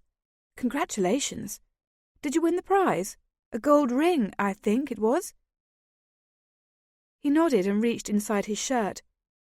On a plain silver chain, the decorated gold band looked glorious and out of place. I was not surprised he did not wear it on his hand. It would have gone oddly with his rough cotton clothes and battle gear. "It's pretty, isn't it?" he said, allowing himself to sound pleased. "Lord Matthew himself brought it to me, Kent at his heels. That made me proud. The recognition of a job well done. Some places the promised rewards don't always materialise." I admired it a moment, then glanced at his face with a smile on my own. "Now you can hunt Aliora and be safe," I said. He tucked the ring back inside his shirt. "I might be safe, but I don't think that's a prey I'll be hunting," he said. "Why?" I asked. He looked at me consideringly. I could not tell if he thought I should already know the answer, or if he thought I was too witless to understand it. "I'd trap a falcon to train for the hunt. I'd catch a wild horse and break it to ride. Might even try to raise wolf cubs. Some men have done it. Keep them as pets, though they're wilder than any dog. But I wouldn't hunt a creature that looks and moves and talks like a man just to sell him into slavery. I'd rather kill him outright." My breath had caught somewhere in my chest, and I couldn't breathe past a constriction. "But aliora are... they're not humans. Everybody says so. And anyway, they steal us. Human children, I mean." He shrugged. "No one I know was ever taken by an aliora." But you... if the stories aren't true..." "Didn't say that either. Just said I couldn't prove them." "But you went with us, on the hunt," I said stupidly. He smiled. "There was no way that group was going to bring back trophies," he said. "Anyway, I was ordered along to protect the prince. I wasn't asked to bring in specimens, and I wouldn't have." I just stared up at him, unable to come up with any more words. I had never before heard anyone compare aliora to men and women. It had not occurred to me that anyone rated them at such a high level. I had realized, vaguely, uncomfortably, that the aliora themselves were anxious to see no more of their kin captured. But that was fellow feeling. That made sense. Everyone in the royal household took the aliora slaves for granted. A right, even a necessity. It had not occurred to me to question the arrangement. I was silent so long that Roderick's smile faded and returned. "New thoughts come hard to a noblewoman, I see," he commented in a soft voice. "Half noble," I corrected absently. "Then perhaps they come twice as fast." "But do you think—" I began, but he flung up a hand. "That is the end of the subject," he said. "I was due back at the guard's house 5 minutes ago. I'm glad to see you're on your feet and looking a little less like death. Take care of yourself over the winter." He smiled again, touched his fist to his forehead, and strode away. A week later, Jackson was back, and summer was over and it was time for me to leave. Upon his arrival, Jackson had been gratifyingly alarmed to learn of my fall and wanted to see with his own eyes that I was properly healed. So he stood over me and pushed back the heavy dark hair along my scalp and peered down at the bruises.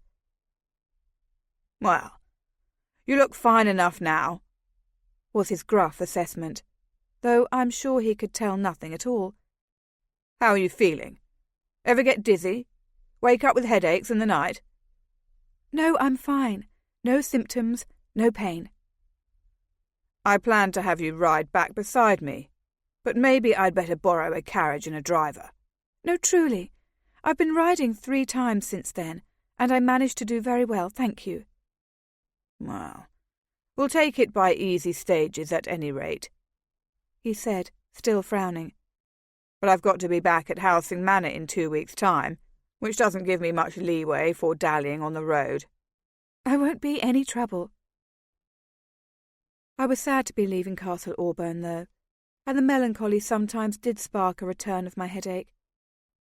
In her quiet way, Alessandra seemed equally heartsick.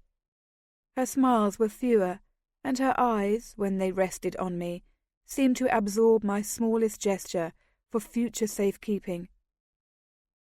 She said very little, but brought me presents almost every day of my final week in the castle.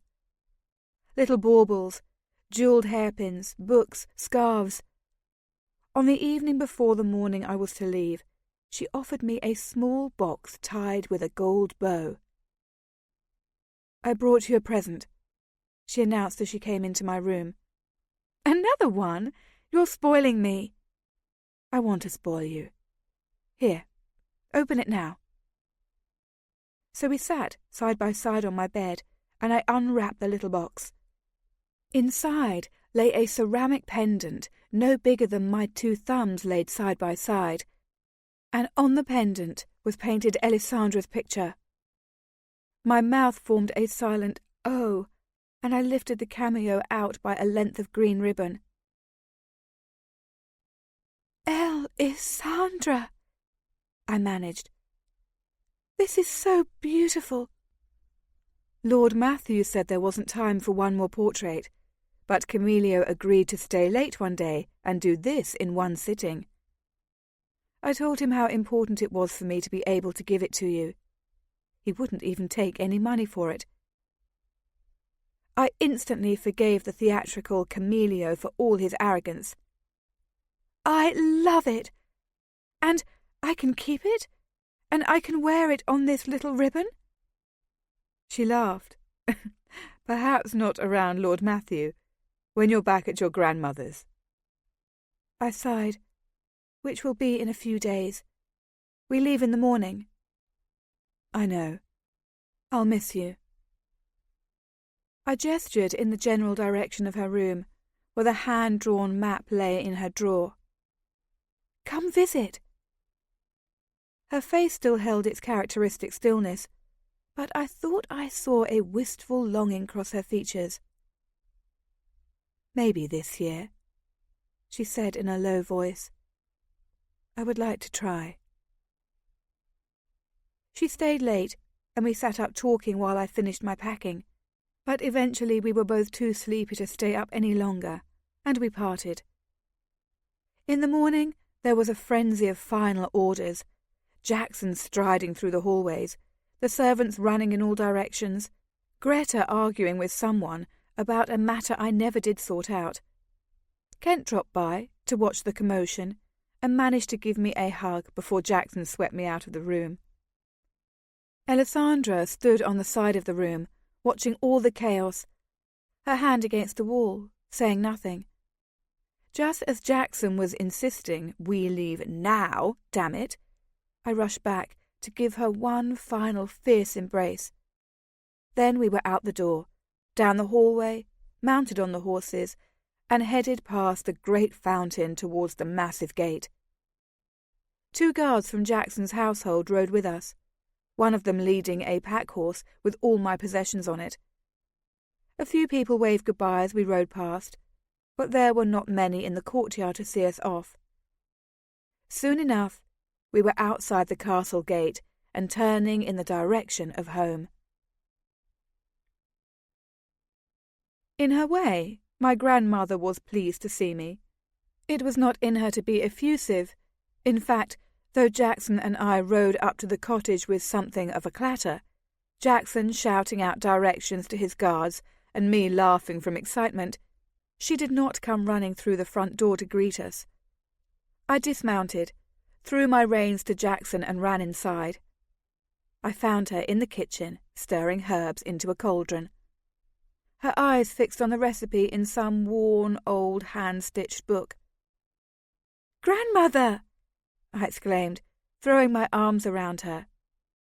She nodded absently, her gaze still fixed on her page, and put her free arm around my shoulder. "Yes, good. I see you're back, Corrie," she said. "Are you hungry? I won't be finished here for a while, but there's plenty of food in the pantry." Much different from Alessandra's happy hugs when I arrived at Castle Auburn every summer. "In a little while. Grandmother, we just got here. Come out and say hello to Uncle Jackson." She grimaced. She didn't care for Jackson any more than Greta cared for me. "Corrie, I can't stir a step from this spot until the whole mixture is dissolved. If he wants to talk to me, have him come right in." I sighed and disentangled myself. "I'll go fetch him." I went back outside to find Jackson and his men had already unloaded most of my possessions. Jackson hoisted a stuffed bag to his shoulder and asked, "Is it safe to go inside?" I shrugged and nodded. "She's too busy to come out and greet you." "She always is." Soon enough, my belongings were all stowed inside, and Jackson's men were again in the saddle, waiting the order to ride out. Jackson himself took a few minutes to say goodbye, promised to write, and make plans to come fetch me next summer. "You be good now," were his parting words. Then he kissed me on the cheek, swung back into the saddle, and waved goodbye. I watched them ride down the dirt road, which was quickly swallowed up by scraggly forest, and waved half-heartedly for as long as I thought there was a chance Jackson might look back. Then I sighed again, silently this time, and headed back inside the cottage. "Do you need me?" I called to my grandmother as I stepped through the door. "If not, I'll unpack." "I'm fine," she replied. "Get settled." So I dragged my final few bundles to my room, looked around me as I moved through the cottage. As always upon my return, it seemed smaller than I remembered, its compact stone walls greyer and more dense. I noticed details as if for the first time, the way bundles of herbs hung, hundreds in a row, from the parallel beams of the ceiling, the varieties of plants clustered at all 4 windows of the parlour, all in bloom, all heavy with their own medicinal secrets. My eyes went to the comfortable but worn furniture, a helter-skelter arrangement of stools and sofas and rocking chairs and armoires, and bookshelves lining every wall, spilling over with books, books piled up before them, books open on every surface in the room. I had thought for years that every single one was a spell book, filled with herb lore and potions. But once I was old enough to read, I found that many of them were novels and romances. My grandmother was not what you would call sentimental, but she loved a good story. My own chamber was much neater than the central room, and it looked as though my grandmother had not even stepped inside it for the whole 3 months that I was gone. It was filled with sturdy furniture and bright colours, a narrow bed covered with a scarlet comforter, a rocking chair, an overstuffed armchair, a cedar chest, a mirror, a hand-woven rug of many colours, and a bookshelf of my own. Like my grandmother, I enjoyed a good story. Unlike her, I was often too lazy to read. I opened the closet and began organising clothes into piles. Dirty, dirty, very dirty, clean enough to hang up and wear again. I could see it would take me 3 days to get my wardrobe back in order. But I had enough clean clothes to last those 3 days, so I abandoned the task. I wandered back to the kitchen to assist my grandmother. "So, what are you making?" I asked. I snagged an apple from an open basket and perched on a stool close to the stove. "Experimental. It's supposed to guard against warts. Angus wants it for his son, who spends all day in the marsh gathering thatching reeds. I read the recipe in an old book, but I've never heard of anyone using it successfully. But I added a few ingredients of my own." "I brought you a present from the apothecary at Castle Auburn," I said, suddenly remembering. "Oh, you did? What might that be?" "Sapphires," I said. "She said it's very rare?" My grandmother actually looked up from her stirring when I pronounced the word. "Sapphires," she repeated. "I haven't had any of that for years. 20 years, maybe." "So it's good?" "Wonderful. Heals without headaches, as my aunt used to say. Nothing like it. That was generous of her." "Well, I gave her some halen root." She nodded. "A good trade." "And I brought you something else," I said. "I wonder if you've heard of it, because I never did." "What's that?" "Dayig seeds." This time she was not awestruck enough to lift her gaze from the book before her. She gave a small snort. "Don't know what I'd use them for. Poison the rats, maybe. Though they haven't been bad this year." "So they are poison?" I asked, because I had never been sure. "Will they kill a man?" "They will, if he eats 100 of them every day for a month," she said. "Trace poison. The seeds can make you sick, but you'd have to be pretty stupid to die from them." "Huh," I said, and didn't explain why I was asking. "The fruit's good, though." She nodded absently. "That it is. Where did you come across it?" "Out with Jackson, hunting." She snorted again, more loudly. "Oh, just the sort of man who'd go picking questionable fruit from the trees and feeding it to his friends." I held my peace. Nothing would improve her opinion of Jackson or any member of his family. We sat in silence for a while. If you discounted the munching sounds I made as I consumed the apple, and then suddenly she gave a small exclamation of annoyance. "Oh, I forgot the elderberry. But it still has to settle 20 minutes or so. Perhaps it's not too late." I hopped up from my seat. I knew right where it was. "I'll get it." "Oh, good. 2 bottles and hurry. Oh, thank goodness you're back." And that's how I knew she was pleased to see me return. The next day, I was less certain. I emerged from my room later than usual to the sound of light, feminine conversation. When I made it to the kitchen, still rubbing my eyes, I found my grandmother talking to a fair-haired girl about my age. She looked vaguely familiar, so I assumed she was from one of the village families, and she looked fairly intent, so I figured she had come for advice or healing. Imagine my surprise when my sleepy brain took in the gist of my grandmother's words, which were nothing less than a lesson in potion-making, which I had learned last spring. "Now, if it's a cough only, you add a few leaves of citronelle. But if it's a cough and a fever, omit the citronelle. Substitute with butter hazel or lemon alliot." "Good morning," I said stupidly to the two of them. My grandmother barely glanced my way, but the blonde girl gave me a shy smile.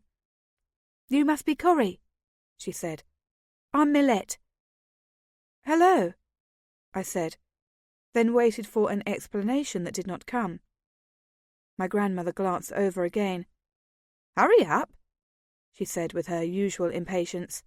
"The day's half over and you haven't even dressed. Time for lessons." Unsure of how to reply to that, I nodded and went to clean up. 20 minutes later I was back in the kitchen, helping myself to toast and fruit. Millette was now learning the proper way to grind the citronelle, which pestle to use and how fine to make the powder. She watched my grandmother closely, absorbed but not nervous. She must have come here often, because it takes a while to become at ease around my grandmother. "Well, I'm ready," I said loudly, setting aside my plate. "What do we learn next?" Millette and I took our lessons together for the rest of the day. When she finally left, my grandmother accompanied her out to the door, calling to me to feed the hens and rabbits. The coop and pens were some distance from the house, past the extensive garden filled with mysterious flowers and even more mysterious herbs. I took my time about feeding the animals, dribbling corn, grain, and lettuce into their cages, and watching them gobble up their meals. Then I freshened their water, petted my favourites, and walked slowly back to the cottage. Grandmother was setting a stew over the fire, and the smells of dill and onion were comforting and strong. I sat on my customary stool and watched her for some time without speaking. She was the one who finally offered an explanation for which I was too stubborn to ask. "Rosa's girl. You know, the candle maker. 5th child, and no more hands needed in that house. Rosa asked if I'd take her on as an apprentice." "You have one," I said in a neutral tone. Grandmother shrugged. "We'll see. So far she learns pretty quickly, but I haven't given her any hard lessons. But I like her. She's a good girl, not too talky, not too stupid." "But I thought I was your apprentice," I said. Again, that dismissive snort. "You're my apprentice when you're here, which is only 3/4 of the year. And will you be here when you turn 20 or 21? I don't think so. I'm the only wise woman for 30 miles. I need to train someone I can trust to be here when I'm gone." "I'll be here," I protested, a little heat streaking through my voice. "Why wouldn't I be?" She cast me one quick, derisive look. "No one who's been offered a castle will choose a cottage," she said. "But I haven't been offered a castle." She twisted one hand in an indeterminate gesture that meant, "Not yet, maybe." "I know what your Uncle Jackson is grooming you for, and it's not life-dispensing herbs to childless village women," she said. "You have the right to make your own choice, of course, but it's not hard to see what your future holds. When you live among grand people, your ambitions change. Nothing strange about that." How many people had made much this same prediction for me during the past summer? Yet this time it filled me with an unreasoning panic. "I don't want grand houses. I don't want to marry some nobleman that Jackson and Greta pick out for me. I want to live with you and become wise woman to the village and never marry. Or perhaps marry for love, some country boy with no manners but a good heart." She laughed at that. "And there aren't as many of those around as you would like to think either," she said. "I'd be happy if that was the life you picked, but I'm not depending on it. So, I invited Millette in, and she'll stay. You'll both just have to get used to it." "But, Grandmother," I said. She pointed to the pantry behind me. "I need salt, and see if you can find any dried marjoram. This smells too bland for me." And that was the last discussion we had on the topic. For the rest of the fall and the entire winter, Millette was at the house as soon as I woke, and there till lessons ended at dusk. Sometimes she stayed the night, sleeping silently on the worn red couch in the parlour, never stirring, never crying out. Once I got up in the middle of the night, thirsty and looking for water, and I stood over her a long time, watching her untroubled sleep. She was everything I had always thought I was, a cheerful, intelligent, hard-working girl who knew her place in the world and had a certain ambition for her life. And she inhabited a role everyone seemed determined to push me out of. I could not hate her, but I was able to resist liking her. And she was very wary of me as well. Thus an unspoken but fierce competition existed between us, and we each engaged to learn every new lesson before the other. It made us better students, which pleased my grandmother no end, but it did not make life any less complicated. When summer came around the following year, and I prepared to return to Castle Auburn, I realised that I would lose ground to Millet every day of the next 3 months, and the thought was bitter, though it did not prevent me from making my annual sojourn.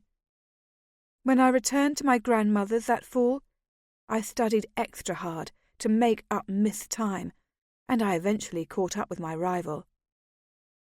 But the next summer, I fell even further behind, and even further the following year.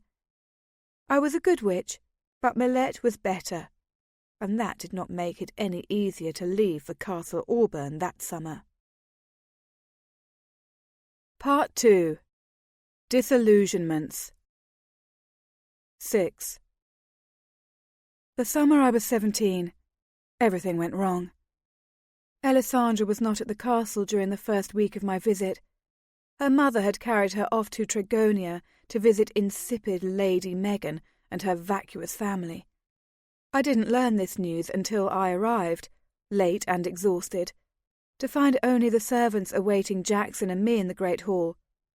I, of course, rushed immediately up to Greta's suite to discover all those rooms empty and no fire in my own bedroom. The footman who had carried my luggage up 2 stairwells and down 2 long hallways hustled off to find a chambermaid who could build a fire and bring me fresh water. Jackson had carried one of my bags himself and glanced around my cold room while we waited. "Not very welcoming," he observed. "I thought I told Greta when I'd arrive, but maybe she mislaid the note." "But I wrote Alessandra. I know she wouldn't have forgotten," I said, sniffling a little, though I was trying not to cry. "That horrible woman has taken her away on purpose." Jackson shrugged. "Maybe. Who knows? I'll talk to her when I get back." "When you get back?" "I'm off to Phelan Market in the morning." "But, Uncle Jackson, I've scarcely seen you. When will you be back?" He hugged me somewhat absent-mindedly. "A month, maybe. I've got a hunting trip planned as well." I pulled away and stared at him open-mouthed. It was typical of him to be gone from the castle during much of my sojourn, but usually he stayed long enough to see me settled in. "Uncle Jackson!" I said again. "I know," he said sympathetically. "Not the best plans, all in all. I'll make it up to you later on." When he left, I cried myself to sleep, even though by now I was much too old for such foolishness. All I could think was how much better off I would be, still in the village, contesting with Millet for my grandmother's affections. If no one wanted me here, why had I made such an effort to arrive? But things were a little better in the morning. The first thing I saw when I opened my eyes was Cressida's slim shape, moving silently between my luggage and my closet, putting my clothes away. I sat up in bed, calling out her name. She came over to sit beside me. "Good morning, Corey," she said in that sweet, soft voice that lapped over me like warm summer rain. "Look at you. You've gotten all grown up over the winter." I laughed and straightened where I sat, the better to show off my newly developed bust line. "And I've grown another inch taller, but I hope it's the very last time," I said. "I'm getting too tall." "No such thing as too tall," she said. She had automatically reached for a brush, and now she began uncoiling the tangles of my hair. "It's good for a woman to be able to look into a man's eye. Then she's not afraid to tell him what she thinks." I laughed again. Not usually a problem I have, anyway. She smiled. "No." "So what else happened while you were gone? What about that Millet girl? Is she still there?" Just her voice, Just her presence, just the comforting stroke of her hands through my hair made me happier than I had been since I left my grandmother's cottage. I told her all about Millet, some of the potions I had learned, and the names of the village boys who had flirted with me during the autumn, winter, and spring. "And here, how is everybody?" I demanded. "Alessandra?" "Lovely as always. She was very unhappy that she would be gone when you arrived, but she should be here in a day or two. She has a new maid, the quietest little thing, but so devoted to her. It seems to have made her days easier." "And Kent? Marion? Angela? How are they?" "Kent looks more like his father every day, getting heavier in the bones, more like a man. Marion and Angela are silly as ever, but growing up just like you." "And Brian?" She was silent a moment, or so it seemed. Then she laid the brush aside. "Brian is as he always is, but more so," was the unhelpful response. "Hard to believe he will be king next year. Time for you to take a bath. I'll get a dress ready for you." 45 minutes later, I was clean, hungry, and in the small breakfast room, where food was laid out for those who did not eat in their rooms. I was late, so I expected it to be empty. But Kent and his father strode in shortly I had started eating. Lord Matthew did no more than nod at me before filling his plate at the sideboard. But Kent came over to give me a hug. "Stand up," he commanded, pulling me from my chair. "Oh, look at you. Turn around. Amazing. You look more like your sister every year." No compliment could have pleased me more. I gave him a quick curtsy and inspected him in turn. His dark hair looked newly cut, for the planes of his face seemed sharper, more severe than I remembered, and his grey eyes far more direct. While I had grown taller, he seemed to have grown broader, though he was still trim and lean. Cressida was right. The thin, serious youth had become a thoughtful, sober man. "You look older," I said. He smiled at that. "You had all winter to think about it, and you couldn't have come up with a nicer thing to say?" "Older, wiser, more authoritative, and better looking," I amended. "Do you like that better?" "Much. Are you still eating? I'll sit with you." The Regent did a glance over at that. "I'll need you in a few minutes, Kent." Kent nodded. "I'll be right there." Lord Matthew looked as if he might say something else, didn't, and set down his plate. He had eaten everything he wanted in 3 brief minutes. Without another word, he left the room. "Is something wrong?" I asked. "Something's always wrong when you're trying to run a kingdom," Kent said lightly. "Like what?" He looked at me consideringly, as if he wasn't sure I was truly interested. 8 provinces ruled by strong-willed viceroys who have always respected my father. 1 year from the time a 20-year-old hothead ascends to the throne. Some of the viceroys don't want to be led by the new king, and they haven't been too subtle about the ways they've said so, which has not made Brian any less volatile. My father is doing what he can to soothe the waters. It's been an interesting year." Much as I had always mooned over Brian, I could see Kent's point. The handsome red-headed prince was much more likely to appeal to an impressionable young lady than a seasoned and wary landowner. "Which viceroys don't like him?" I asked. Kent smiled. "Most of them, but Dirksen of Trigonia has been the most vocal.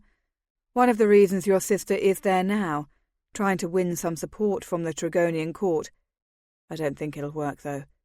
Dirksen has said flat out that he won't swear alliance with Auburn unless a different man is on the throne. Or a different woman." I was confused. different woman? His daughter. Then he'd back Brian. He'd have to. But, wait. He wants Megan to marry Brian. But Alessandra and Brian have been betrothed for 19 years. Kent nodded. Ah, but he wouldn't leave her completely out of the matrimonial arena, he said, and his voice was very dry. His son, Borgen, is a personable young man of about 25 who would very much like a close alliance with the House of Ovrelet, and housing is close enough for him. My head was spinning. None of this manoeuvring had ever been suggested to me before. I had thought an engagement, once announced, was a settled thing forever. But the kings have always taken their brides from the House of Hasling, I said. You told me that. Which is why Dirksen considers the match good enough. Greta does not, of course, because nothing will do for her but royalty. But she agreed to go to Trigonia and play the game. Who knows? Dirksen's a widower himself, and Greta is reasonably attractive. That might satisfy him. I put a hand to my temple. You're making my head hurt, I complained. He smiled again, a bit more bitterly. Well, you did ask. I had one more question. What does Brian think of all this? After all, he has always assumed Alessandra would be his bride. Brian, Kent said, and fell silent as he seemed to think it over. Before he could answer, if he had even planned to, Brian himself entered the room. Kent, did you? Oh, Corrie, I didn't know you were arriving so soon, he exclaimed. He descended upon me like a red desire, sweeping me from my chair and pulling me into an enthusiastic hug. Still holding my hands, he pulled back to survey me with a frankly assessing expression. Well, don't you look inviting, he said gaily. Our little Corrie has grown up to be quite a woman. I felt myself blushing and ducking my head. I was not used to such attention from the prince. He was as beautiful as ever, that I could tell from my quick glance at his face, and his smile was melting my bones in a most peculiar way. I'll have to spend some time with you, getting to know you again, he said. I look forward to that. Leaning over, he kissed me quickly and lightly on the mouth. At my expression of stupefaction, he laughed out loud. Still the unspoiled country girl, I see, he said, dropping my hands. That's what I've always liked about you. Kent, your father sent me to fetch you. He wants us both in his parlour. Tell him I'll be there in a minute, Kent said coolly. I had something else to tell Corrie. Brian nodded at both of us. Later then, he said, and left the room. I turned to look at Kent. I had not said a word since Brian marched into the room. Kent's expression was both cautious and rueful. He watched me as if unsure of my emotions. Brian, he said, as if we had not been interrupted, has discovered how very much he likes women who are attracted to the man who will be king. I don't know that, at the moment, he is too interested in marrying anybody, even someone as gracious and gentle as your sister. Perhaps especially someone as gracious and gentle as your sister. But he... Yes, but Brian was always something of a flirt, I said weakly. A shadow crossed Kent's face, as if he was disappointed at my inability to discern some very basic truth. He rose to his feet. And perhaps it is nothing more than that, he said. It is hard to know you are the most powerful man in the kingdom and not be interested in using your power. What does that mean? I asked irritably, but Kent was already at the door. My father needs me. It's good to see you again, Corrie, he said. Then he too left the room. I finished my breakfast in silence and solitude. I did not care much for my first morning back at the castle. There were to be more disappointments. I made my way to Angela's room, to find her being fitted for a new dress. Marion sat in the corner reading a novel, but she leapt up at my entrance. After we had all exclaimed over each other, "How different we looked, how lovely! Your hair looks so good that way," Angela shooed the fitter out of the room, and we sat together and talked. Angela always had the best gossip, and so I hoped she would enlighten me on some of Kent's dour suggestions. "It is so good to see you both," I said, aiming at my goal through a circuitous route. "I could not believe it when I arrived last night and found Alessandra gone, and to Tregonia of all places. Why there? With that vapid Lady Megan?" Angela leaned forward to whisper, even though there were only the three of us in the room. "Lord Matthew hopes that if Alessandra's gone for a while, Brian will miss her. He thinks the prince does not appreciate his intended bride." I made my face look incredulous. "Does not appreciate her? Why? What do you mean?" Angela glanced around the room yet one more time, her blue eyes very wide. "Lately, Brian has said he does not care to marry next year, as has always been intended. He told his uncle that he will be a good and faithful husband, but not yet. The regent is absolutely furious, so he sent Alessandra away. But Brian has not seemed to regret it," Marion murmured. Angela giggled. "I can't say I'm sorry," she said. "I love to dance with Brian 5 times in one night, or walk with him through the gardens. Did you ever see a more beautiful man? And the things he says, I know he doesn't mean them, but I like to hear them, and I know he says them to other girls. I don't think the prince is ready to marry either. And I say, let him wait. Let him see who else might take his fancy." I had always liked Angela, but at that moment I wanted to strike her dead. I spent so much energy holding on to my black fury that Marion had time to detail her encounters too with the prince. I remembered that kiss in the breakfast room. All of us had always adored Brian, but none of us had ever expected him to notice us. Now that he had, it was so much stranger than any of us had expected. We talked a while longer before I could escape, heading outside again, where it seemed I might have enough room for my thoughts to circle around my dizzy head. There was no solving this puzzle, I knew, but a little exercise might at least calm my mind. I strode through the gardens at a pretty good pace, disturbing a few sets of lovers and a handful of birds. My way took me without conscious volition to the back of the castle, to the guardhouses and the weapons yard, where there was even now a practice session underway.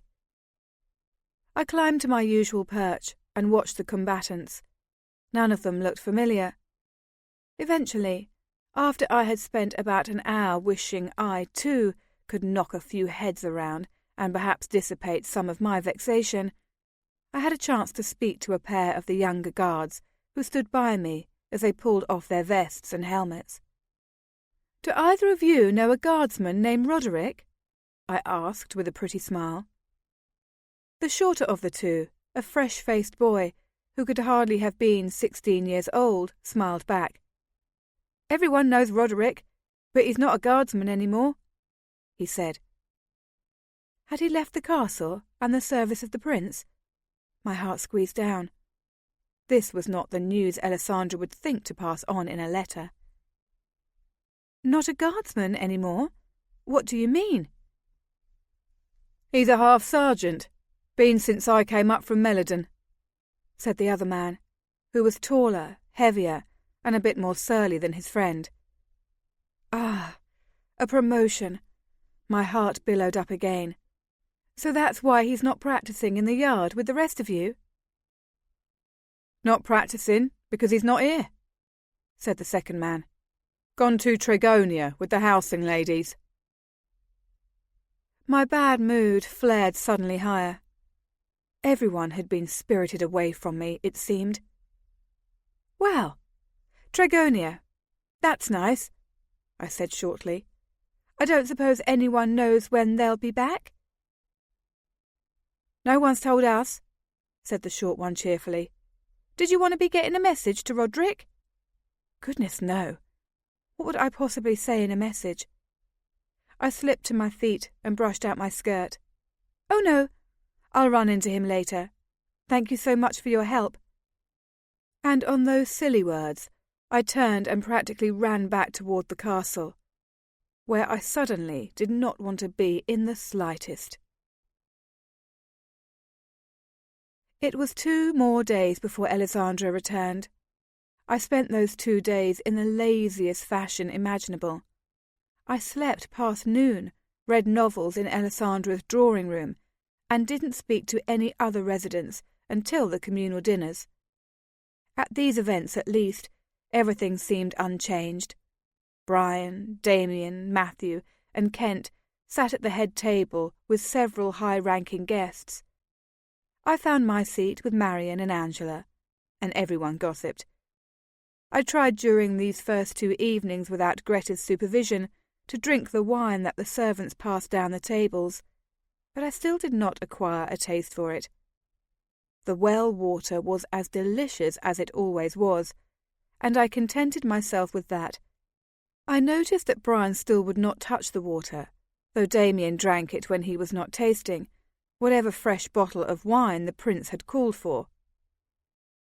I was beginning to think Brian was a little more erratic than I had ever noticed before. After the meals, where I ate as much of the rich food as I possibly could to make up for grandmother's much simpler table fare, I returned to my room to nap for a few hours. And both those 2 nights, and for most of the nights of that summer, I woke as the clocks were striking 2.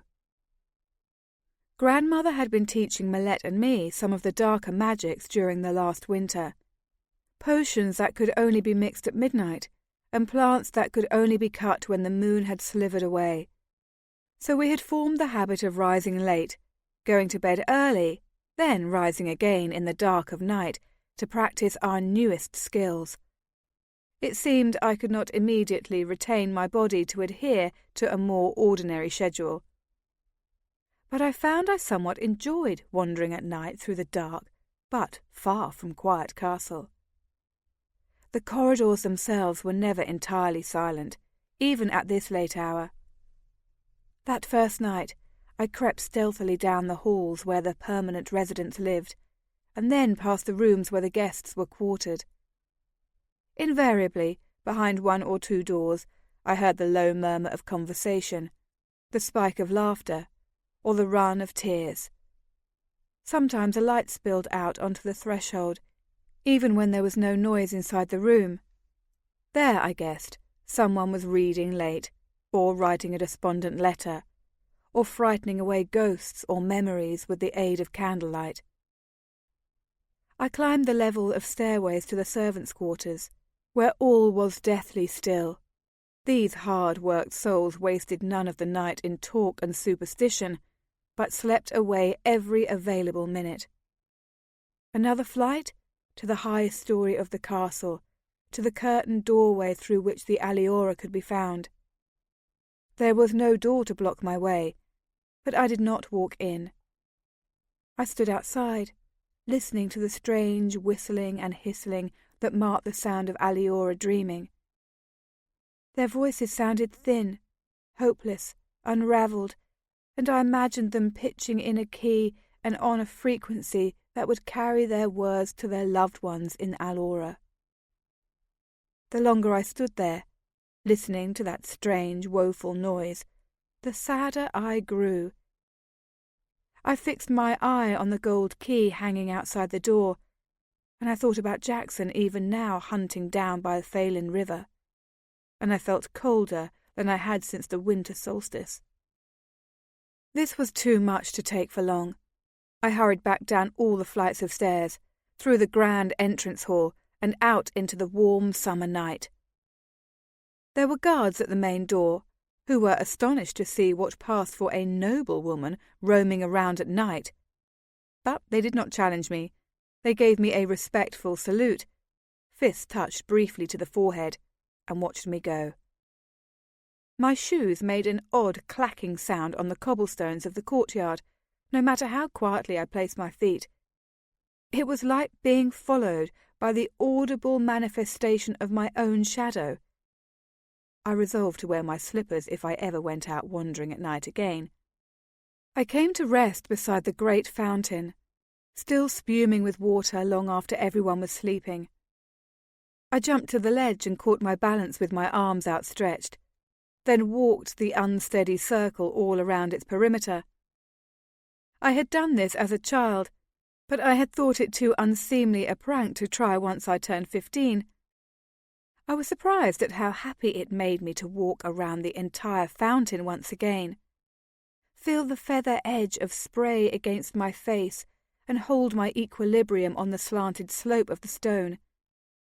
Laughing silently, I completed the circle and hopped down. It was a few quick steps to the front of the courtyard and the great gates that guarded the entrance to the castle. Here there were 4 men on guard, all talking in low voices until they caught my clattering approach. Then they all came to attention, placing their hands on their weapons and assessing what kind of threat I might offer. I liked it. It made me feel like I could sleep more soundly at night, knowing that guards were on watch from danger without or within. But 2 of them at least recognized me as soon as I recognized them. The young men I had spoken to briefly in the weapons yard that afternoon. I hesitated just a moment before addressing them. "A long day for you 2, I observed. "Will they let you sleep late in the morning, or is it up at dawn and back to practice?" The short one grinned. He had curly brown hair and an open smile. He could not have been here long. "Sleep in," he said. "Clote says it's the best part of drawing night duty. He's a lazy bones anyway, hates to get up when the sun rises." I glanced at his surly friend. "And this would be Clote?" The short boy nodded. "He's Clote. I'm Shoro. That's Clem and Estes." Clem and Estes were a pair of evenly matched young men, who looked large enough and menacing enough to give me pause, but they both nodded and smiled in a friendly way. Clearly they wondered what I was doing out at night, but Shoro obviously had already pegged me for an eccentric, so he didn't mind extending our acquaintance.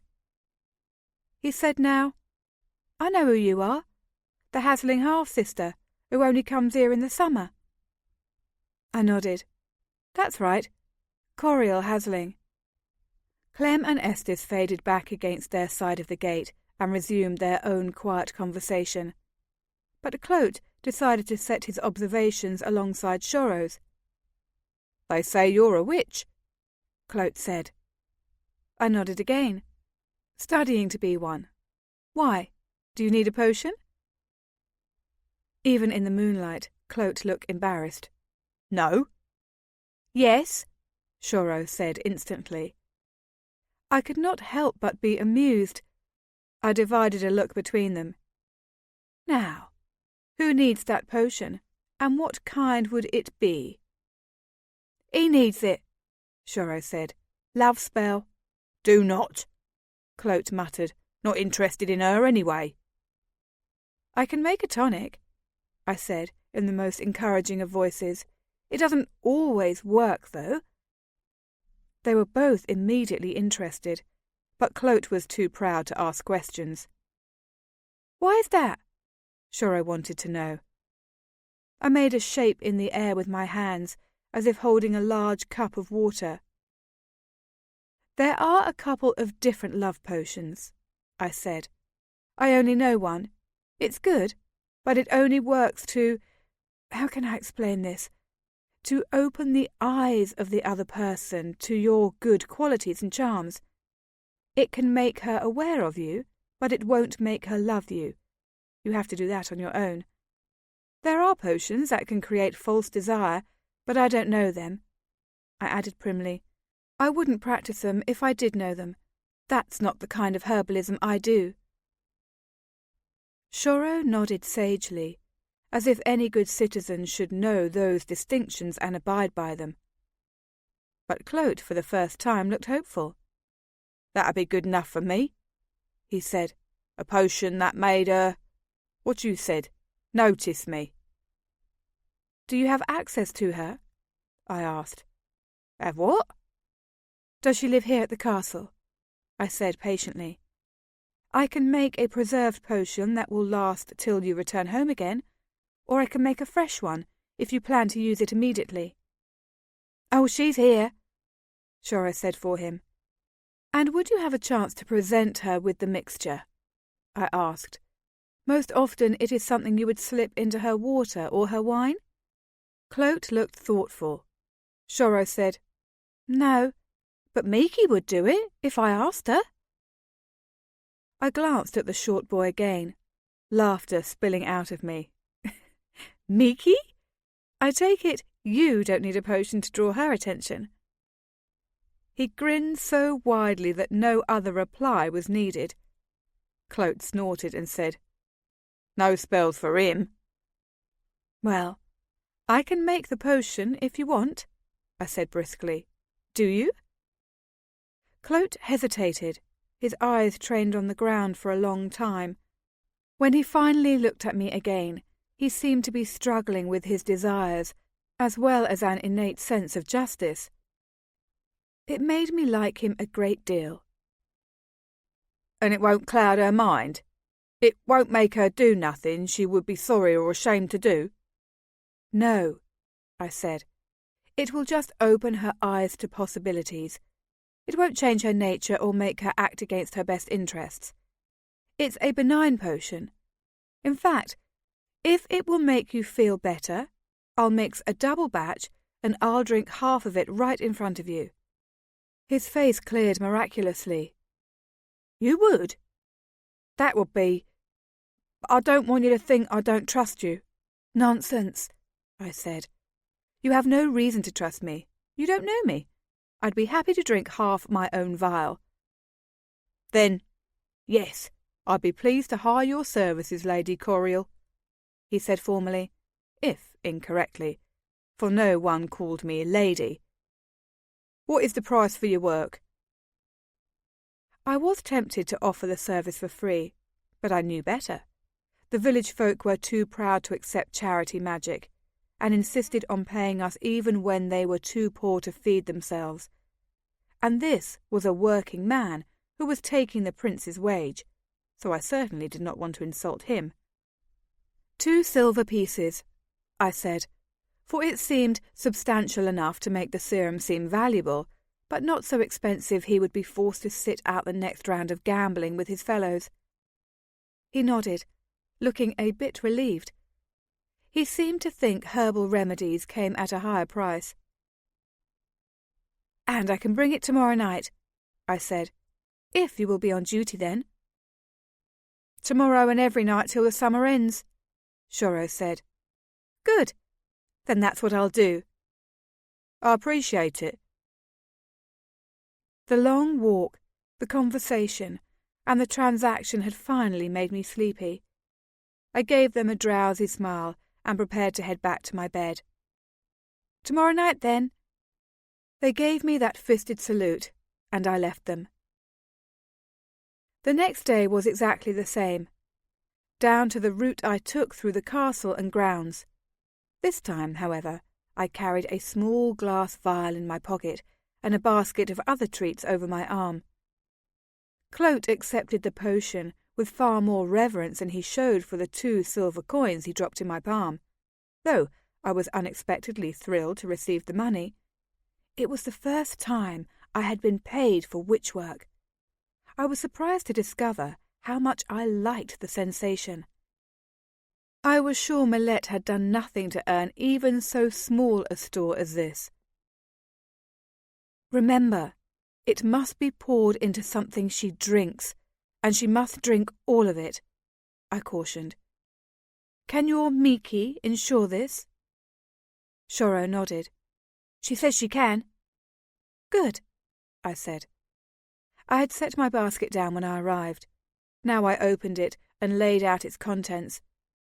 A stoppered pitcher and 5 metal cups.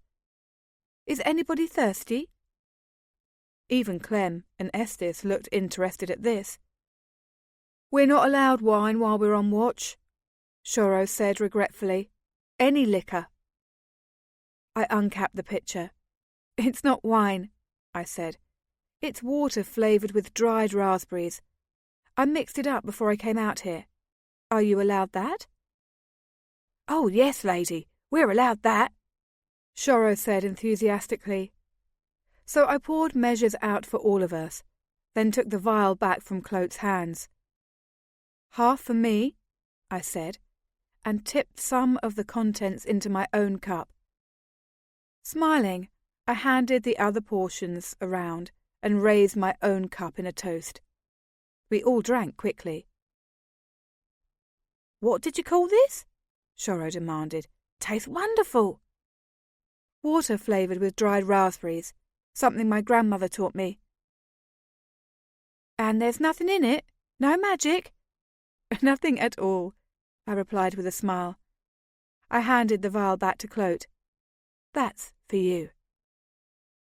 He was watching me, as if to make sure I didn't turn into a dragon or a wraith before his eyes.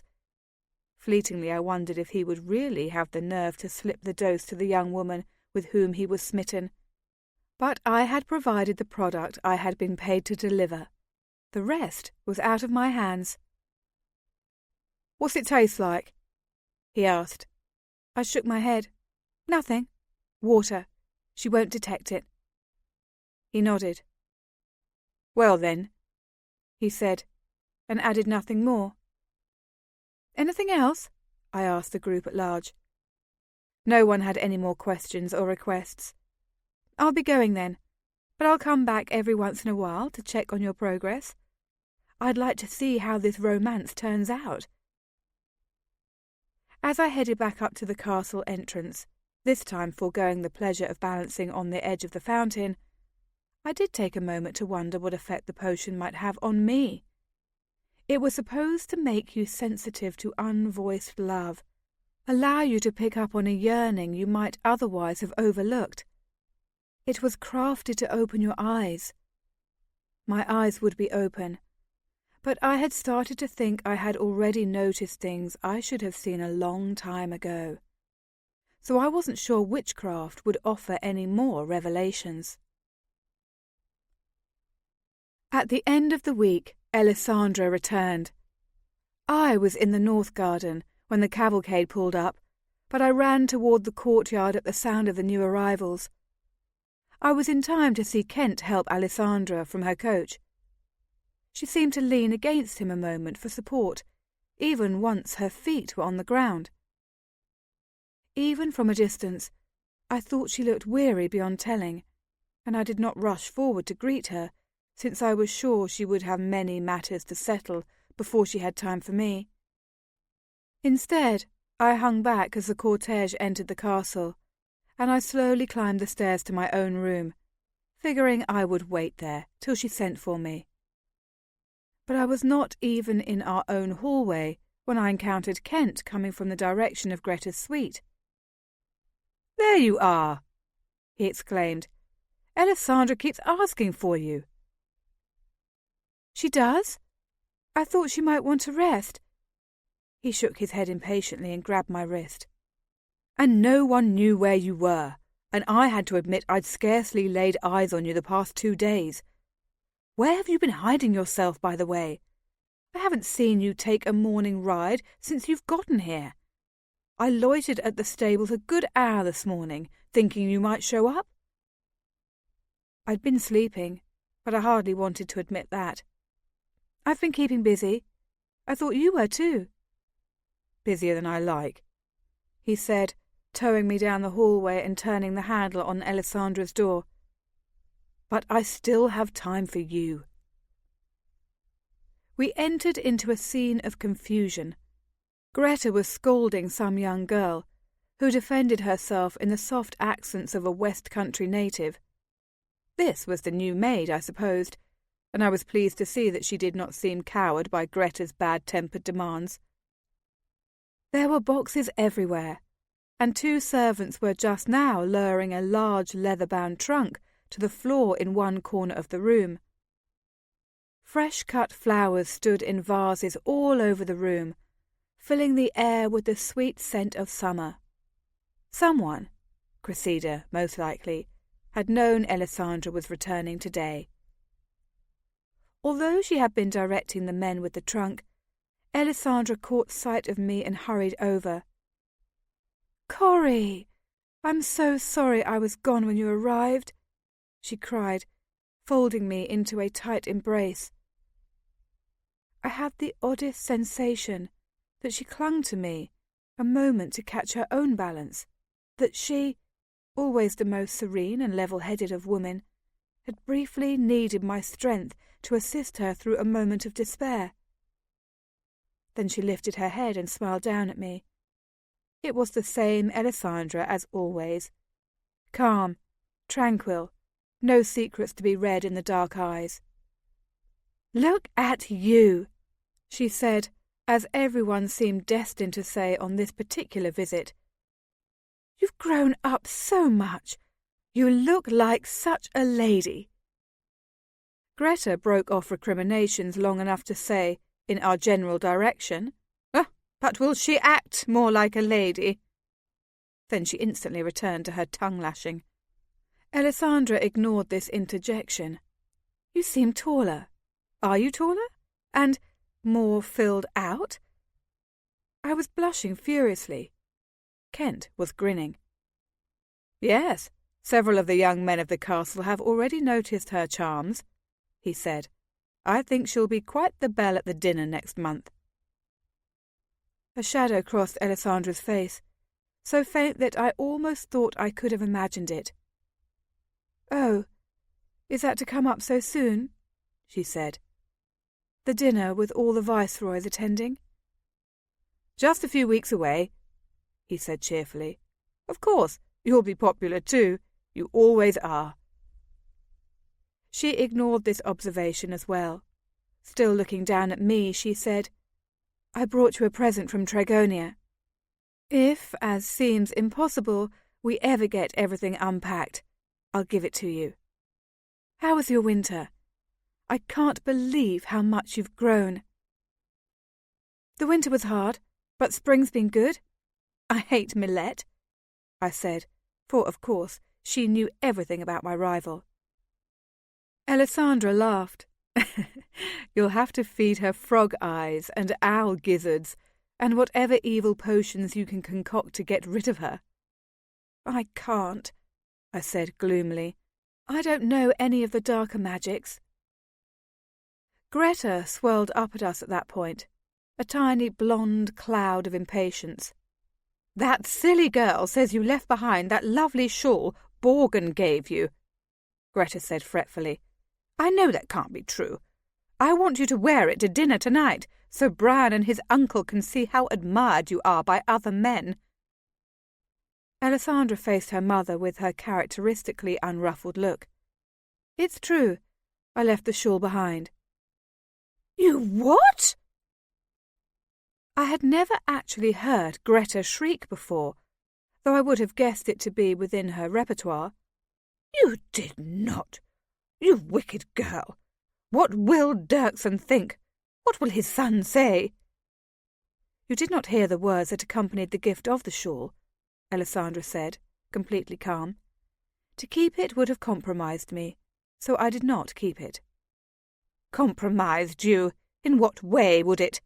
I'll have you know, the Regent will not be pleased to hear this." So smoothly that I almost did not notice his movement, Kent laid his arm around Greta's shoulders and turned her from Alessandra's side. "Tell me the problem, and I'll inform my father exactly what happened. I'll use great tact and guile, so he will have no reason to be angry at you or Alessandra," he said, his arm still around her shoulder. He urged the protesting Greta toward the door. I caught the echo of her complaints and his soothing responses as they headed down the hallway. I looked at Alessandra, with my brows arching high over my eyes. "And just what did Borghen of Tregonia say to you when he gave you his lovely gift?" I asked. She hesitated a moment, as if she would tell me, and then she shook her head, as if shaking away a small, unimportant problem. "Oh, nothing. I just did not want to keep the gift, that's all," she said. "Cori, have you met my new maid, Daria? She's from Chilane. I just love her accent." Daria came forward, deferential but not shy, and gave me a little curtsy. "You're Cori, then?" she said, and it was a lovely accent. West Country, just as I had suspected. "Your sister talks about you, oh, so often." I smiled at her. She had the fair skin and blonde hair common to Chilane, and her small bones did not hide her innate strength. Cressida had called her quiet, but she looked like a fighter to me. "You're new since the summer," I said. "How do you like Castle Auburn?" "It's exciting," she said. "All the lords and ladies with their grand ways and their pretty speeches. And the aliora. I never saw one before in my life. I was afraid at first, but that Cressida, she made me feel warm as my mother's daughter. First time she talked to me." "That's what the aliora do," Kent said, re-entering the room. "Make you feel loved." I saw his gaze lock with Alessandra's before he had even shut the door behind him, and a flare of understanding seemed to briefly brighten the air between them. "She's all settled," he added lightly. "Any other tasks I can perform for you?" Alessandra smiled tightly. "No, just sit and talk to me while Daria and I unpack." "Are you sure you want us here?" Kent said. "I can go away while you get settled, and I'll drag Cori out too, if you need to be alone." "No, stay, both of you. Tell me what's been happening. I've missed you both so much." Kent draped his long body in one of her delicate chairs, and I seated myself cross-legged on the fluffy bedspread. "Well, the big summer ball is next month, as I've already reminded you," he said. "We've received acceptances from all 8 provinces, except Chilane." Alessandra stood over the open trunk, pulling out wispy silken underthings and folding them into careful shapes. "Chilane," she repeated in a neutral voice. "That's surprising." "That's what my father said. He still thinks Lohman might send Goff as an envoy, instead of coming himself, which is insult enough." "Does Brian know?" "Oh, yes. He laughed. He said, 'Well, Lohman's got no beautiful daughters anyway, so why would I want him to come?'" I was surprised at this cavalier attitude, but Alessandra seemed unmoved. "That must have pleased your father greatly." "As you say," Kent replied dryly. "But everyone else will be here. I imagine we'll have no end of intrigue." "What about your father? Is he still feeling unwell?" "No. The fever passed a day or 2 after you left. He was weak for another day, and then back to his usual strength. You know my father." "And Tiazza?" she asked. "How is she?" I frowned at this, for that sounded like a low-born name. Certainly did not belong to any court lady I knew. "Next month, perhaps, so Giselda thinks," Kent replied somewhat mysteriously. I had the feeling they were deliberately talking in ambiguous phrases to prevent me and Daria from understanding them. "That's early, isn't it?" "Giselda is expecting trouble." "I'm sorry to hear it," Alessandra said. She handed a stack of folded undergarments to Daria, who carried them to the armoire and began to store them away. Does your father know? Oh, yes. This pleases him even more than the other. And Brian? Kent spread his hands. He should know. He does not act as if he cares. I imagine he does not. Kent was watching her. Though he sprawled in the chair, appearing completely relaxed, I had the impression that he was tense, uncertain, worried about something he was reluctant to voice. I thought, for truly the first time in my life, why? He loves her. He could not have made it more plain if he stood up, crossed the room, and put the shelter of his arms around her. And you? He asked softly. Do you care? She came to sit beside me on the bed. Though we sat there without touching, for a moment I felt as if she wanted to lean against me, laying her head upon my shoulder. That clearly did her need for comfort come through. It might be easier if I did, she said quietly. Now isn't that strange? You'd think just the reverse would be true. I reached over to take Alessandra's face between my two hands and turn her toward me. If you have private things to discuss with Kent, Daria and I will leave the room, I said. If not, let me stay a while so you can tell me about your trip to Tragonia. But I think you should take a dinner tray in your room tonight. You look exhausted and sad, and we should not be keeping you if you need a little time alone. For an instant, she was so startled that her habitual mask of serenity dissolved in a look of amazement. She was not used to hearing her younger sister speak with such forthright authority. Then she laughed and put her arms around me again. Once more, I had the sense that she was drawing strength from me, and I willed all my considerable resiliency to travel from my body into hers. "Oh, Corey, you have grown up," she murmured into my hair. "No more secrets with Kent, and don't you dare go away yet. I've missed you too much." Kent did not stay much longer after that. Before he left, he paused to hug Alessandra briefly and ruffle my hair. I scowled. Alessandra smiled. No wonder she was the one he loved. Though that was a very strange thought, and would take some time getting used to. Alessandra had agreed that we should take dinner in her room, which did not please Greta when she was told. "Your first night back, you should be in your customary place of honour for all the castle to see," her mother said. "You should be reminding the wild young prince who his fiancéed bride is." "He knows very well who I am," Alessandra said. "I'll deal with Brian tomorrow. Tonight I'm tired, and I want to see Corey." Greta fought the decision bitterly, but, in the end, Alessandra had her way. Daria and Cressida brought food from the kitchen and arranged it on a pretty table in the centre of the room before quietly leaving. The two of us talked contentedly throughout the meal, catching up on the events of the intervening months. Gradually it occurred to me that Alessandra's news was more of the court and its visitors.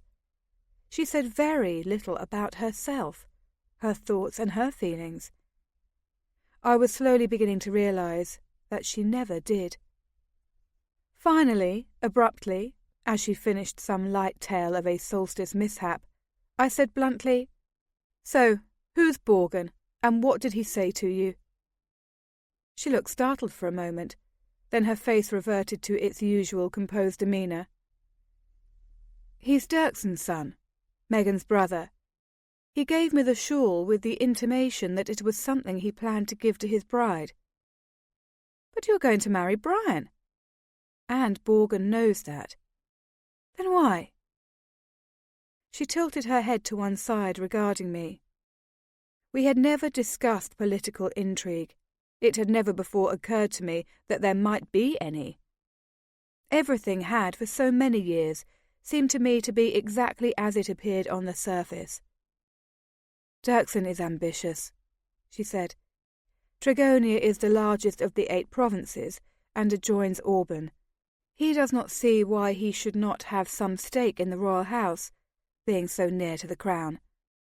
Also, he does not care for Brian. Kent mentioned something of the sort, I said. Did he? Well, Dirksen is not the only one, but he is the most vocal. He has said publicly and quite often that he will not accept Brian as his liege. He has also said that he would be more malleable if there were some connection between his house and the royal court. He thinks to marry his daughter to Brian, and his son to me. But you're going to marry Brian, I said again. She gave me a strange, unreadable look. We are not married yet, she said. I was bewildered and oddly panicked. But, Alessandra, don't you want to marry Brian? I mean, you have been betrothed to him forever. Again, the unreadable expression. Her thoughts appeared to be turned inward. What I want does not matter in the slightest, she said softly. Of course it does, I said impatiently. If you love Brian... Now she looked at me sharply. If I love Brian, she repeated. If I love anybody. My will is not consulted in these matters. I am a pawn, a bargaining chip. I am a possession to be laid on the dicing table. Matthew will do with me what he will. Now I was the one to stupidly repeat phrases. Lord Matthew. There had been a surge of passion in her voice a moment before, but now she spoke in a completely calm and colourless tone. I have no estate of my own, and my mother very little. All of the Hasling lands are held in trust by Jackson, and they will not go to me or you until we marry. And even then we must marry a man of Jackson's choosing. Jackson supplies our household expenses at Castle Auburn. But we are here, all of us, you and I and my mother, at Lord Matthew's sufferance, because I am betrothed to Brian. If he decides the crown would gather more glory by being bestowed elsewhere, he has the right to break my engagement to Brian, and then my position becomes even more precarious. I felt my throat close, my lungs contract in a kind of fear. None of this had ever occurred to me. I had never considered her anything but cared for and safe. But surely Brian has something to say about all this, I said in a constricted voice. Surely Brian has always wanted to marry you? Has he? She said. Who knows what Brian wants? And what do you want? I asked desperately. I want... She stopped abruptly, and then she gave a sweet but brittle laugh. I want to talk about something happier, she said, almost gaily. I want to talk about you, and your visit here, and how we have 3 long months together. I was not yet ready to abandon the subject. But if you do not marry Brian, if you do not marry anyone, Jackson would still provide for you, I said. There would still be a place for you at Hasling Manor. Maybe, she said. I've never been sure. She gave me a quick, direct look. I have always envied you, you know, because you have another life to go to. But if I do not marry to please the regent and my uncle, I do not know what will become of me. You'll come and live with me, I said instantly. In the cottage. I'll teach you all my spells, and you could be a witch as well. She did smile at that. I'd like that, she said. A country witch. I leaned over, putting my hand upon her wrist. Alessandra, I said, do you want to marry Brian? But she had done with secrets. She smiled and jumped to her feet. I forgot. You're present. Come see how lovely it is." She would not say another word on the subject that would trouble me for the rest of my stay at the castle. Instead, she ran to the closet and pulled out a large bundle wrapped in the softest paper. When I folded back the tissue, I found yards and yards of crimson silk shot through with glittering strands of gold. "Isn't this lovely?" Alessandra murmured, holding a fold to her face. My fingers were lost in it. It was like stroking moonlight. "I'm sure we have enough time before the ball to have it made into a gown. It will look perfect with your dark hair and eyes." It would have looked perfect with her own. It was a sumptuous gift. We rolled the yards of material into one long shawl, and I threw it over my shoulders to go prance before the mirror. "My Lady Coriel, don't you look superb?" Alessandra said, bowing low. "May I be so lucky as to have this first dance?" We joined hands and did the first few steps of a minuet. "Nobody ever calls me lady," I said. "I'm not." "It's how Matthew has been referring to you in the past few months," Alessandra said, dipping regally with the imagined music. "So the fashion has taken hold. My mother does not care for it, as you might guess, but the other day I heard her correct Angela for not calling you the title. So she seems to have reconciled herself to your elevation." "So Matthew wants to use me as a chip as well," I mused. Alessandra dropped her hand, and the pretend music came to a sudden halt. "He always has," she said. "It is the reason my mother has spent so much time with you. Matthew has required it of her. He intends to see you advantageously placed." I shrugged. "I think," I said grandly, "the Regent might be disappointed." Her laugh trilled out, so happy and so genuine that it made me smile as well. "I know," she said, "and that is such a source of satisfaction to me." I grinned back. "You are not as dutiful as you seem," I said. Her face settled into its more composed expression. She gave me a searching look. "You are joking," she said, "but that is really true." Before I could pursue that avenue any further, she turned brisk and efficient. "Come, let us put this carefully away. In the morning we will have you measured, and the seamstresses can begin on your gown. Do you have a style in mind? Something not too prim? Not with that colour." We sat side by side on her bed and looked through sketchbooks the castle tailors had put together, trying to decide on a fashion. We had not been doing this very long when I sensed a great weariness in Alessandra, a bone-deep exhaustion that made it hard for her even to hold the pattern cards in her hands. "You look tired," I said. "I think it's time I left so you could sleep." She smiled sadly. "I am tired, but these days I do not sleep well," she admitted. "Perhaps that is why I am so tired." I jumped to my feet. "I'll be right back," I said, and ran from the room. I was back in a few minutes, my satchel in my hand. Alessandra had laid the sketchbooks aside, but otherwise had not moved from her place. I climbed up next to her again.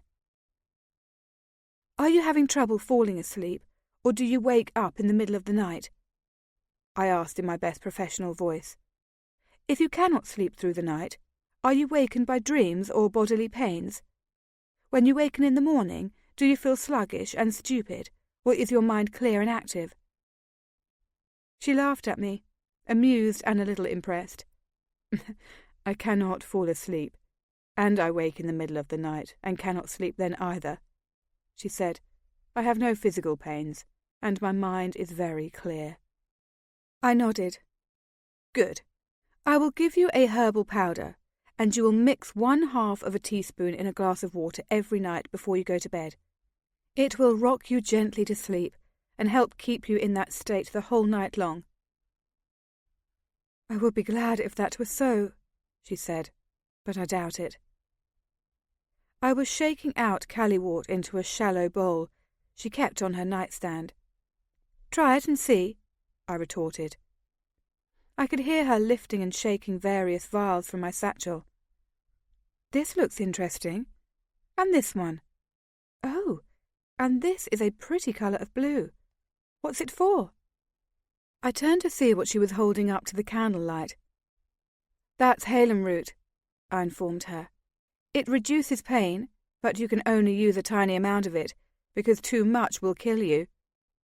She quickly replaced the vial in the bag, then continued to stare down at it dubiously.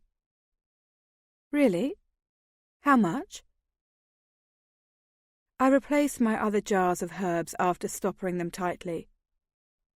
"There's enough in this little jar to kill 12 people," I said. "But it has a somewhat salty taste, so you couldn't really administer it in someone's wine or water." "I thought your grandmother didn't teach you the blacker magics," she said dryly. I grinned. "This isn't magic, it's herb lore.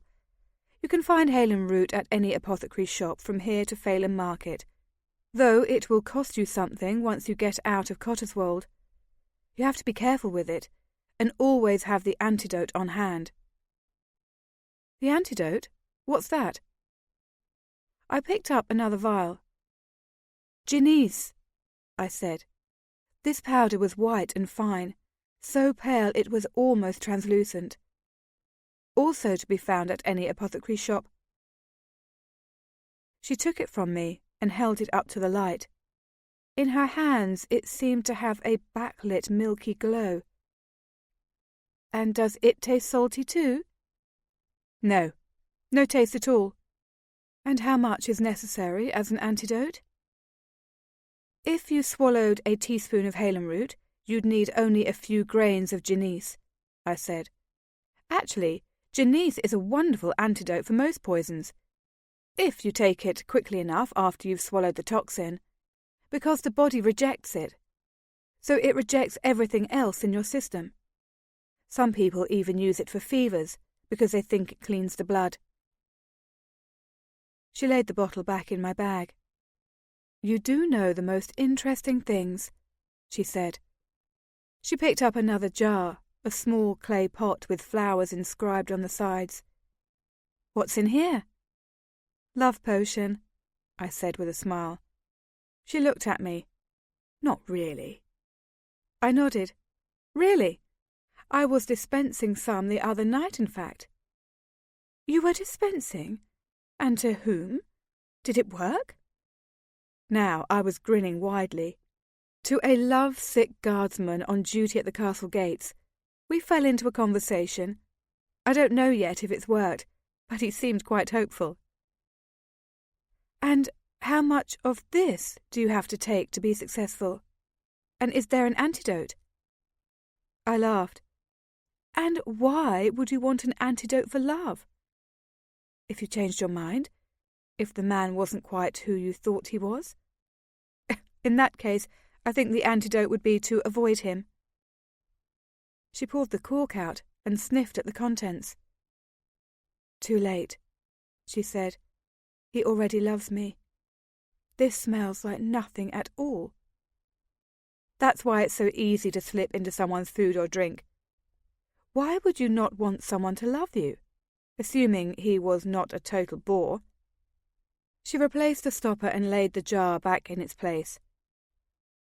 "Sometimes it's simpler not to be loved," she said. "What about this jar?" "Oh, now this has an awful smell. You can't surprise anyone with this potion, I'll wager." One by one, she went through every bottle and vial in my collection. I showed her the mixtures and dosages that would cure a cough, encourage conception, and enhance the memory. I showed her the draughts that would induce fever and calm despair. I could not tell if she was genuinely interested in the drugs or interested in learning more about me by examining the things I already knew. When we had been through the whole satchel, I insisted that she change into her nightclothes and drink down the brew I had mixed for her. It was strange this night, to be the sister who tucked the other into bed, kissed her on the forehead, and bade her to sleep. She smiled up at me after I had blown out every candle but the one I held in my hand. "I missed you, Corrie," she said. "I'm glad you're here." 7. A few weeks later, the castle slowly began to fill with guests. I was of two minds about the summer ball that promised to be the greatest social event I had ever attended. On the one hand, it was exhilarating to witness every new arrival, to whisper with Marianne and Angela about which handsome young nobleman might dance with us at the ball, and to vocally disparage the charms of all the other young women. Each dinner was more lavish than the last, and there were constant entertainments planned for the afternoons and the evenings. On the other hand, such commotion definitely changed the easy rhythms of normal court life. I rarely got to see Alessandra alone, or Kent, or even Marian and Angela. Even late at night, the hallways were alive with constant chatter and activity. The castle never seemed to sleep. I felt both caught up in the excitement and displaced from my element. Like Alessandra, I was finding it hard to sleep. That may have been because I still had not given up my late-night rambles, though these days they did not last so long. I was finding it harder and harder to make the pilgrimage to the very top of the castle, to the room where the aliora lived. Each new high-born arrival brought a new aliora in his or her train, servant to that household, and each of those visiting aliora was housed in the attic with those of Castle Auburn. The addition of each new frail body to the score or so already on the premises had a strange, unsettling effect. There was an aura radiating from that open room, like a glow or a scent or a hum, though it was none of those things. A sense of power building or strength coalescing. It was as if the aliora drew courage from each other, reinforced each other, renewed each other.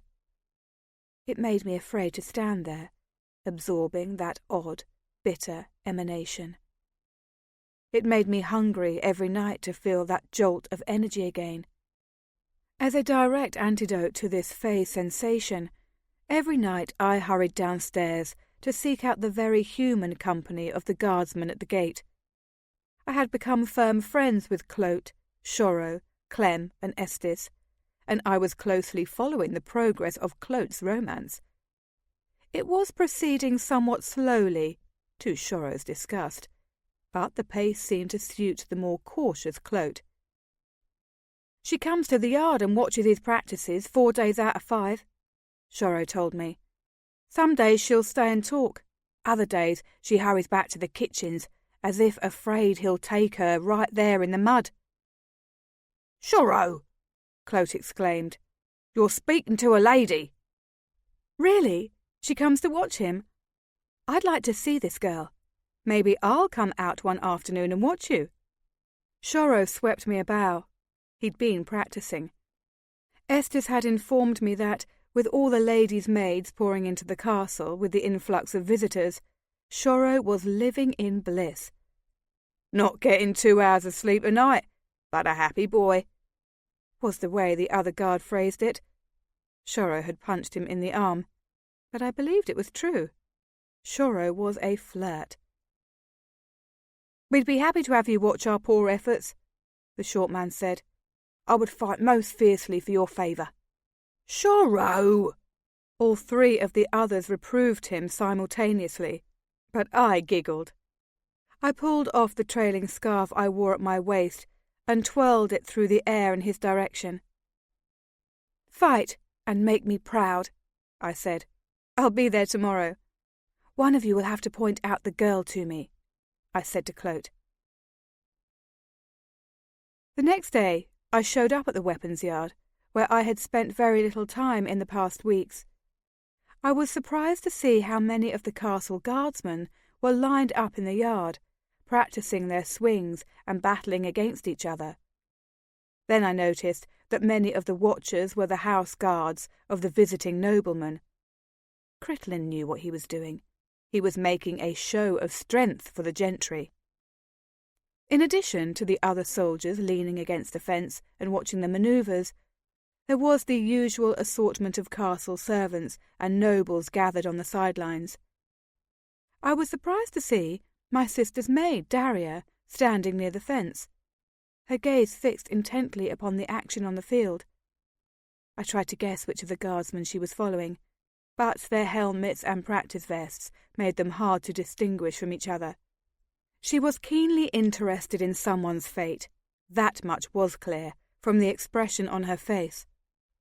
I spotted Shoro quickly enough, for he had tied my scarf high around his left arm, where anyone could see it. He was a deft swordsman, despite his lack of height, and he fought with a zest that made him both careless and hard to defeat. Today he was victorious in all 3 matches I observed before Coriel called for a change of players. Shoro came immediately to my side once he left the field. "That's her, the tall gangly one with the straight hair," he said, nodding in the direction of a plain, severely dressed woman. "She looks dull, don't she? But Cloak can't get enough of her." I thought she looked serious and watchful, the kind of woman who did not easily exchange her virtue for pleasure. But I had a higher opinion of Cloak's fidelity than I did of Shoro's. I thought he might have picked wisely. "Are guardsmen allowed to marry?" I asked. Shoro reared back as if I'd tossed him an insult. "Marry? Why would they want to?" "I know you wouldn't," I said patiently, "but those who are interested, are they allowed?" Shoro nodded. "Yes, even encouraged. Coriel thinks marriage steadies a man." "I like her," I decided. Shoro rolled his eyes. "Since you know her so well." I grinned. "And you can tell Cloak I said so." He stayed beside me for the next few minutes, idly talking, but I did not listen closely to what he said. My eyes had wandered back to Daria, standing so still at the corner of the yard. Only now she was not alone. She was gazing earnestly up at the face of a tall, lanky, freckle-faced guardsman, whom I had not had a chance to talk to since my return to Castle Auburn. "Well," I said aloud. My voice sounded harsh and sour. Shoro stopped mid-sentence. "Well, what?" I shook my head. "Nothing. Go on." He resumed his prattle. I continued watching. Roderick appeared to be listening to Daria far more than replying. He nodded a couple of times and shook his head once, but for the most part he seemed to have little to say. At one point I saw Daria reach her hand inside her bodice and pull out some small object. A note, I thought, folded as small as it would go. Roderick took it and slipped it inside his pocket without looking at it. Lucky for him, Kent taught him to read, I thought, my internal voice sounding nasty even to me. I was surprised at the depth of my sudden animosity. What did I care how many servant girls Roderick dallied with? It was just that he had not seemed like the type. It was just that I had thought him better than Shoro, more serious even than Cloak. Even Kent had spoken highly of Roderick. It was just that he had seemed special to me. "Me again," Shoro said suddenly, responding to a shrill whistle from the field. He slipped his helmet back on, but managed to wink at me through the visor. "Watch for me." I stayed a while longer, but some of the pleasure was gone for me. This time I watched Roderick's lean, rangy body as he left the fence and headed back into the mock combat. He moved with a compact ease, disabled his opponents with economy, and was not struck down while I was there. When I glanced back to see how Daria was impressed with his ability, I found she had already left the scene. I encountered my next somewhat tarnished idol the very next day. I had awoken quite late, since I had not returned to my rooms till nearly dawn, and I was strolling through the north gardens, hoping to enjoy a few hours of sunlight. I didn't pay much attention when I heard a chorus of male voices rising from a nearby path. Riders often chose to cut through the gardens on their way back from the stables. But suddenly I was in the middle of a group of young noblemen, all dressed for riding and smelling faintly of horse. One of the men was Brian. "Corey!" he exclaimed, bounding up to me and taking me in a fierce hug.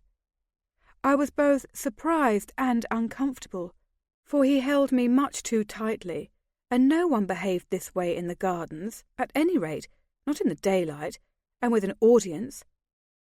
"Where have you been hiding yourself? I haven't seen you for a week." "I've been here," I said, unobtrusively struggling to free myself. This didn't work. Keeping one arm around me, Brian pulled me around to view his fellow riders. I recognised one or two of them, most of them young lords about Brian's age, a few of them grinning at me, a couple looking bored or ill at ease.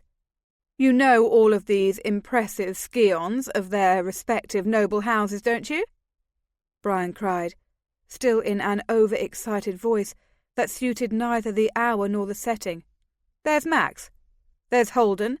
That's Leicester, and Borgen, and Hennessy." I tried to pick out Borgen of Trigonia, but no one was responding to the names Brian was reeling off so fast. "And Jude is somewhere.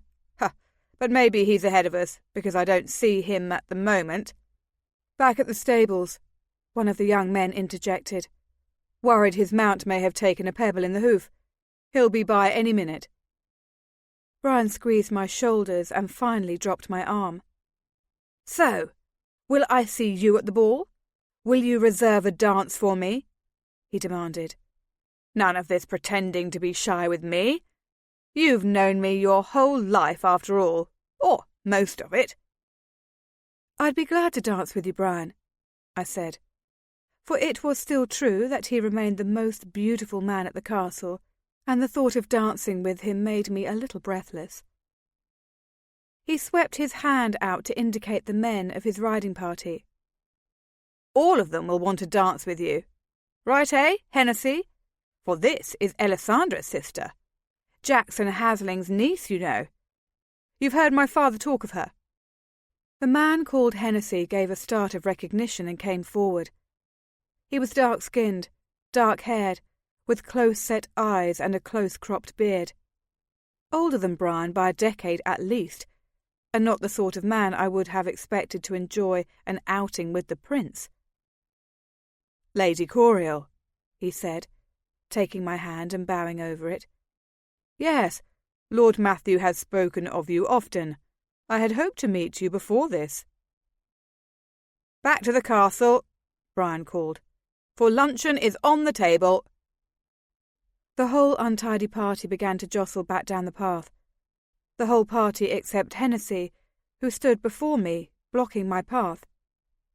"I'm sorry," I said, as prettily as I could. "I did not catch your name. Lord Hennessy?"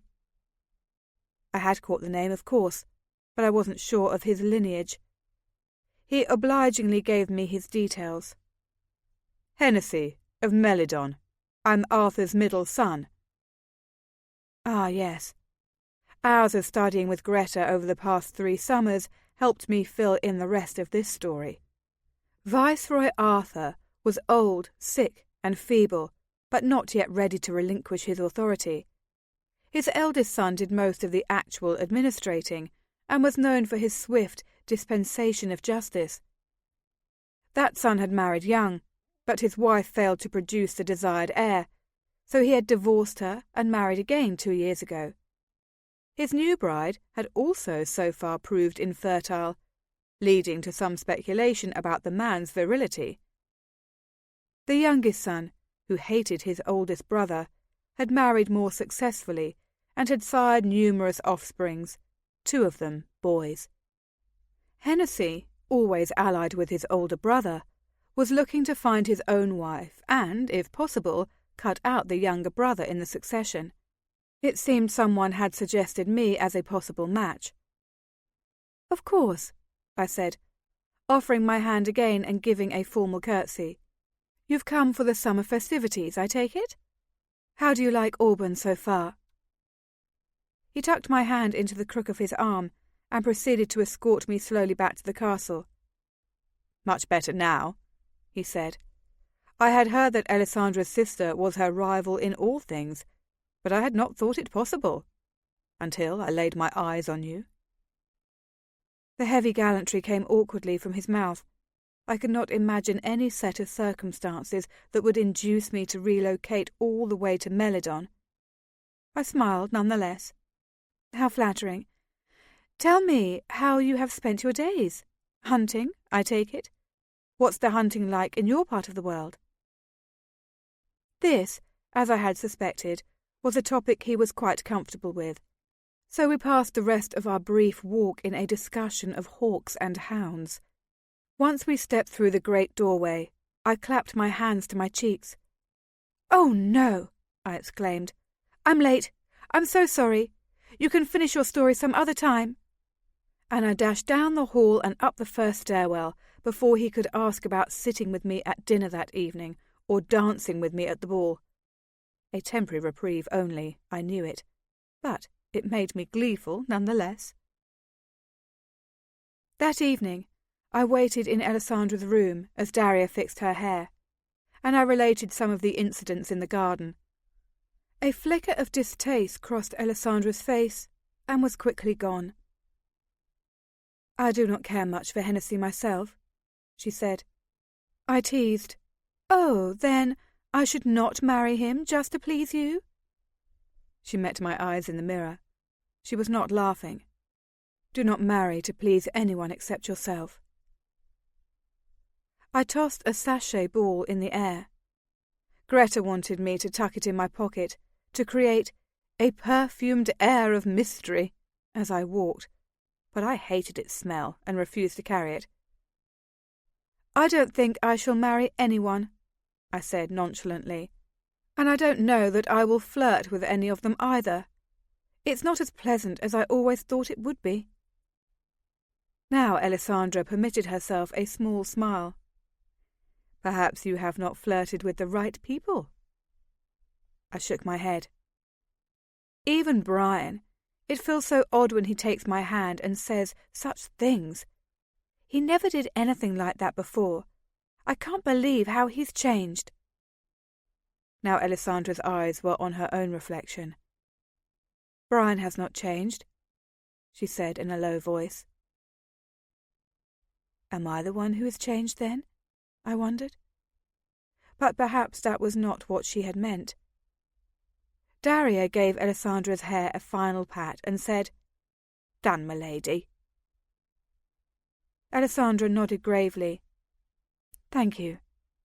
She came to her feet, lovely in a silver-blue gown, and said to the maid, "You need not wait up for me tonight. I believe there's entertainment after the meal, and I don't want you to be up till all hours." "Thank you, my lady," Daria said, dropping a small curtsy.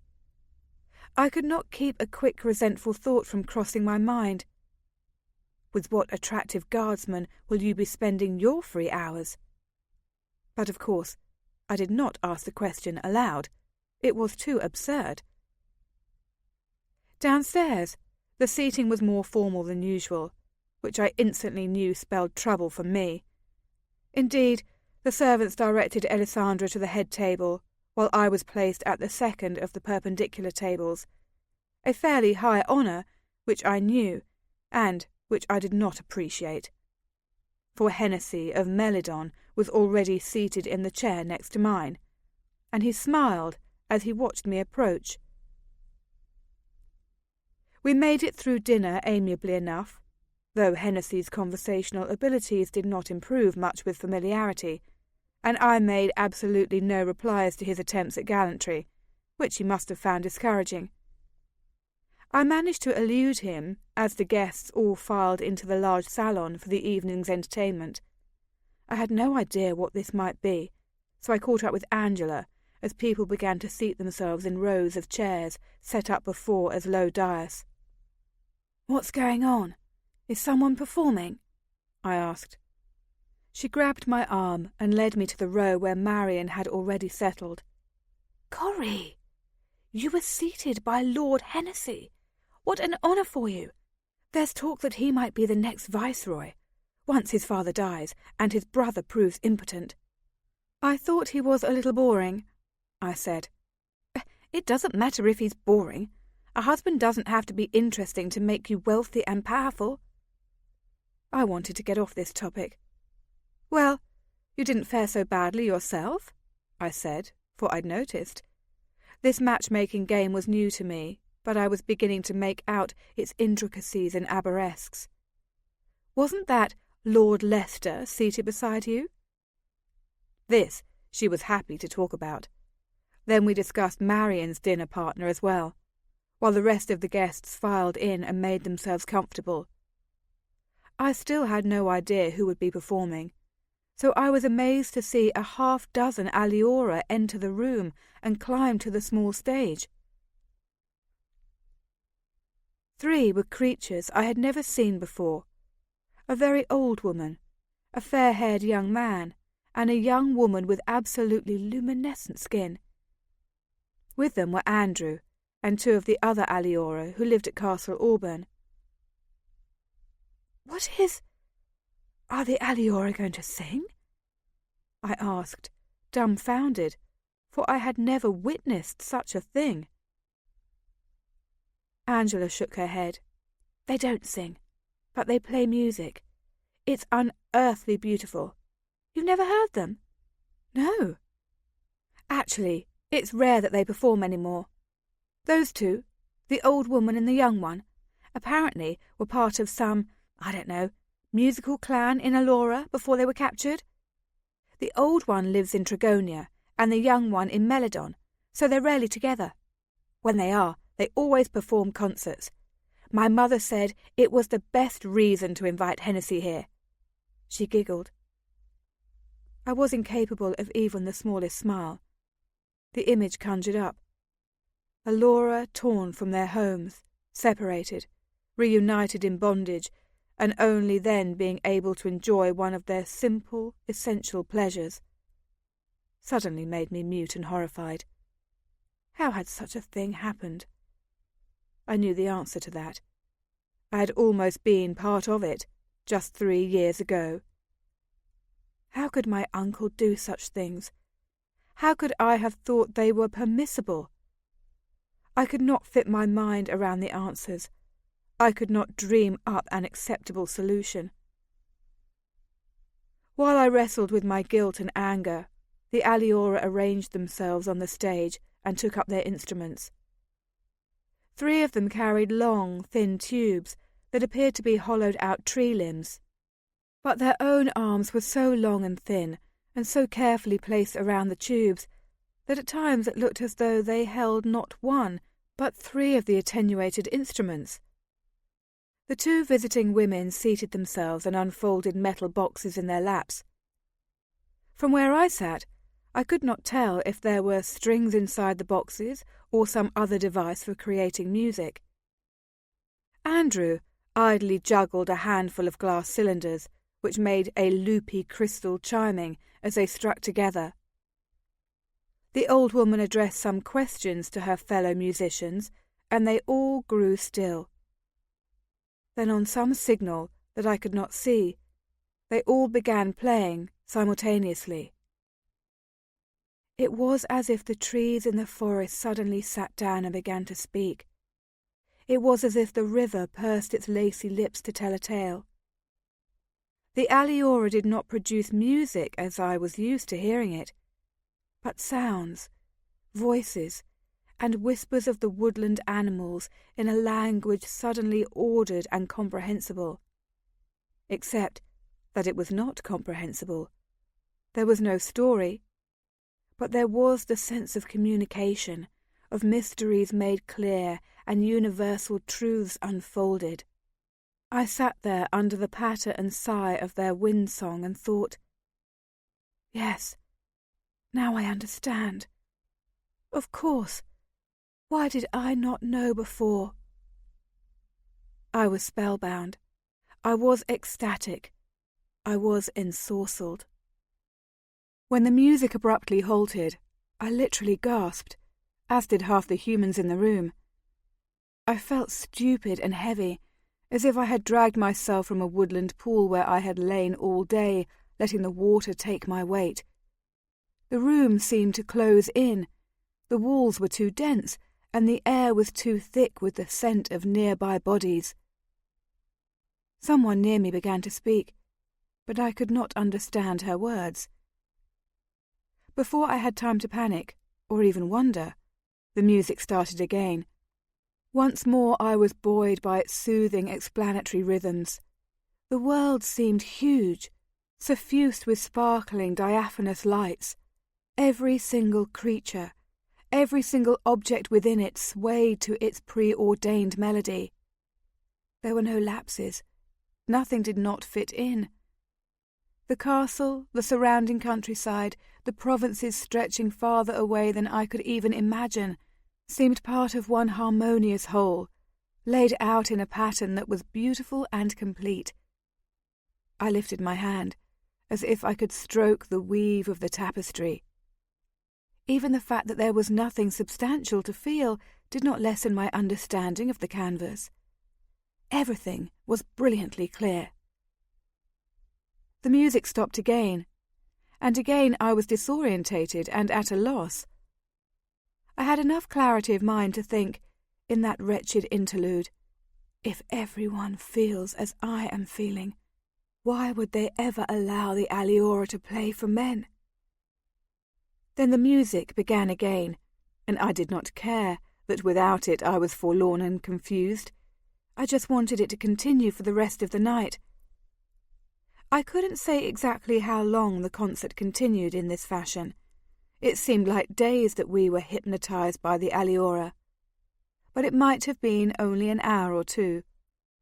And who knows how long they would have continued playing, if not for a sudden interruption at the back of the salon.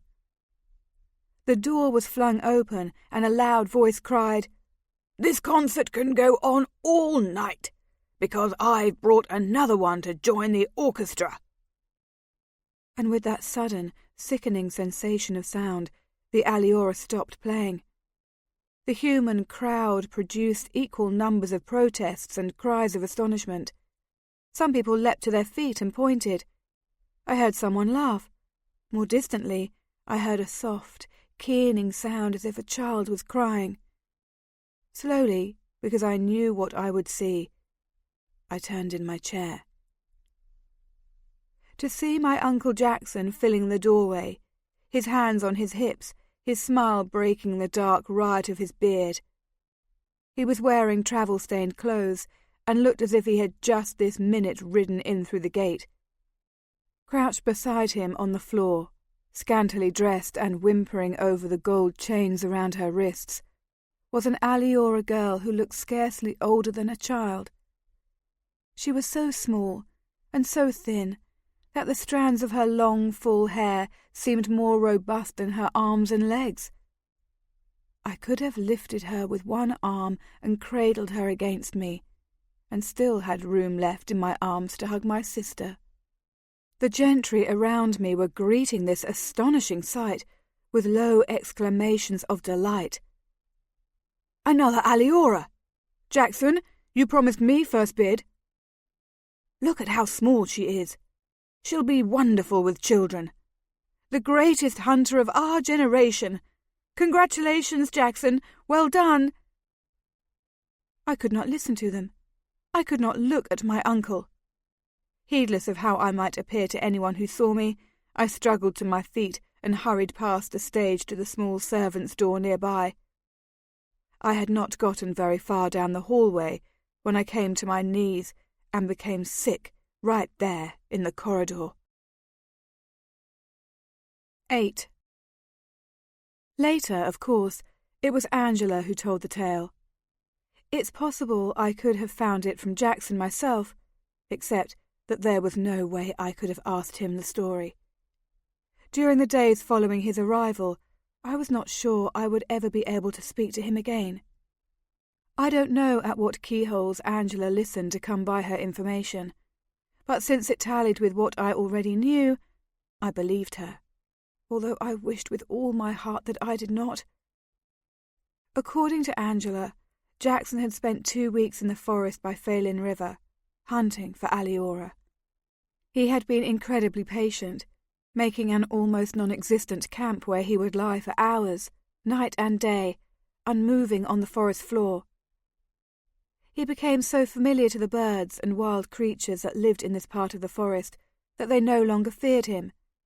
They chattered in his ears and built nests in his beard. The creeping ivy that twined around all the great oaks wrapped around one of his ankles with a slow and spiralling motion. Seeds took root in the creases and pockets of his clothes. He stayed there so long that eventually even the aliora grew careless. Groups of 3 and 4 came wandering by, chattering as excitedly as the squirrels and the crows. He made no attempt to snare one of these travellers, but he had an idea. He would follow them back to their home and finally see the fabled boulevards of aliora. He waited another 3 days until a party of 5 aliora passed through. A group so large, he reasoned, that they would travel slowly and not listen for sounds on the trail behind them. Indeed, this band of travellers included 2 very young aliora. So young they could scarcely walk on their spindly legs, and the adults evinced much merriment as the toddlers tripped and waddled down the paths. Jackson rose stealthily from his hiding place and followed them through the forest. They had not gone far before the aliora he was trailing disappeared. Jackson stood on the path and stared about him, wondering if he might have imagined the whole thing. He had eaten very little in the past week after all, and the forest could induce hallucinations. But he had absolutely believed that they had walked before him, laughing and gesturing. Perhaps they had crossed some invisible boundary. Perhaps they had stepped through a warded door. So he took a deep breath and continued in the same direction, stepping boldly where the aliora had stepped.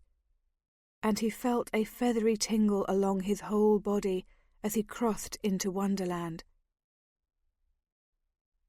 This was not the forest he had traversed so many times and slept in for half a month.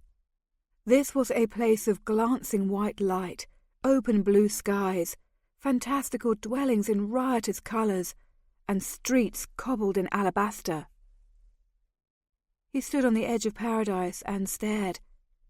Aliora were everywhere, congregating at open doorways, spilling out of the fanciful windows, calling to each other across the white streets.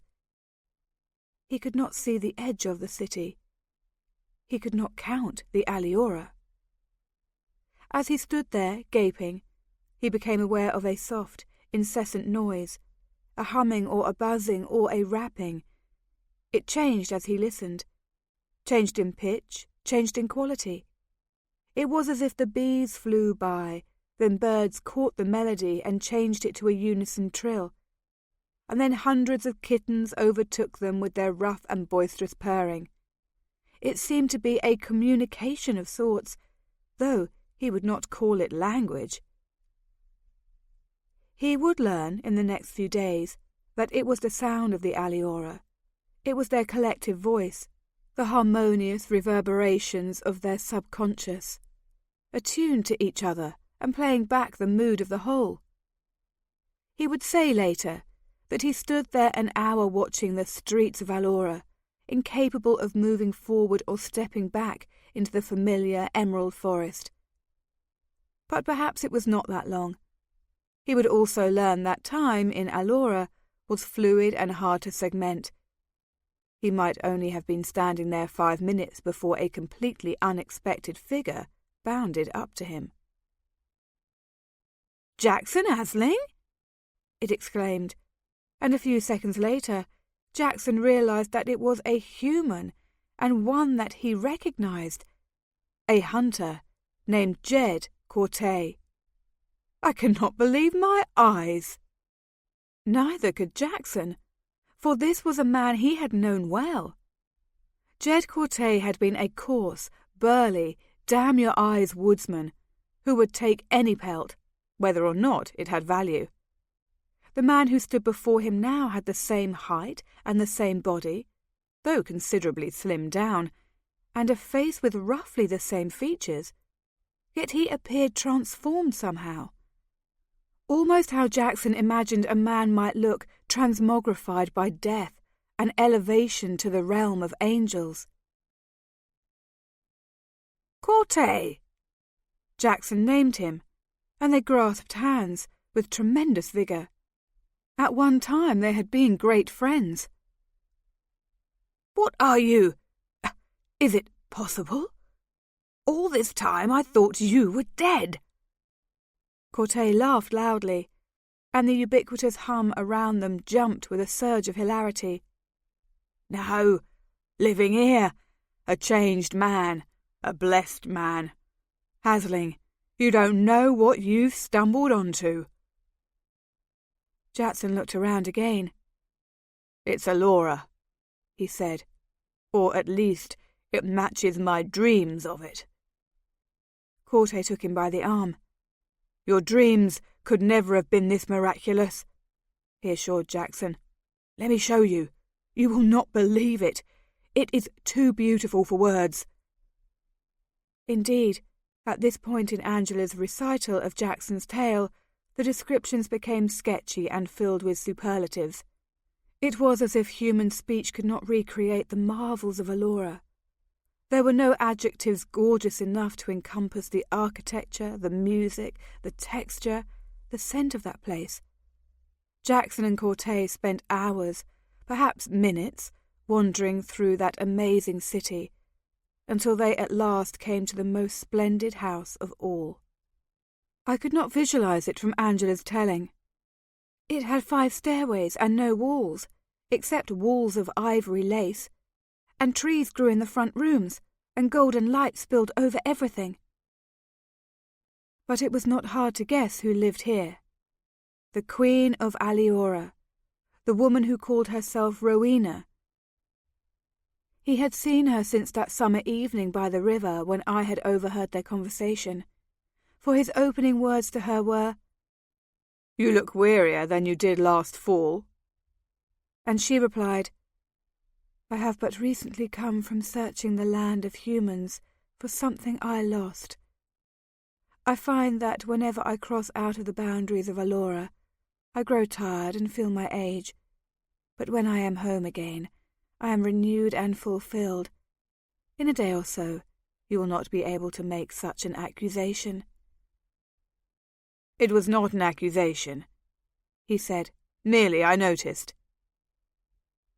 "And what I notice about you, Jackson Hasling," she said, "is that you are standing in my home, where you have often been invited, and where I never thought to actually see you." "I have decided to take you up on your offer of hospitality," he said, "and see just how generous the aliora can be." She glanced at him out of her dark, slanted eyes, as if assessing him, his motives or his nerve. "Are you not afraid," she asked, "to be here, among my people and their sorcery, afraid of being held prisoner or seduced by beauty?" "I fear nothing," he said brazenly. "You claim that no one is kept here under duress. I wish to prove it by my own experience. You say that no one who arrives ever wishes to leave. But I tell you now, I will not stay. I have come to see you in your home, and walk out again." She extended one hand to him, so long and delicate and small that he was almost afraid to take it for fear of bruising the flawless skin. "Stay as long as you like, and leave when you wish," she said. "All that I ask is that you enjoy yourself while you are here. For this is aliora, a place of wonders, and all who abide here are filled with joy." He spent the next 10 days in Aliora. He lived in Rowena's lacework house, and at her table he ate food that was even more impossible to describe than the city itself. He spent his days drinking some strange potent brew and reminiscing with old friends, for in Aliora were 5 men he had once known very well, hunters who had vanished some years ago and been presumed dead or enslaved. But no, here they were, happy, healthy, delighted to have him among them, constantly praising the gentleness of the aliora and the sweetness of their life among their former prey. He spent his evenings flirting with the Queen of Aliora, though Angela's story did not include many of the details of that pastime. And one day, well-fed, content, welcomed and unwatched, he snatched up Rowena's niece and dove back through the magical boundary into the forest he knew. He ran for hours, the weeping child in his arms, and he did not stop running until he made it clear of the forest. And then he came to Castle Auburn to show off his prize. Jackson stayed at the castle for the next 3 days, urged by the regent to attend the summer ball. The only time I saw him in semi-privacy was one afternoon when he came up to visit Alessandra and me in my sister's sitting room. "How are my favourite girls?" he demanded, giving each of us a fierce hug that carried us off our feet. "Corey, you look so much like your sister. Matthew says all the young men are circling around you like hawks on the hunt. I'll be hearing an interesting announcement any day now, I suppose. And Alessandra, such a beauty. Your father would be so proud of you." I could not speak to him, the man I had always adored. But Alessandra took his arm with every evidence of affection, led him to her favourite sofa, and sat beside him. "I've missed you," she said. "Tell me about your travels." He obliged, describing a recent visit to Phelan Market, as well as a journey farther afield to Chillane. He made no mention of the successful hunting venture. But then, I reflected, he seldom did. Those tales apparently were only for the ears of men, seasoned hunters and hardened warriors, not affronted by tales of violence and betrayal. I wondered again how Angela had gotten the story. Jackson reserved his more charming exploits for recitation to the ladies. "And in Phelan Market," he was saying, "I purchased gifts for both of you." He slipped his hands into his pocket and came out with slim packets wrapped in tissue and marked with our initials. I had to come forward from the chair where I had taken up residence, across the room, as far from him as I could get, to gingerly take my gift. "I think you'll be pleased," he said. "Only girls as beautiful as you two could wear such things." Alessandra opened hers and gave a soft cry of delight. My fingers were clumsier, but I managed to rip back the paper. Inside lay a delicate gold chain strung with rubies. Alessandra's necklet was hung with emeralds and onyx. "Let me see you wear them," he asked next, and perforce I fastened the chain around my neck as Alessandra donned hers as well. It was the perfect length, the largest central jewel coming to rest in the hollow of my throat. We both went to the full-length mirror, in its dark oval stand, to admire our new-found treasures. "Uncle Jackson, this is so lovely," Alessandra said, crossing the room to his side. He had pulled himself to his feet and was smiling down at us with great satisfaction. "Thank you so much for thinking of me." And she hugged him, then stretched up to kiss him on the cheek. I followed her more slowly, and did not speak with quite as much enthusiasm. "Yes, very beautiful. I can wear the necklace with my new ball gown." Jackson laughed and swept me into an embrace that took no account of my reluctance. When he released me, he caught me by the shoulders and peered shrewdly down at me. "You're not my usual sunny Corrie, but I know what ails you," he said. "Don't worry.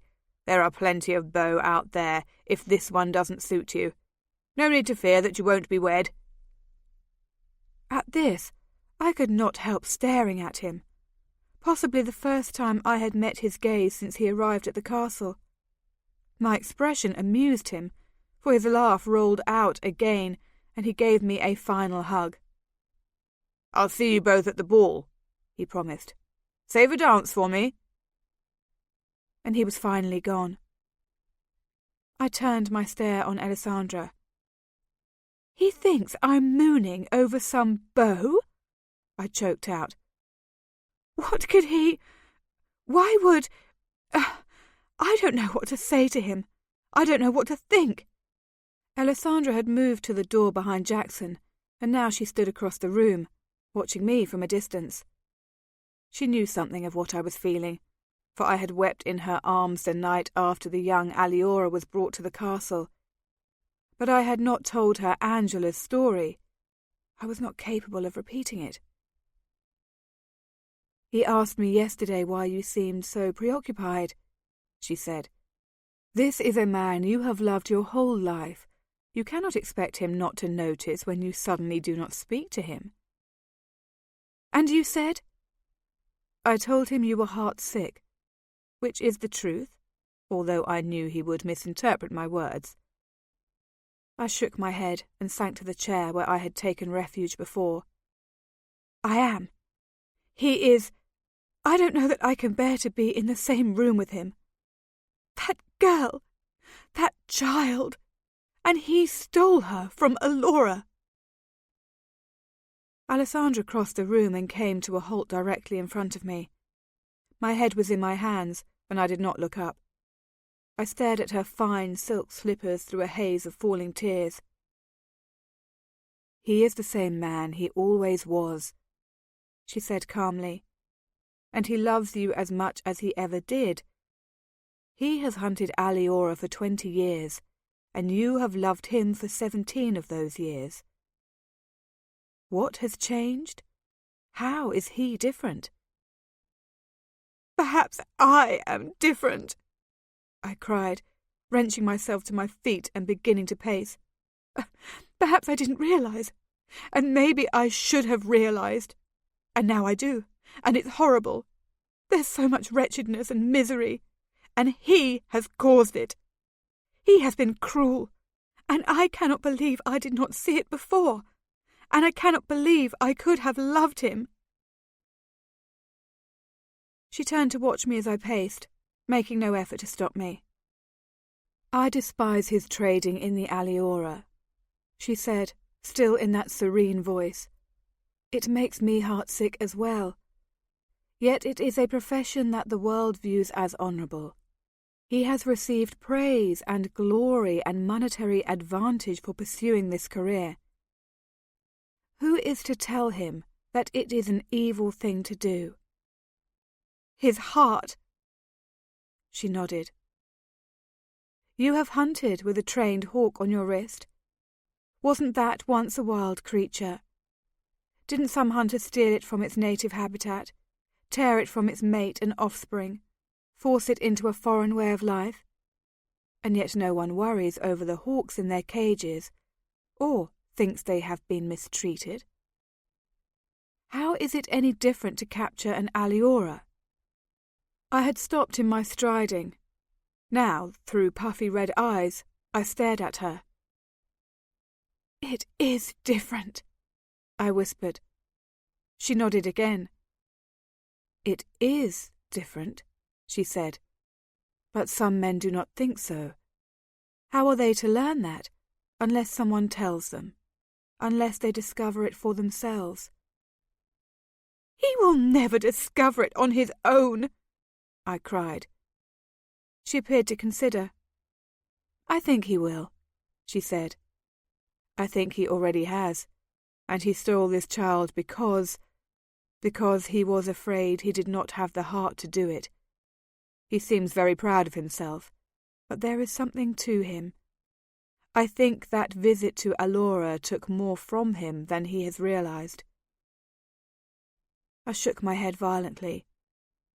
How can you understand him? How can you forgive him? Such a cruel man, who has done such terrible things. Now her face changed, though the expression was hard to read.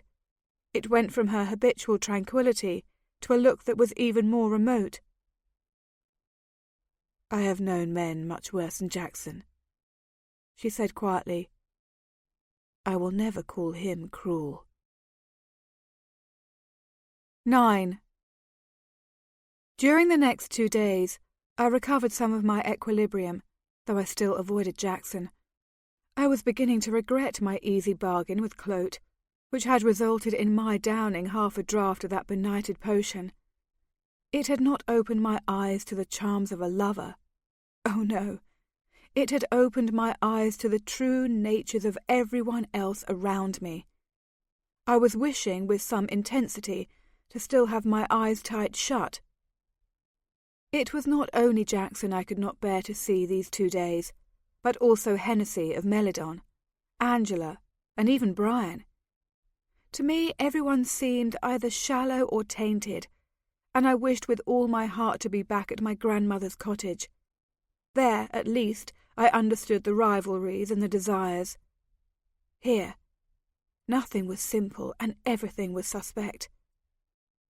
So again, I slept late and avoided the communal breakfasts, slipping out of the castle sometime around noon. Both of these days I went on long, solitary rides, which I broke with vigorous walks while my poor horse rested. The day of the ball, I rode so far and walked so long that the afternoon sun was seriously thinking about setting before I was on my way back to the castle. I had much to do before the dinner that night: bathe, wash my hair, dress my hair, step into the gorgeous folds of the red silk dress that had been designed for me. I urged my horse forward faster. I had travelled about half an hour on my homeward route when a rider came into sight in the distance. It was not long before I could make out his black and gold livery, the colours of Auburn. Soon enough, he resolved himself into Roderick, who appeared to be looking for me. He sent his horse in a wide circle and drew up beside me, and I continued toward the castle. I was disproportionately glad to see him. "Roderick!" I exclaimed as he jogged up. "Are you out hunting for game?" He sat on his mount with his usual air of relaxed negligence. He looked fairer, taller, and thicker in the bones. A man. He had still been almost a boy when I first met him 3 years earlier. "Hunting for you," he said. "Your sister was worried." "But I'm fine. I always go riding by myself." He glanced at the sky, gauging time by the angle of the sun. "I guess she thought you'd be back by now. A lot of activity going on at the castle tonight." I nodded gloomily. "The ball." He glanced my way with a small grin. "You don't sound too excited about it." I sighed, laughed, and ran a hand through my unbound hair. It was a knotted mess. It would take forever to brush and clean and curl. "I don't think I'm cut out for court life," I said. "I'm not enjoying this season, that's for sure." He seemed to listen with more attention than he usually gave me. "So you think you'd be happy back at your grandmother's village, never seeing the fancy nobles of Castle Auburn again?" "If not for Alessandra," I said. "If not for Alessandra," he repeated. "Yes. Oh, yes. I'm not fancy myself. The more I'm here, this year anyway, the less I want to stay." He gave that small, quick smile that lightened his wide features and was gone. "I have to say that life at Castle Auburn is not exactly what I thought it would be either." I looked at him curiously.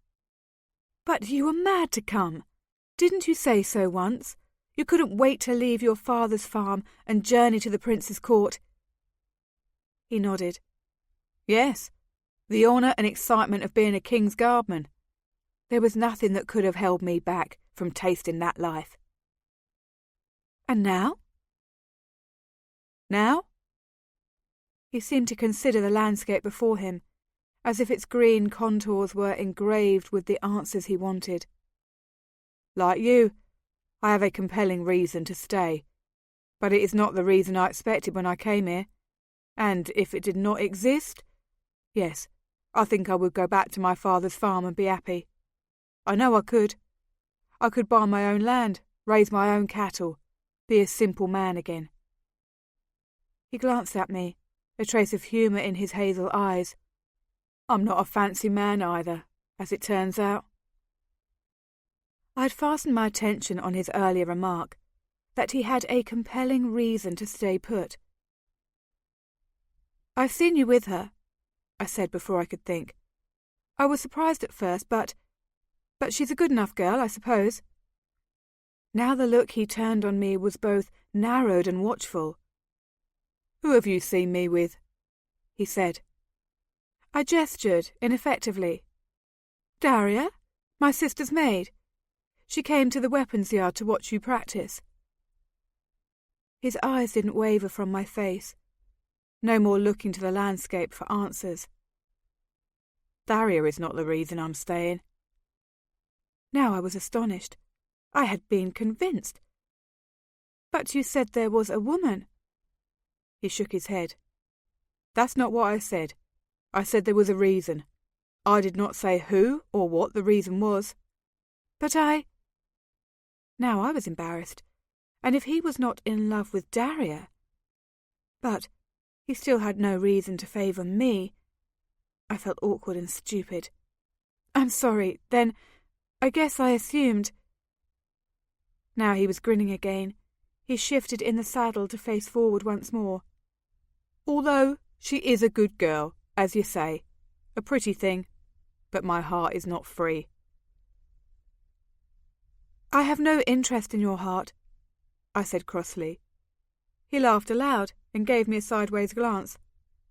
No, and I have no interest in yours, he said. Shall we be friends then? It's not much of a friendship when one of you never makes any effort to see the other of you, and then only teases you or scolds you when he does see you, I said very rapidly and childishly. Roderick was even more amused. I don't tease you, and I've only ever scolded you when you were foolish, but you might notice that it's not my place to do either of these things, Lady Coriel. Well, you do avoid me, I said. This is the first time you've talked to me this summer. His voice gentled. How can I seek you out, living in the Hasling suites as you do?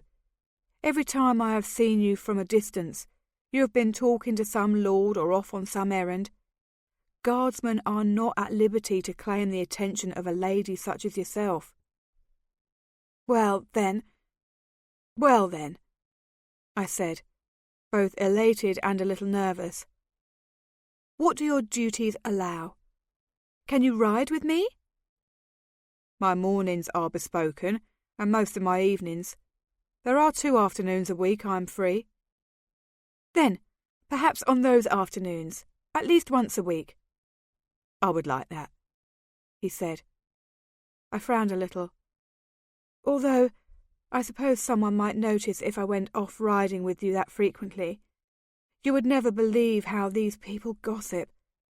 I should bring someone along with me from time to time, so it does not look so peculiar. He gave a lazy smile. Your sister's maid? I laughed. Or my sister. She needs to escape from the scheming at the castle now and then. I don't think she is very happy this summer either. I'm sorry to hear that, he said politely. We had by this time made it to the castle gates. I waved at the guards, for I knew them through Shoro, and they waved back at me instead of giving me the traditional salute. Roderick gave me another sideways glance. Although I do not think you should worry so much about how odd it might seem to have a friendship with me, he said in a dry voice, since you seem to make friendship everywhere." I laughed again. I was feeling remarkably cheerful, for perhaps the first time this summer. "I did them some favours," I said, carelessly. "So now we're friends." "Gave them salve for their wounds, as you did me?" "And salve for their hearts, and other remedies." "You must be popular indeed," he said. I would have ridden straight through to the stables, but Roderick edged me across the cobblestones toward the castle doors. "It's late, and your sister's worried," he said. "I'll take your mount back to the stables." Indeed, it was even later than I had realised, so I was happy to fall in with the plan. We pulled up before the grand stairway leading to the castle, and I hopped down from the saddle before Roderick could think of dismounting to help me. He leaned down to take my reins. 3 days from this one, I'm free," he said in a low voice. "I'll come to the stables," I said. I could not help giving him a wide smile, and his own quick, easy one came in return. I whirled around and fled up the castle stairs, to find Kent awaiting me at the very top. "And where exactly have you been all day?" was his greeting.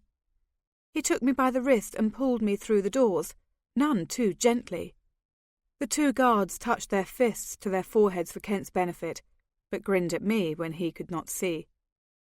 "Your sister is sitting at the window watching for your return, and Greta is shrieking at all the servants that they must keep better track of you.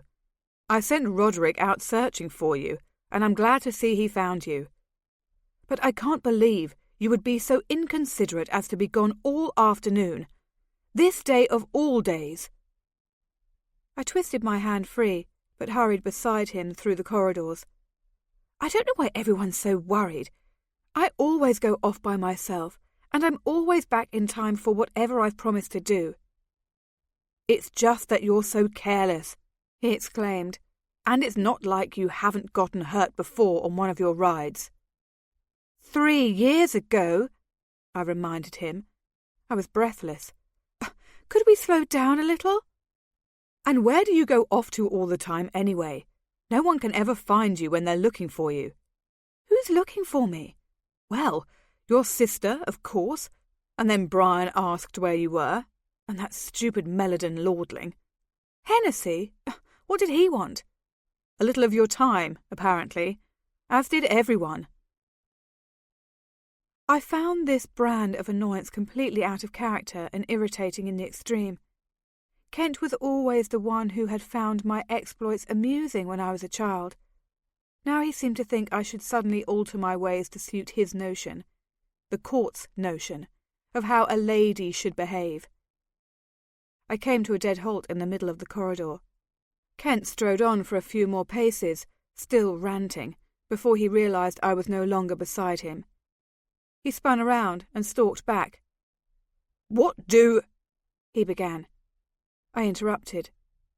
"Thank you for your escort from the front doors, but I know my way to my own chamber," I said sweetly. "I shall find my own way from here, Lord Kentley." He had opened his mouth as if to interrupt me in turn, but now he shut it abruptly. Suddenly he looked embarrassed. He struggled with the remnants of his anger and a wish to apologise. I could read the conflict in his face. "I suppose I've reacted a bit strongly," he said in a more subdued voice. "I'm sorry, Cori. It's just that you were gone so long, and Alessandra was so worried, and no one ever knows where you are these days." I held up my hand for peace. "I'm here. I'm safe. Don't worry about me," I said. "But I have to go get ready, or I really will be late for dinner." "And the ball?" he added. He looked as if he wanted to take my hand, to extend the apology, but decided against it. "You will save me a dance, won't you? You won't give them all to Hennessy and Brian?" "I'd like to give all of Hennessy's dances to you," I said truthfully. "I'll promise to dance with you as often as you like, if you'll make me a promise in return. Every time you see me with Hennessy of Melodon, You must abandon whichever girl you're flirting with at the moment and come rescue me." He was smiling. "I don't flirt." I gathered my skirts in both hands. That wasn't the answer I was looking for. He pivoted to watch me move away. "I promise. You shouldn't flirt either." I laughed aloud, lifted my hems higher, and ran down the hallway. Up the stairs, down the next hall, I arrived breathlessly at Alessandra's door. After a perfunctory knock, I turned the handle and stepped in. "I'm so sorry you were so—" I began, then choked off my words, because the chamber was completely dark. The curtains were drawn, no candles were lit, and no one appeared to be in the room. Until a shape stirred on the bed, and Alessandra's voice came lightly across the room. "Cori? What's wrong?" I hurried to her side, filled with remorse. "I'm sorry. You were sleeping? I didn't mean to wake you." She held up a hand, which I could barely see, to draw me down beside her. I sat on the edge of the bed. "What time is it?" "Just about sunset. I'm so sorry to wake you." She smothered a yawn and pushed herself to a sitting position. "I wasn't sleeping. I was just resting. Have you had a nice day?" I nodded in the dark. "Yes, but I'm sorry I was gone so long. I didn't mean to worry you." She yawned again. "I wasn't worried. You're always off by yourself. I knew you'd be back in time." I stared at her, for what little of her face I could see. "Then—" I shut my mouth. "I've got to go bathe, or I'll never be ready in time," I said. "Can I come in while you're getting your hair done?" "Of course. Come in sooner, and Daria will do yours as well." I rose to my feet. "I'll just braid it back. I know how I like it. I'll see you in an hour or so." I slid out of her chamber, down the hall, and into my own room, where I stood for a long time with my back against the door. If not Alessandra, then who had been so worried about me all afternoon that riders had been sent in search of me and escorts awaited me on the castle steps? Earlier in the week, I had cursed my new-found gift of true seeing, but now everything was more confused than ever. I shook my head, as if it would clear it, and went to call Cressida for a bath. Dinner that night was the most extravagant I had seen at Castle Auburn. Close to 200 sat down at the 10 tables set up in the great dining hall, and their array of shimmering silk and flashing jewels made a tapestry of colour under the mellow gold light of 1,000 candles. Fantastic centerpieces graced each table, topiary in the shape of animals, wood carved to resemble gargoyles, stone chiselled in the flowing shapes of men and women circling in a dance, all of them plumed with fountaining water. Every woman was dressed to catch the eye of the prince. Every man was dressed to distract the women. Opulence lay across us all like an opiate perfume. The servants brought course after course of food: honeyed fruits, glazed vegetables, stuffed fowl, braised beef, creamed potatoes, herbal bread, dips, sauces, spices, garnishments. Then the sweets came around: caramels, pastries, cakes, candies. It hurt to eat. I could not imagine summoning the energy, after this, to twirl around the dance floor in a waltz. There was so much food, and everyone ate it so greedily, that there was almost no conversation during the entire course of the meal. Therefore, it did not matter much to me that Hennessy of Melidon sat on my right and Holden of Velador on my left. I exchanged the merest of pleasantries with them, between spooning up my soup and biting into another biscuit. Then, when the last guest had refused the last piece of pie, Lord Matthew rose to his feet. He, of course, sat just to the left of Brian, at the head table. With them sat Kent, Alessandra, Greta, Dirksen, and a ravishingly beautiful woman named Thessala of Worston. When he stood, the slight murmur of conversation that the overstuffed gourmands had managed to produce fell instantly silent. Lord Matthew surveyed the crowd. "Thank you all for coming," he said in serious, measured tones. "We are pleased to extend our hospitality to such an illustrious collection of friends, and I hope that you will all join me now in the traditional double toast of Auburn, to the health of the Prince and the prosperity of the realm." He paused to pick up 2 glasses, water in his left hand, wine in his right. Everyone at all 10 tables hastily checked or refilled their own glasses from the bottles and carafes before them. I had drained my water glass 3 times, but barely touched my wine, so I quickly poured a mouthful of water into my left-hand goblet. The Regent raised his water glass, and everyone else in the room followed suit. "To the Prince," Matthew said. The crowd roared back, "To the Prince!" We all sipped from our glasses. Matthew raised his other hand. "To the realm," he said. It was not my imagination that the reply this time was a little more heartfelt. "To the realm!" We all tossed back our wine. Brian came to his feet and made a fluid bow, and a ragged cheer went up from most of the men and women gathered in the hall. Some, I noticed, mostly men, remained silent during this spontaneous show of approval, but all of the women were applauding madly. "True in water," Matthew intoned the customary benediction. Those familiar with the blessing responded, "True in wine." Brian sat, but Matthew still stood, his glasses restored to the table and his arms flung out for silence. "It is important," he said, his strong voice carrying easily across the room, overriding even the trailing murmurs of conversation, "that we all realize why we are gathered together this day.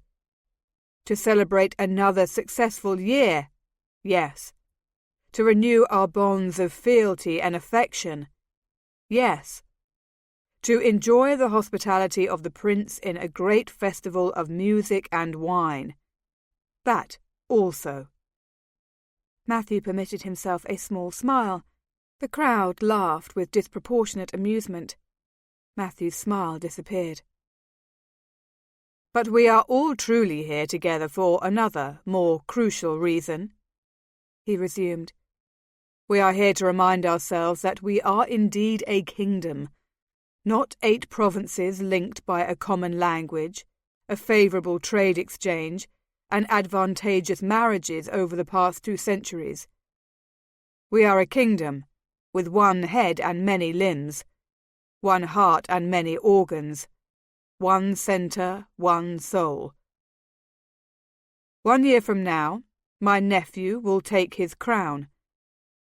We all will gather again to witness that spectacular event. Let us plan now to make ourselves stronger, richer, more faithful and more loyal in the months ahead. We are united now under a regent. We will be seamless then under the hand of the king." He raised his empty hands, and again the crowd clamoured out its approval. But to my ears, the shouting sounded a little perfunctory, not passionate or convinced. Kent had told me that some of the lords were reluctant to take a boy as their king, and in the faces around me I clearly perceived that reluctance, and a certain calculation. Matthew could not have said more clearly that he expected complete compliance and fealty as the power in the realm changed over. But I could tell that his open warning had not impressed everyone. It was odd to sit there, amid the glitter and the ceremony, hearing the calls and clapping all around me, and know that some of the nobles were debating their options. The world was not so simple and harmonious as it had always seemed. After that, Dirksen of Tragonia got up to make a speech, and then Goff of Chillane. Brian said a few words, mostly pretty diplomatic expressions of pleasure at the large numbers of nobles in attendance. After that, 3 men I didn't recognise rose to their feet and made long, solemn testaments to the strength of the realm, and I could feel myself beginning to grow sleepy. All that wine, all that food, all that talk. I squirmed in my crimson dress and forced my eyes wide open. Finally, all the posturing was over, and Matthew was on his feet again. "To the ballroom," he announced. "Let us celebrate all night." This pronouncement revived everyone, and I jumped gladly to my feet. Suddenly the disadvantages of sitting next to Hennessy became clear. "Let me be your escort to the ballroom, Lady Coriel," he begged me, taking my arm in a tight hold. "and dance at least the first number with me. That will make my evening complete." "Certainly," I said with the false smile I had begun to cultivate in the past few weeks. "I will be happy to dance with you." Despite that unpromising beginning, it really was a wonderful evening. Hennessy, though not a naturally graceful man, had made some effort to learn the common dances, and we managed to get through the first 2 pieces with actual pleasure. He relinquished me to the first noble who asked for my hand, and I only saw him once or twice after that. I did notice that he danced with Marian a couple of times, and she looked quite giddy at his attention. I thought that she would find Melodon a lovely place. I hoped she got a chance to visit it soon. As for me, I didn't much care who else asked to be my partner. I simply loved the opportunity to dance at all. I had never been quite this popular before, and I realised that Kent had told me even more truths that first morning I was back. I had been put forward as a prize worth winning, and more than a handful of nobles were making it clear that they considered my lineage acceptable, if colourful. I scarcely sat down all night. My most memorable moment, of course, came when Brian claimed his promised waltz.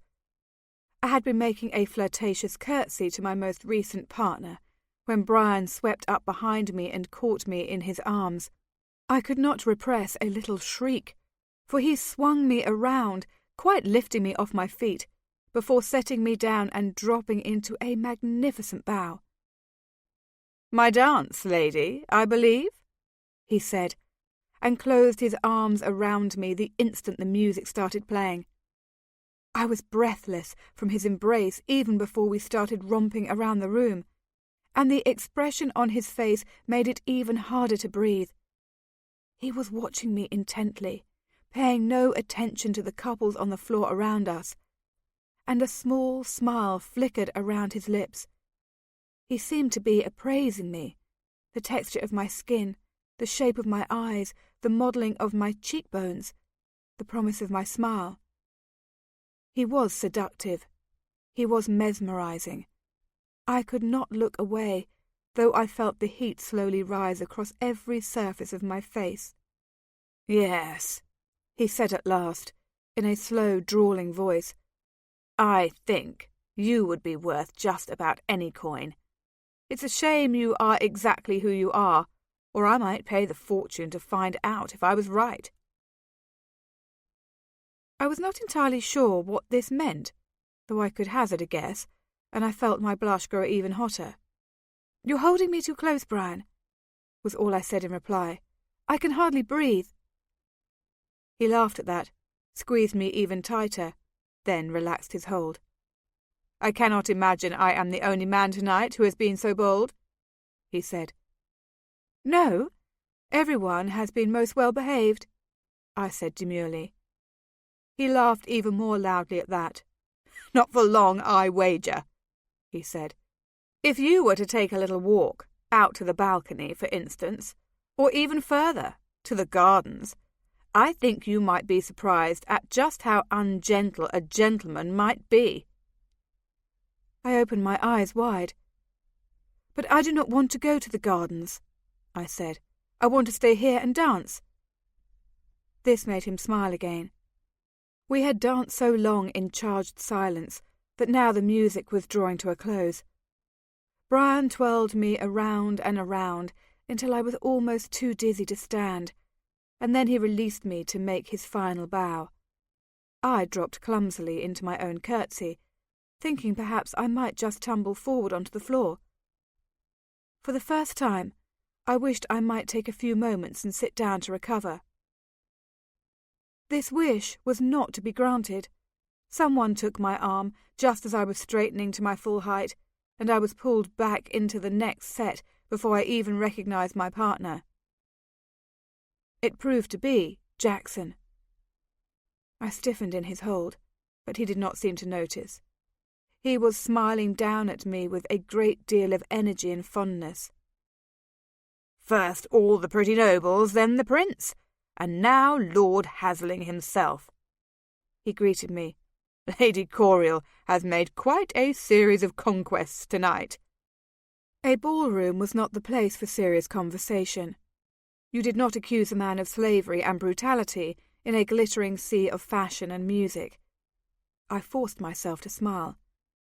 This was such an easy game to play, I could not believe I had not learned it sooner. "And of course, my best partner is my current partner," I said. "I endured all the rest of them merely to have this moment with you." He laughed, and then patted my back. "You do me proud, you and your sister," he said. He sounded more sincere than I had. "Your father would have adored both of you. So, it's up to me to do it in his place." Maybe it was the woeful timbre of the violins, attempting though they were to make gay music, that made his voice sound to me unexpectedly sad. I tried to peer through the riotous curl of beard, through the ruddy layer of skin, to the soul beneath. Who was this man who could love me, love my sister, then turn around and wantonly destroy a stranger? "Are you enjoying yourself?" I asked at random, just to hear him speak again.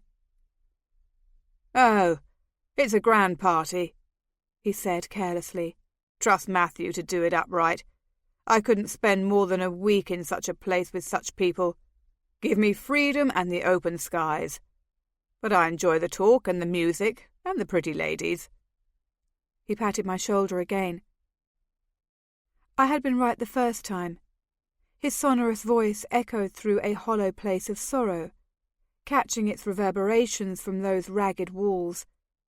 His gaiety masked a deep well of loneliness. He was a bright outward shape wrapped around shadows. It frightened me to see this so clearly, as if I suddenly found I was waltzing with a ghost through the multicoloured fantasy of a dream. All my love rushed back for him, complicated and partisan. "Uncle Jackson," I said, my tone warm and urgent. He laughed and gave me a little shake. "So, tell me about your triumphs tonight, Corrie. Who do you like? That Hennessy? He's a good match. But you might do better. And the Viceroy's castle is so far from Auburn. You need someone closer. In Trigonia, perhaps, or maybe even Auburn itself. The Hasling estates are at the Trigonia border. Maybe we should look near there for your proper husband." "I don't care about husbands," I said. "Uncle Jackson." "Well, you should care. But that's all right. Greta and I will care for you," he said, smiling again. Impossible to change the subject. Impossible to introduce a serious one. I gave up, and let him reel off for me the names of acceptable matches. But I watched him, and I grew more convinced. Something was seriously wrong with my Uncle Jackson, and I cared more than I had believed possible that there should be a way to fix it. After my dance with Jackson ended, I was claimed by a Chilean noble, and later some lordling whose name I never did catch. As this dance ended, I managed to slip away from the dance floor and behind one of the white columns that ringed the room. There I stood for a few moments, my eyes closed and my back against the smooth marble. It felt cool and refreshing through the silk of my dress, which was just slightly wet from sweat. I was hot. I was thirsty.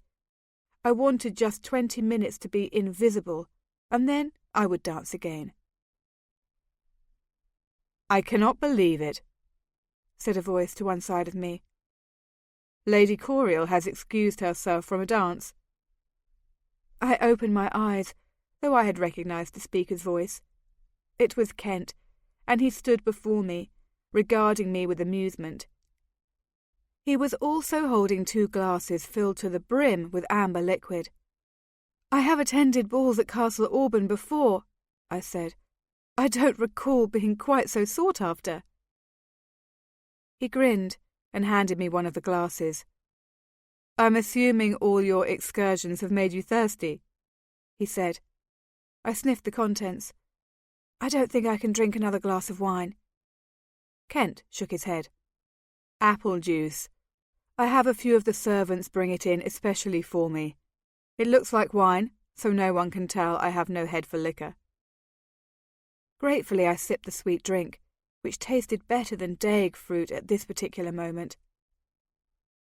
"How strange," I said. "I had always thought you excelled in every nobleman's skill." He grimaced. "There's more than one that I lack, as my father would happily tell you. But, to my way of thinking, drinking is hardly an accomplishment, though an ability to keep a clear head comes in handy if you do happen to be imbibing. Brian thinks it's funny that I don't like wine." I savoured each mouthful of juice because I knew I would still be thirsty when this small amount was gone. "But then, sometimes Brian's sense of humour seems misplaced," I said. "What other skills do you lack?" "What other?" I had caught him off guard. Though he recovered quickly, he smiled. "I am not the diplomat my father is. I enjoy neither the wrangling nor the bullying that is required, one after the other, to get my way. The polite lying comes easier, but not much." I took another sip. "And?" "And? You mean, what are my other flaws?" "Yes." He considered. "Sometimes I see the other man's point of view. This makes me a little less ruthless when he would like." "Your father can be a little insensitive at times." "Yes, that's been my experience," he said coolly. "A fair man, but not particularly warm-hearted." "Which makes me wonder how you turned out the way you did." "What way exactly would that be?" "Fair, tolerant, honest, willing to listen." I took another small sip. "Warm-hearted." He shrugged and settled himself on the edge of a huge potted plant. "Sometimes we become what we see," he said. "Sometimes we take what we see and make it the model for what we refuse to become. Sometimes we do a little of both." "Does that mean you are like your father in some ways?" "Oh, yes. My father will not tell a lie. Even to win a political edge he won't do it, and he opposes violence in every instance except the most extreme. And he values intelligent people. He listens to them. That's where I've developed the habit." "You're intelligent? Does he value you?" Kent looked surprised that I had asked the question. "Most of the time," he said cautiously, "until he comes up against one of my perceived flaws." I smiled. "The lack of diplomacy, the lack of ruthlessness." He smiled back. "And no skill at flirting with the ladies."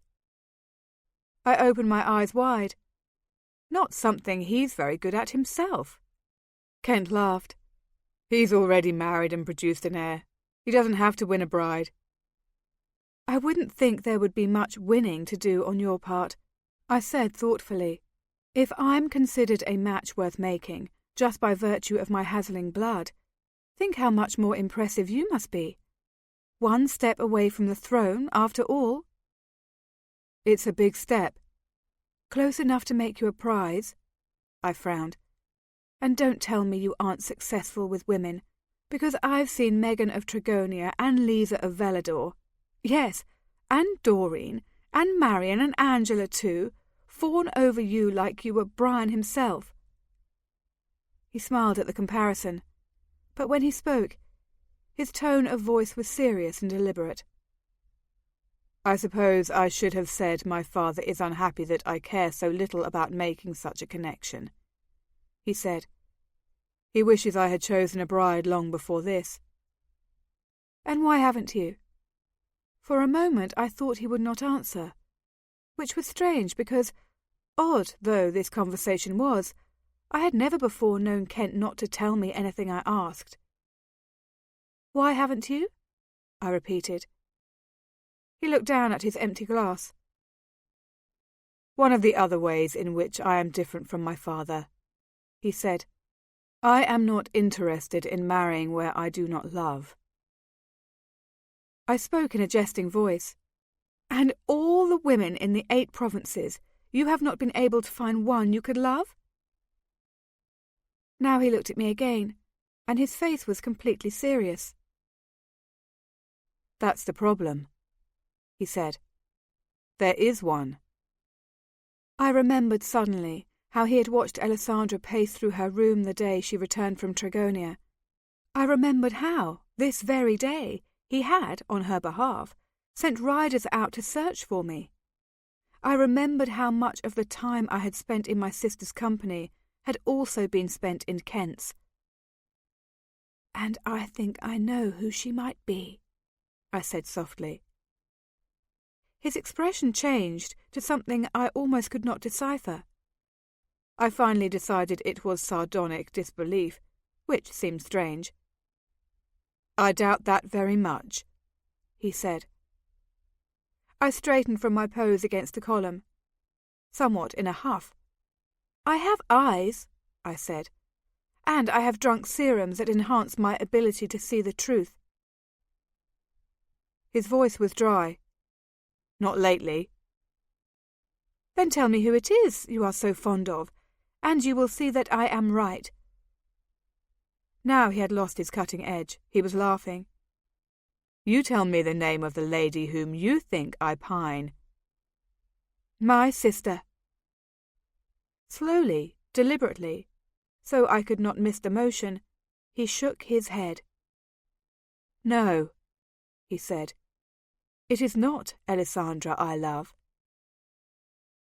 "Why, Kentley," I said in a mocking voice, "I believe this is the first time you have lied to me." A smile brushed his lips, was repressed, then peeked out again. "Lady Coriel," he said, "I never lie." "I do not believe you." He stood up and offered me his crooked arm. "Then I guess I will just have to live with the knowledge of your suspicion," he said. "May I escort you back to the dance floor?" I was annoyed. Up until this point, the conversation had been intriguing, even a little heady, and now he had ruined it all by laughing at me. I could not remember any time until this summer that Kent and I had gotten along so poorly, but I did not want to flounce away from him. Tonight, at least, I had more dignity than that. I lay my hand on top of his. "Certainly you may." "And have the next dance?" "If you like." He smiled. "It will please my father," he explained, "for me to dance with the most sought-after woman of the evening." I had to give him a swift, minatory look for that comment, but when he laughed, I could not help laughing back. I enjoyed this dance perhaps more than all the others, because I knew Kent so well, because I did not have to flirt with him or try to discourage him from flirting with me, because I had danced with him my whole life and did not have to worry that he would endanger my toes or fling me off balance, because the orchestra played one of my favourite pieces. For all those reasons. It was clear, as the music ended, that he was guiding me across the floor to some specific point, so I allowed him to lead me where he would. We ended up beside Alessandra and her partner of the moment, Dirksen of Dragonia. He was paying her an exceptionally fulsome compliment as we twirled up beside them. Alessandra answered with her usual composure. "Indeed, thank you, my lord. You do me too much honour." Dirksen looked annoyed when Kent and I stopped beside them, and Kent instantly took Alessandra's hand. "I've scarcely seen you all evening," he said. "You've been even more popular than your sister." Dirksen actually scowled, an unattractive expression for a man well into his 50s. "I had hoped to persuade Alessandra to take another turn on the floor with me," he said. "If she accepts anyone, it should be me," Kent said, "for I have not had one dance with her all evening, and you have had 3 or 4. I thought it was significant that Kent had been counting Alessandra's partners. Dirksen continued to sulk. "Yet you have many more opportunities to invite the lovely lady than I have, living as you do in the same castle." Dirksen said with clumsy gallantry. "This is the night and the dance I want," Kent said. "But Cori would be charmed to take her sister's place." Not at all, but I smiled at the Viceroy anyway. He gave me one quick glare, then bowed in Alessandra's direction. "With you or no one?" he said. Alessandra said, "I thank you so much, but I'm not interested in dancing with anyone right now. Someone stepped on my toe a while back, and it is really quite painful. I beg you to excuse me this time." There was a moment's sullen silence, then Dirksen bowed to her again. "As you wish. Ladies, Lord Kentley." He turned on his heel and was gone. Kent looked after him, a small smile on his lips, but a slight crease in his forehead. He was both puzzled and amused. "That was rude," he said, "and so unexpected. I did not think anyone could refuse Cori this night." Alessandra's face, on the other hand, as usual gave nothing away. "My evening was interesting," she said calmly. "As you say, I was almost as popular as Cori." "Did Brian dance with you?" Kent wanted to know. "Oh yes, twice." "That's good then." "And Borgen of Tragonia 3 times, and Goff of Chillane also 3 times. Would you like a complete list?" Kent shook his head. "So it means they consider the situation fluid," he said, his voice very low. "That makes me very uneasy." "Really?" she said. Her voice was idle, almost absent-minded, but I sensed a wealth of locked emotion behind it. I frowned, watching her. I was not entirely certain what they were talking about. "I think it would be a relief, actually," she said. "It makes every alliance renegotiable," Kent said. "If he marries elsewhere, it completely changes the power structure." Alessandra still spoke in that lazy, disinterested voice. "That would be completely acceptable to me," she said. "And if nothing changes? If everything goes forward as planned?" Her face, if possible, grew more mask-like. She still smiled, but there was even less to read in her eyes. "Then I shall endure that as well," she said. "I am very adaptable." He was still watching her, with that very analytical intentness, as if he could decipher secrets in her face that were visible to me. He shook his head slightly. "I don't even know what to wish for," he said. "The safety of the realm, or yours?" "I'll be fine," Alessandra said, negligently. "I always am. Cori, let's make Kent fetch us some refreshment, shall we, while we stay here and gossip? Would you mind sitting out just one dance with me?" "Oh no, my feet hurt too," I said. I was bewildered and uneasy at their conversation. I had no illusions that she would confide in me now, but it was clear that she needed a moment to collect herself, and I was not likely to turn her down. I gave Kent a quick smile. "If you could find more of that apple juice," I said. He nodded. "For both of you. I'll be right back." He left, and my sister and I sat in 2 elegant high-backed chairs and whispered about the dancers still on the floor. She seemed completely relaxed and at ease, but I could not shake my disquietude. Had they been talking about her betrothal to Brian? Was that what she would be happy to see challenged? She had never seemed particularly fond of Brian, but then Alessandra never showed much fondness to anyone except me. What was going on behind that cool, still facade? How could even Kent tell what she was thinking? He returned with our drinks, and before I had even finished mine, Hennessy of Melodon came up to ask for the favour of a dance.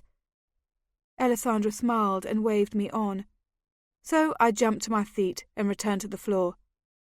I danced for the rest of the night, though I tried to keep track of Alessandra from this point on. I saw her pass from the hand of one lord to another, protestations of a bruised toe forgotten. But I did not see her in Brian's arms again. Once again, I wondered, but no one was being forthcoming with the answers. 10. The days following the summer ball were flat and dull.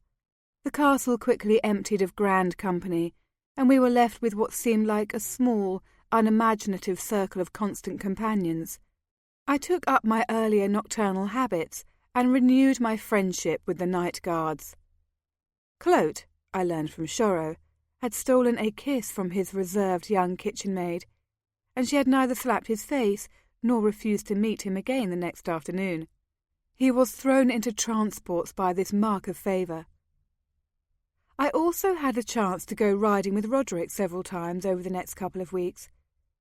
After the last edgy, interesting conversation, our time together had become strangely companionable. He told me more about the country where he grew up, and I responded with tales of my grandmother and Millet. He laughed at my description of the village girl. "I don't think she's quite as vile as you've painted her," he said. "Probably comes from a family of 5 or 8, no hope of a quiet hour there, and no dowry that might interest a farm boy. Has to be looking out for herself any way she can, and Loring's the best for that." "Loring?" I repeated. "Knowing herb law. That's what it's called in Velador." "Well, I hate her anyway," I said mullishly. He smiled. "Hate her all you like, but try not to be unkind to her. She's just trying to make her way in the world." Privately, I knew he was right, but I would not admit it aloud, and soon enough I changed the subject. The next time we went riding, Alessandra came with us, and so Roderick rode behind us and scarcely spoke a word. It was a comfort to have him along nevertheless, and I was pleased that we had managed to forge a relaxed friendship. My other wanderings took me in darker directions. One night, standing outside the open door to the room of the aliora, I heard a low hum of companionship, sharply broken by a series of hopeless, bitter cries. I would have started through the curtained doorway, except that it was clear others, more capable of giving solace, were already at the side of the sufferer, and offering soothing words and expressions of hope. I could not be sure, of course, but I thought the one weeping was the youngest girl, brought here by Jackson, and I almost could not endure the knowledge. The next day, as Cressida came to help me with my bath, I questioned her. "That new aliora," I said as casually as I could. "What's to become of her? Is she to stay at Castle Auburn?" Cressida dribbled fragrant salts into the water and tested the temperature with her slender fingers. Kneeling over the tub, all thin arms and folded legs, She looked like a shrub crouched over a stream bed, wispy and fey and still. "She'll stay for a while at least," Cressida said in a soft, careful voice that seemed to screen back emotion. "She's too young to go to a household on her own." "Did someone want her?" "Oh, yes. Your Uncle Jackson had a dozen offers, but Andrew convinced him that she needed time." "How much time?" Cressida shook another handful of crystals into the water and appeared to watch them dissolve. "Longer than Jackson thinks," she said on a sigh. I felt my heart squeeze in protest. "Is she... But she'll be... I mean, in time she'll be fine, won't she?" Cressida turned her head to gaze at me, a weight of sorrow in her face. I felt centuries of despair in that gaze, eons of longing. "She has been torn from her family and her life, and will be sold into slavery," the aliora said in a low voice. "Imagine yourself in her place and answer your own question." Shock ran through me with a physical jolt. I felt my veins crisp and the hammering of my heart turn feeble. It was not as if I had not considered any of this before. It was just that Cressida, Andrew, the others, had not seemed so wretched in their captivity. "But I whispered. I shook my head. She nodded and returned her attention to the bath. "I know," she said, "and it is not like you are free either." Freer than many others, I thought, and slid into the steaming tub. "I have some herbs that may help her," I said to Cressida as she shampooed my hair. "Some callywort and stiflebane.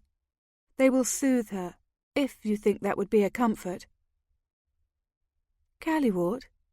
Yes, it's something we use in aliora all the time," she replied. "I'm not familiar with stiflebane." "Very effective," I murmured, hypnotized by the feel of her fingers on my scalp. "I'll bring some up." "Thank you." Her hands in my hair were so careful, so gentle. How could she resist the urge to push me beneath the water and hold me under till I drowned? It was not fear of reprisals that kept me safe from her, I knew. She did not have violence in her. None of the aliora did. Their great personal grief was matched by their enormous capacity for love.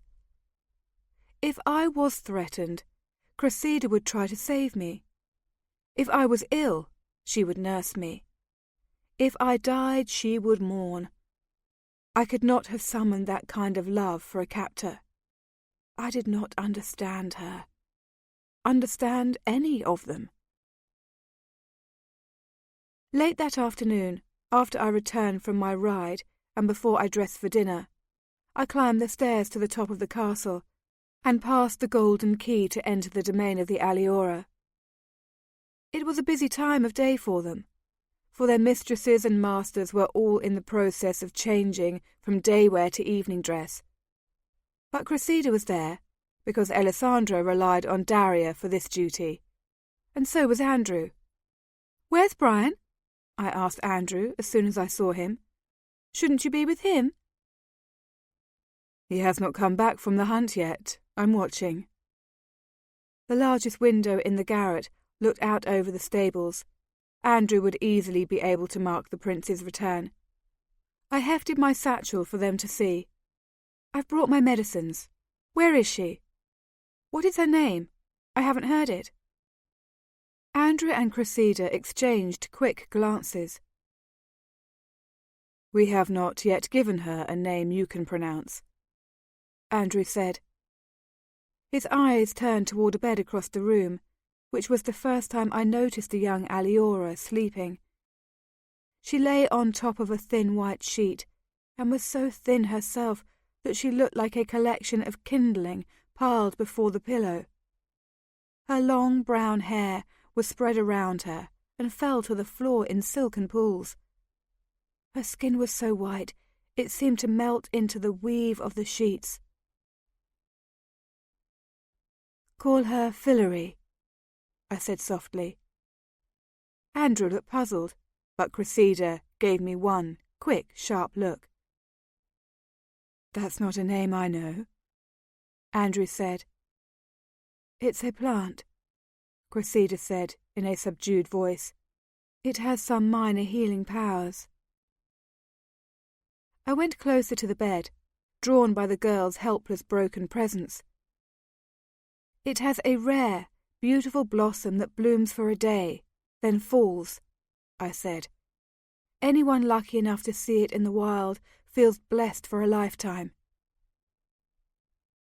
"Then that seems fitting enough," Andrew said. I stopped a foot away from the sleeping girl. Even by aliora standards, she looked fragile. The pale skin looked ready to dissolve away from the bones beneath. Her fingers looked too long for her hands. Her fabulous hair looked dusty and unused. "She hasn't been eating, has she?" I asked abruptly. Cressida came to my side. "She tries. Food will not stay in her body." "I don't want her to starve," I said. "Neither do I." I watched her a while longer, then abruptly turned on my heel, setting myself on one of the empty beds. I opened my satchel and began pulling out packets. "Stiflebane. It'll calm her when she weeps in the night. Orkelwood. It will soothe her stomach and help her retain her food. Callywort. It will help her sleep, but don't give it to her unless she's wakeful." Cressida took the herbs from me without speaking, but Andrew said, "How do you know she weeps in the night?" I fastened my satchel and came to my feet. I felt older than my sister at this moment, older than my grandmother, older than the world. "I would," I said. Cressida looked at the packets in her hand. "And are these safe to give her?" she asked. "We aliora are not formed as you are." Andrew took a sample from Cressida's hand. "I'll try them myself first." "That might be a good idea," she said. I hesitated a moment, for I didn't want to go, but I had no other business here, and it was hard to stay. "Let me know how she does," I said at last, and left the room. That night I did not return, and for 3 nights running I could not bring myself to steal up to the loft and spy on the aliora. It was left to Cressida to tell me, in her soft voice, keeping her emotions rigidly in check, that Fillory had passed 3 straight peaceful nights and managed to eat every meal. I nodded solemnly, and we spoke no more about it. I did not charge for this healing service, but I felt even more professional at this success, and yet I could not say I was proud of myself either.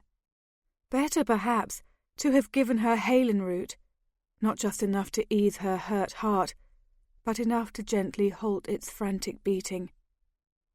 Better, perhaps, to have let her quietly die. As it turned out, not a week later, I was given the chance to use some of my halen root, though this time for its intended purpose, to ease pain. I hadn't expected to face this particular professional crisis either, and I was no happier with what I learned on the call. It was night again, the time this summer when all the events of my life seemed to unfold. I was wandering through the servants' quarters, usually the most silent part of the castle, when I caught the urgent, miserable sound of someone shrieking. My first instinct was to freeze where I stood. My second was to follow the sound of anguish as quickly as I could. The trail led me to a closed door far down in the servants' wing, where the younger women had their quarters.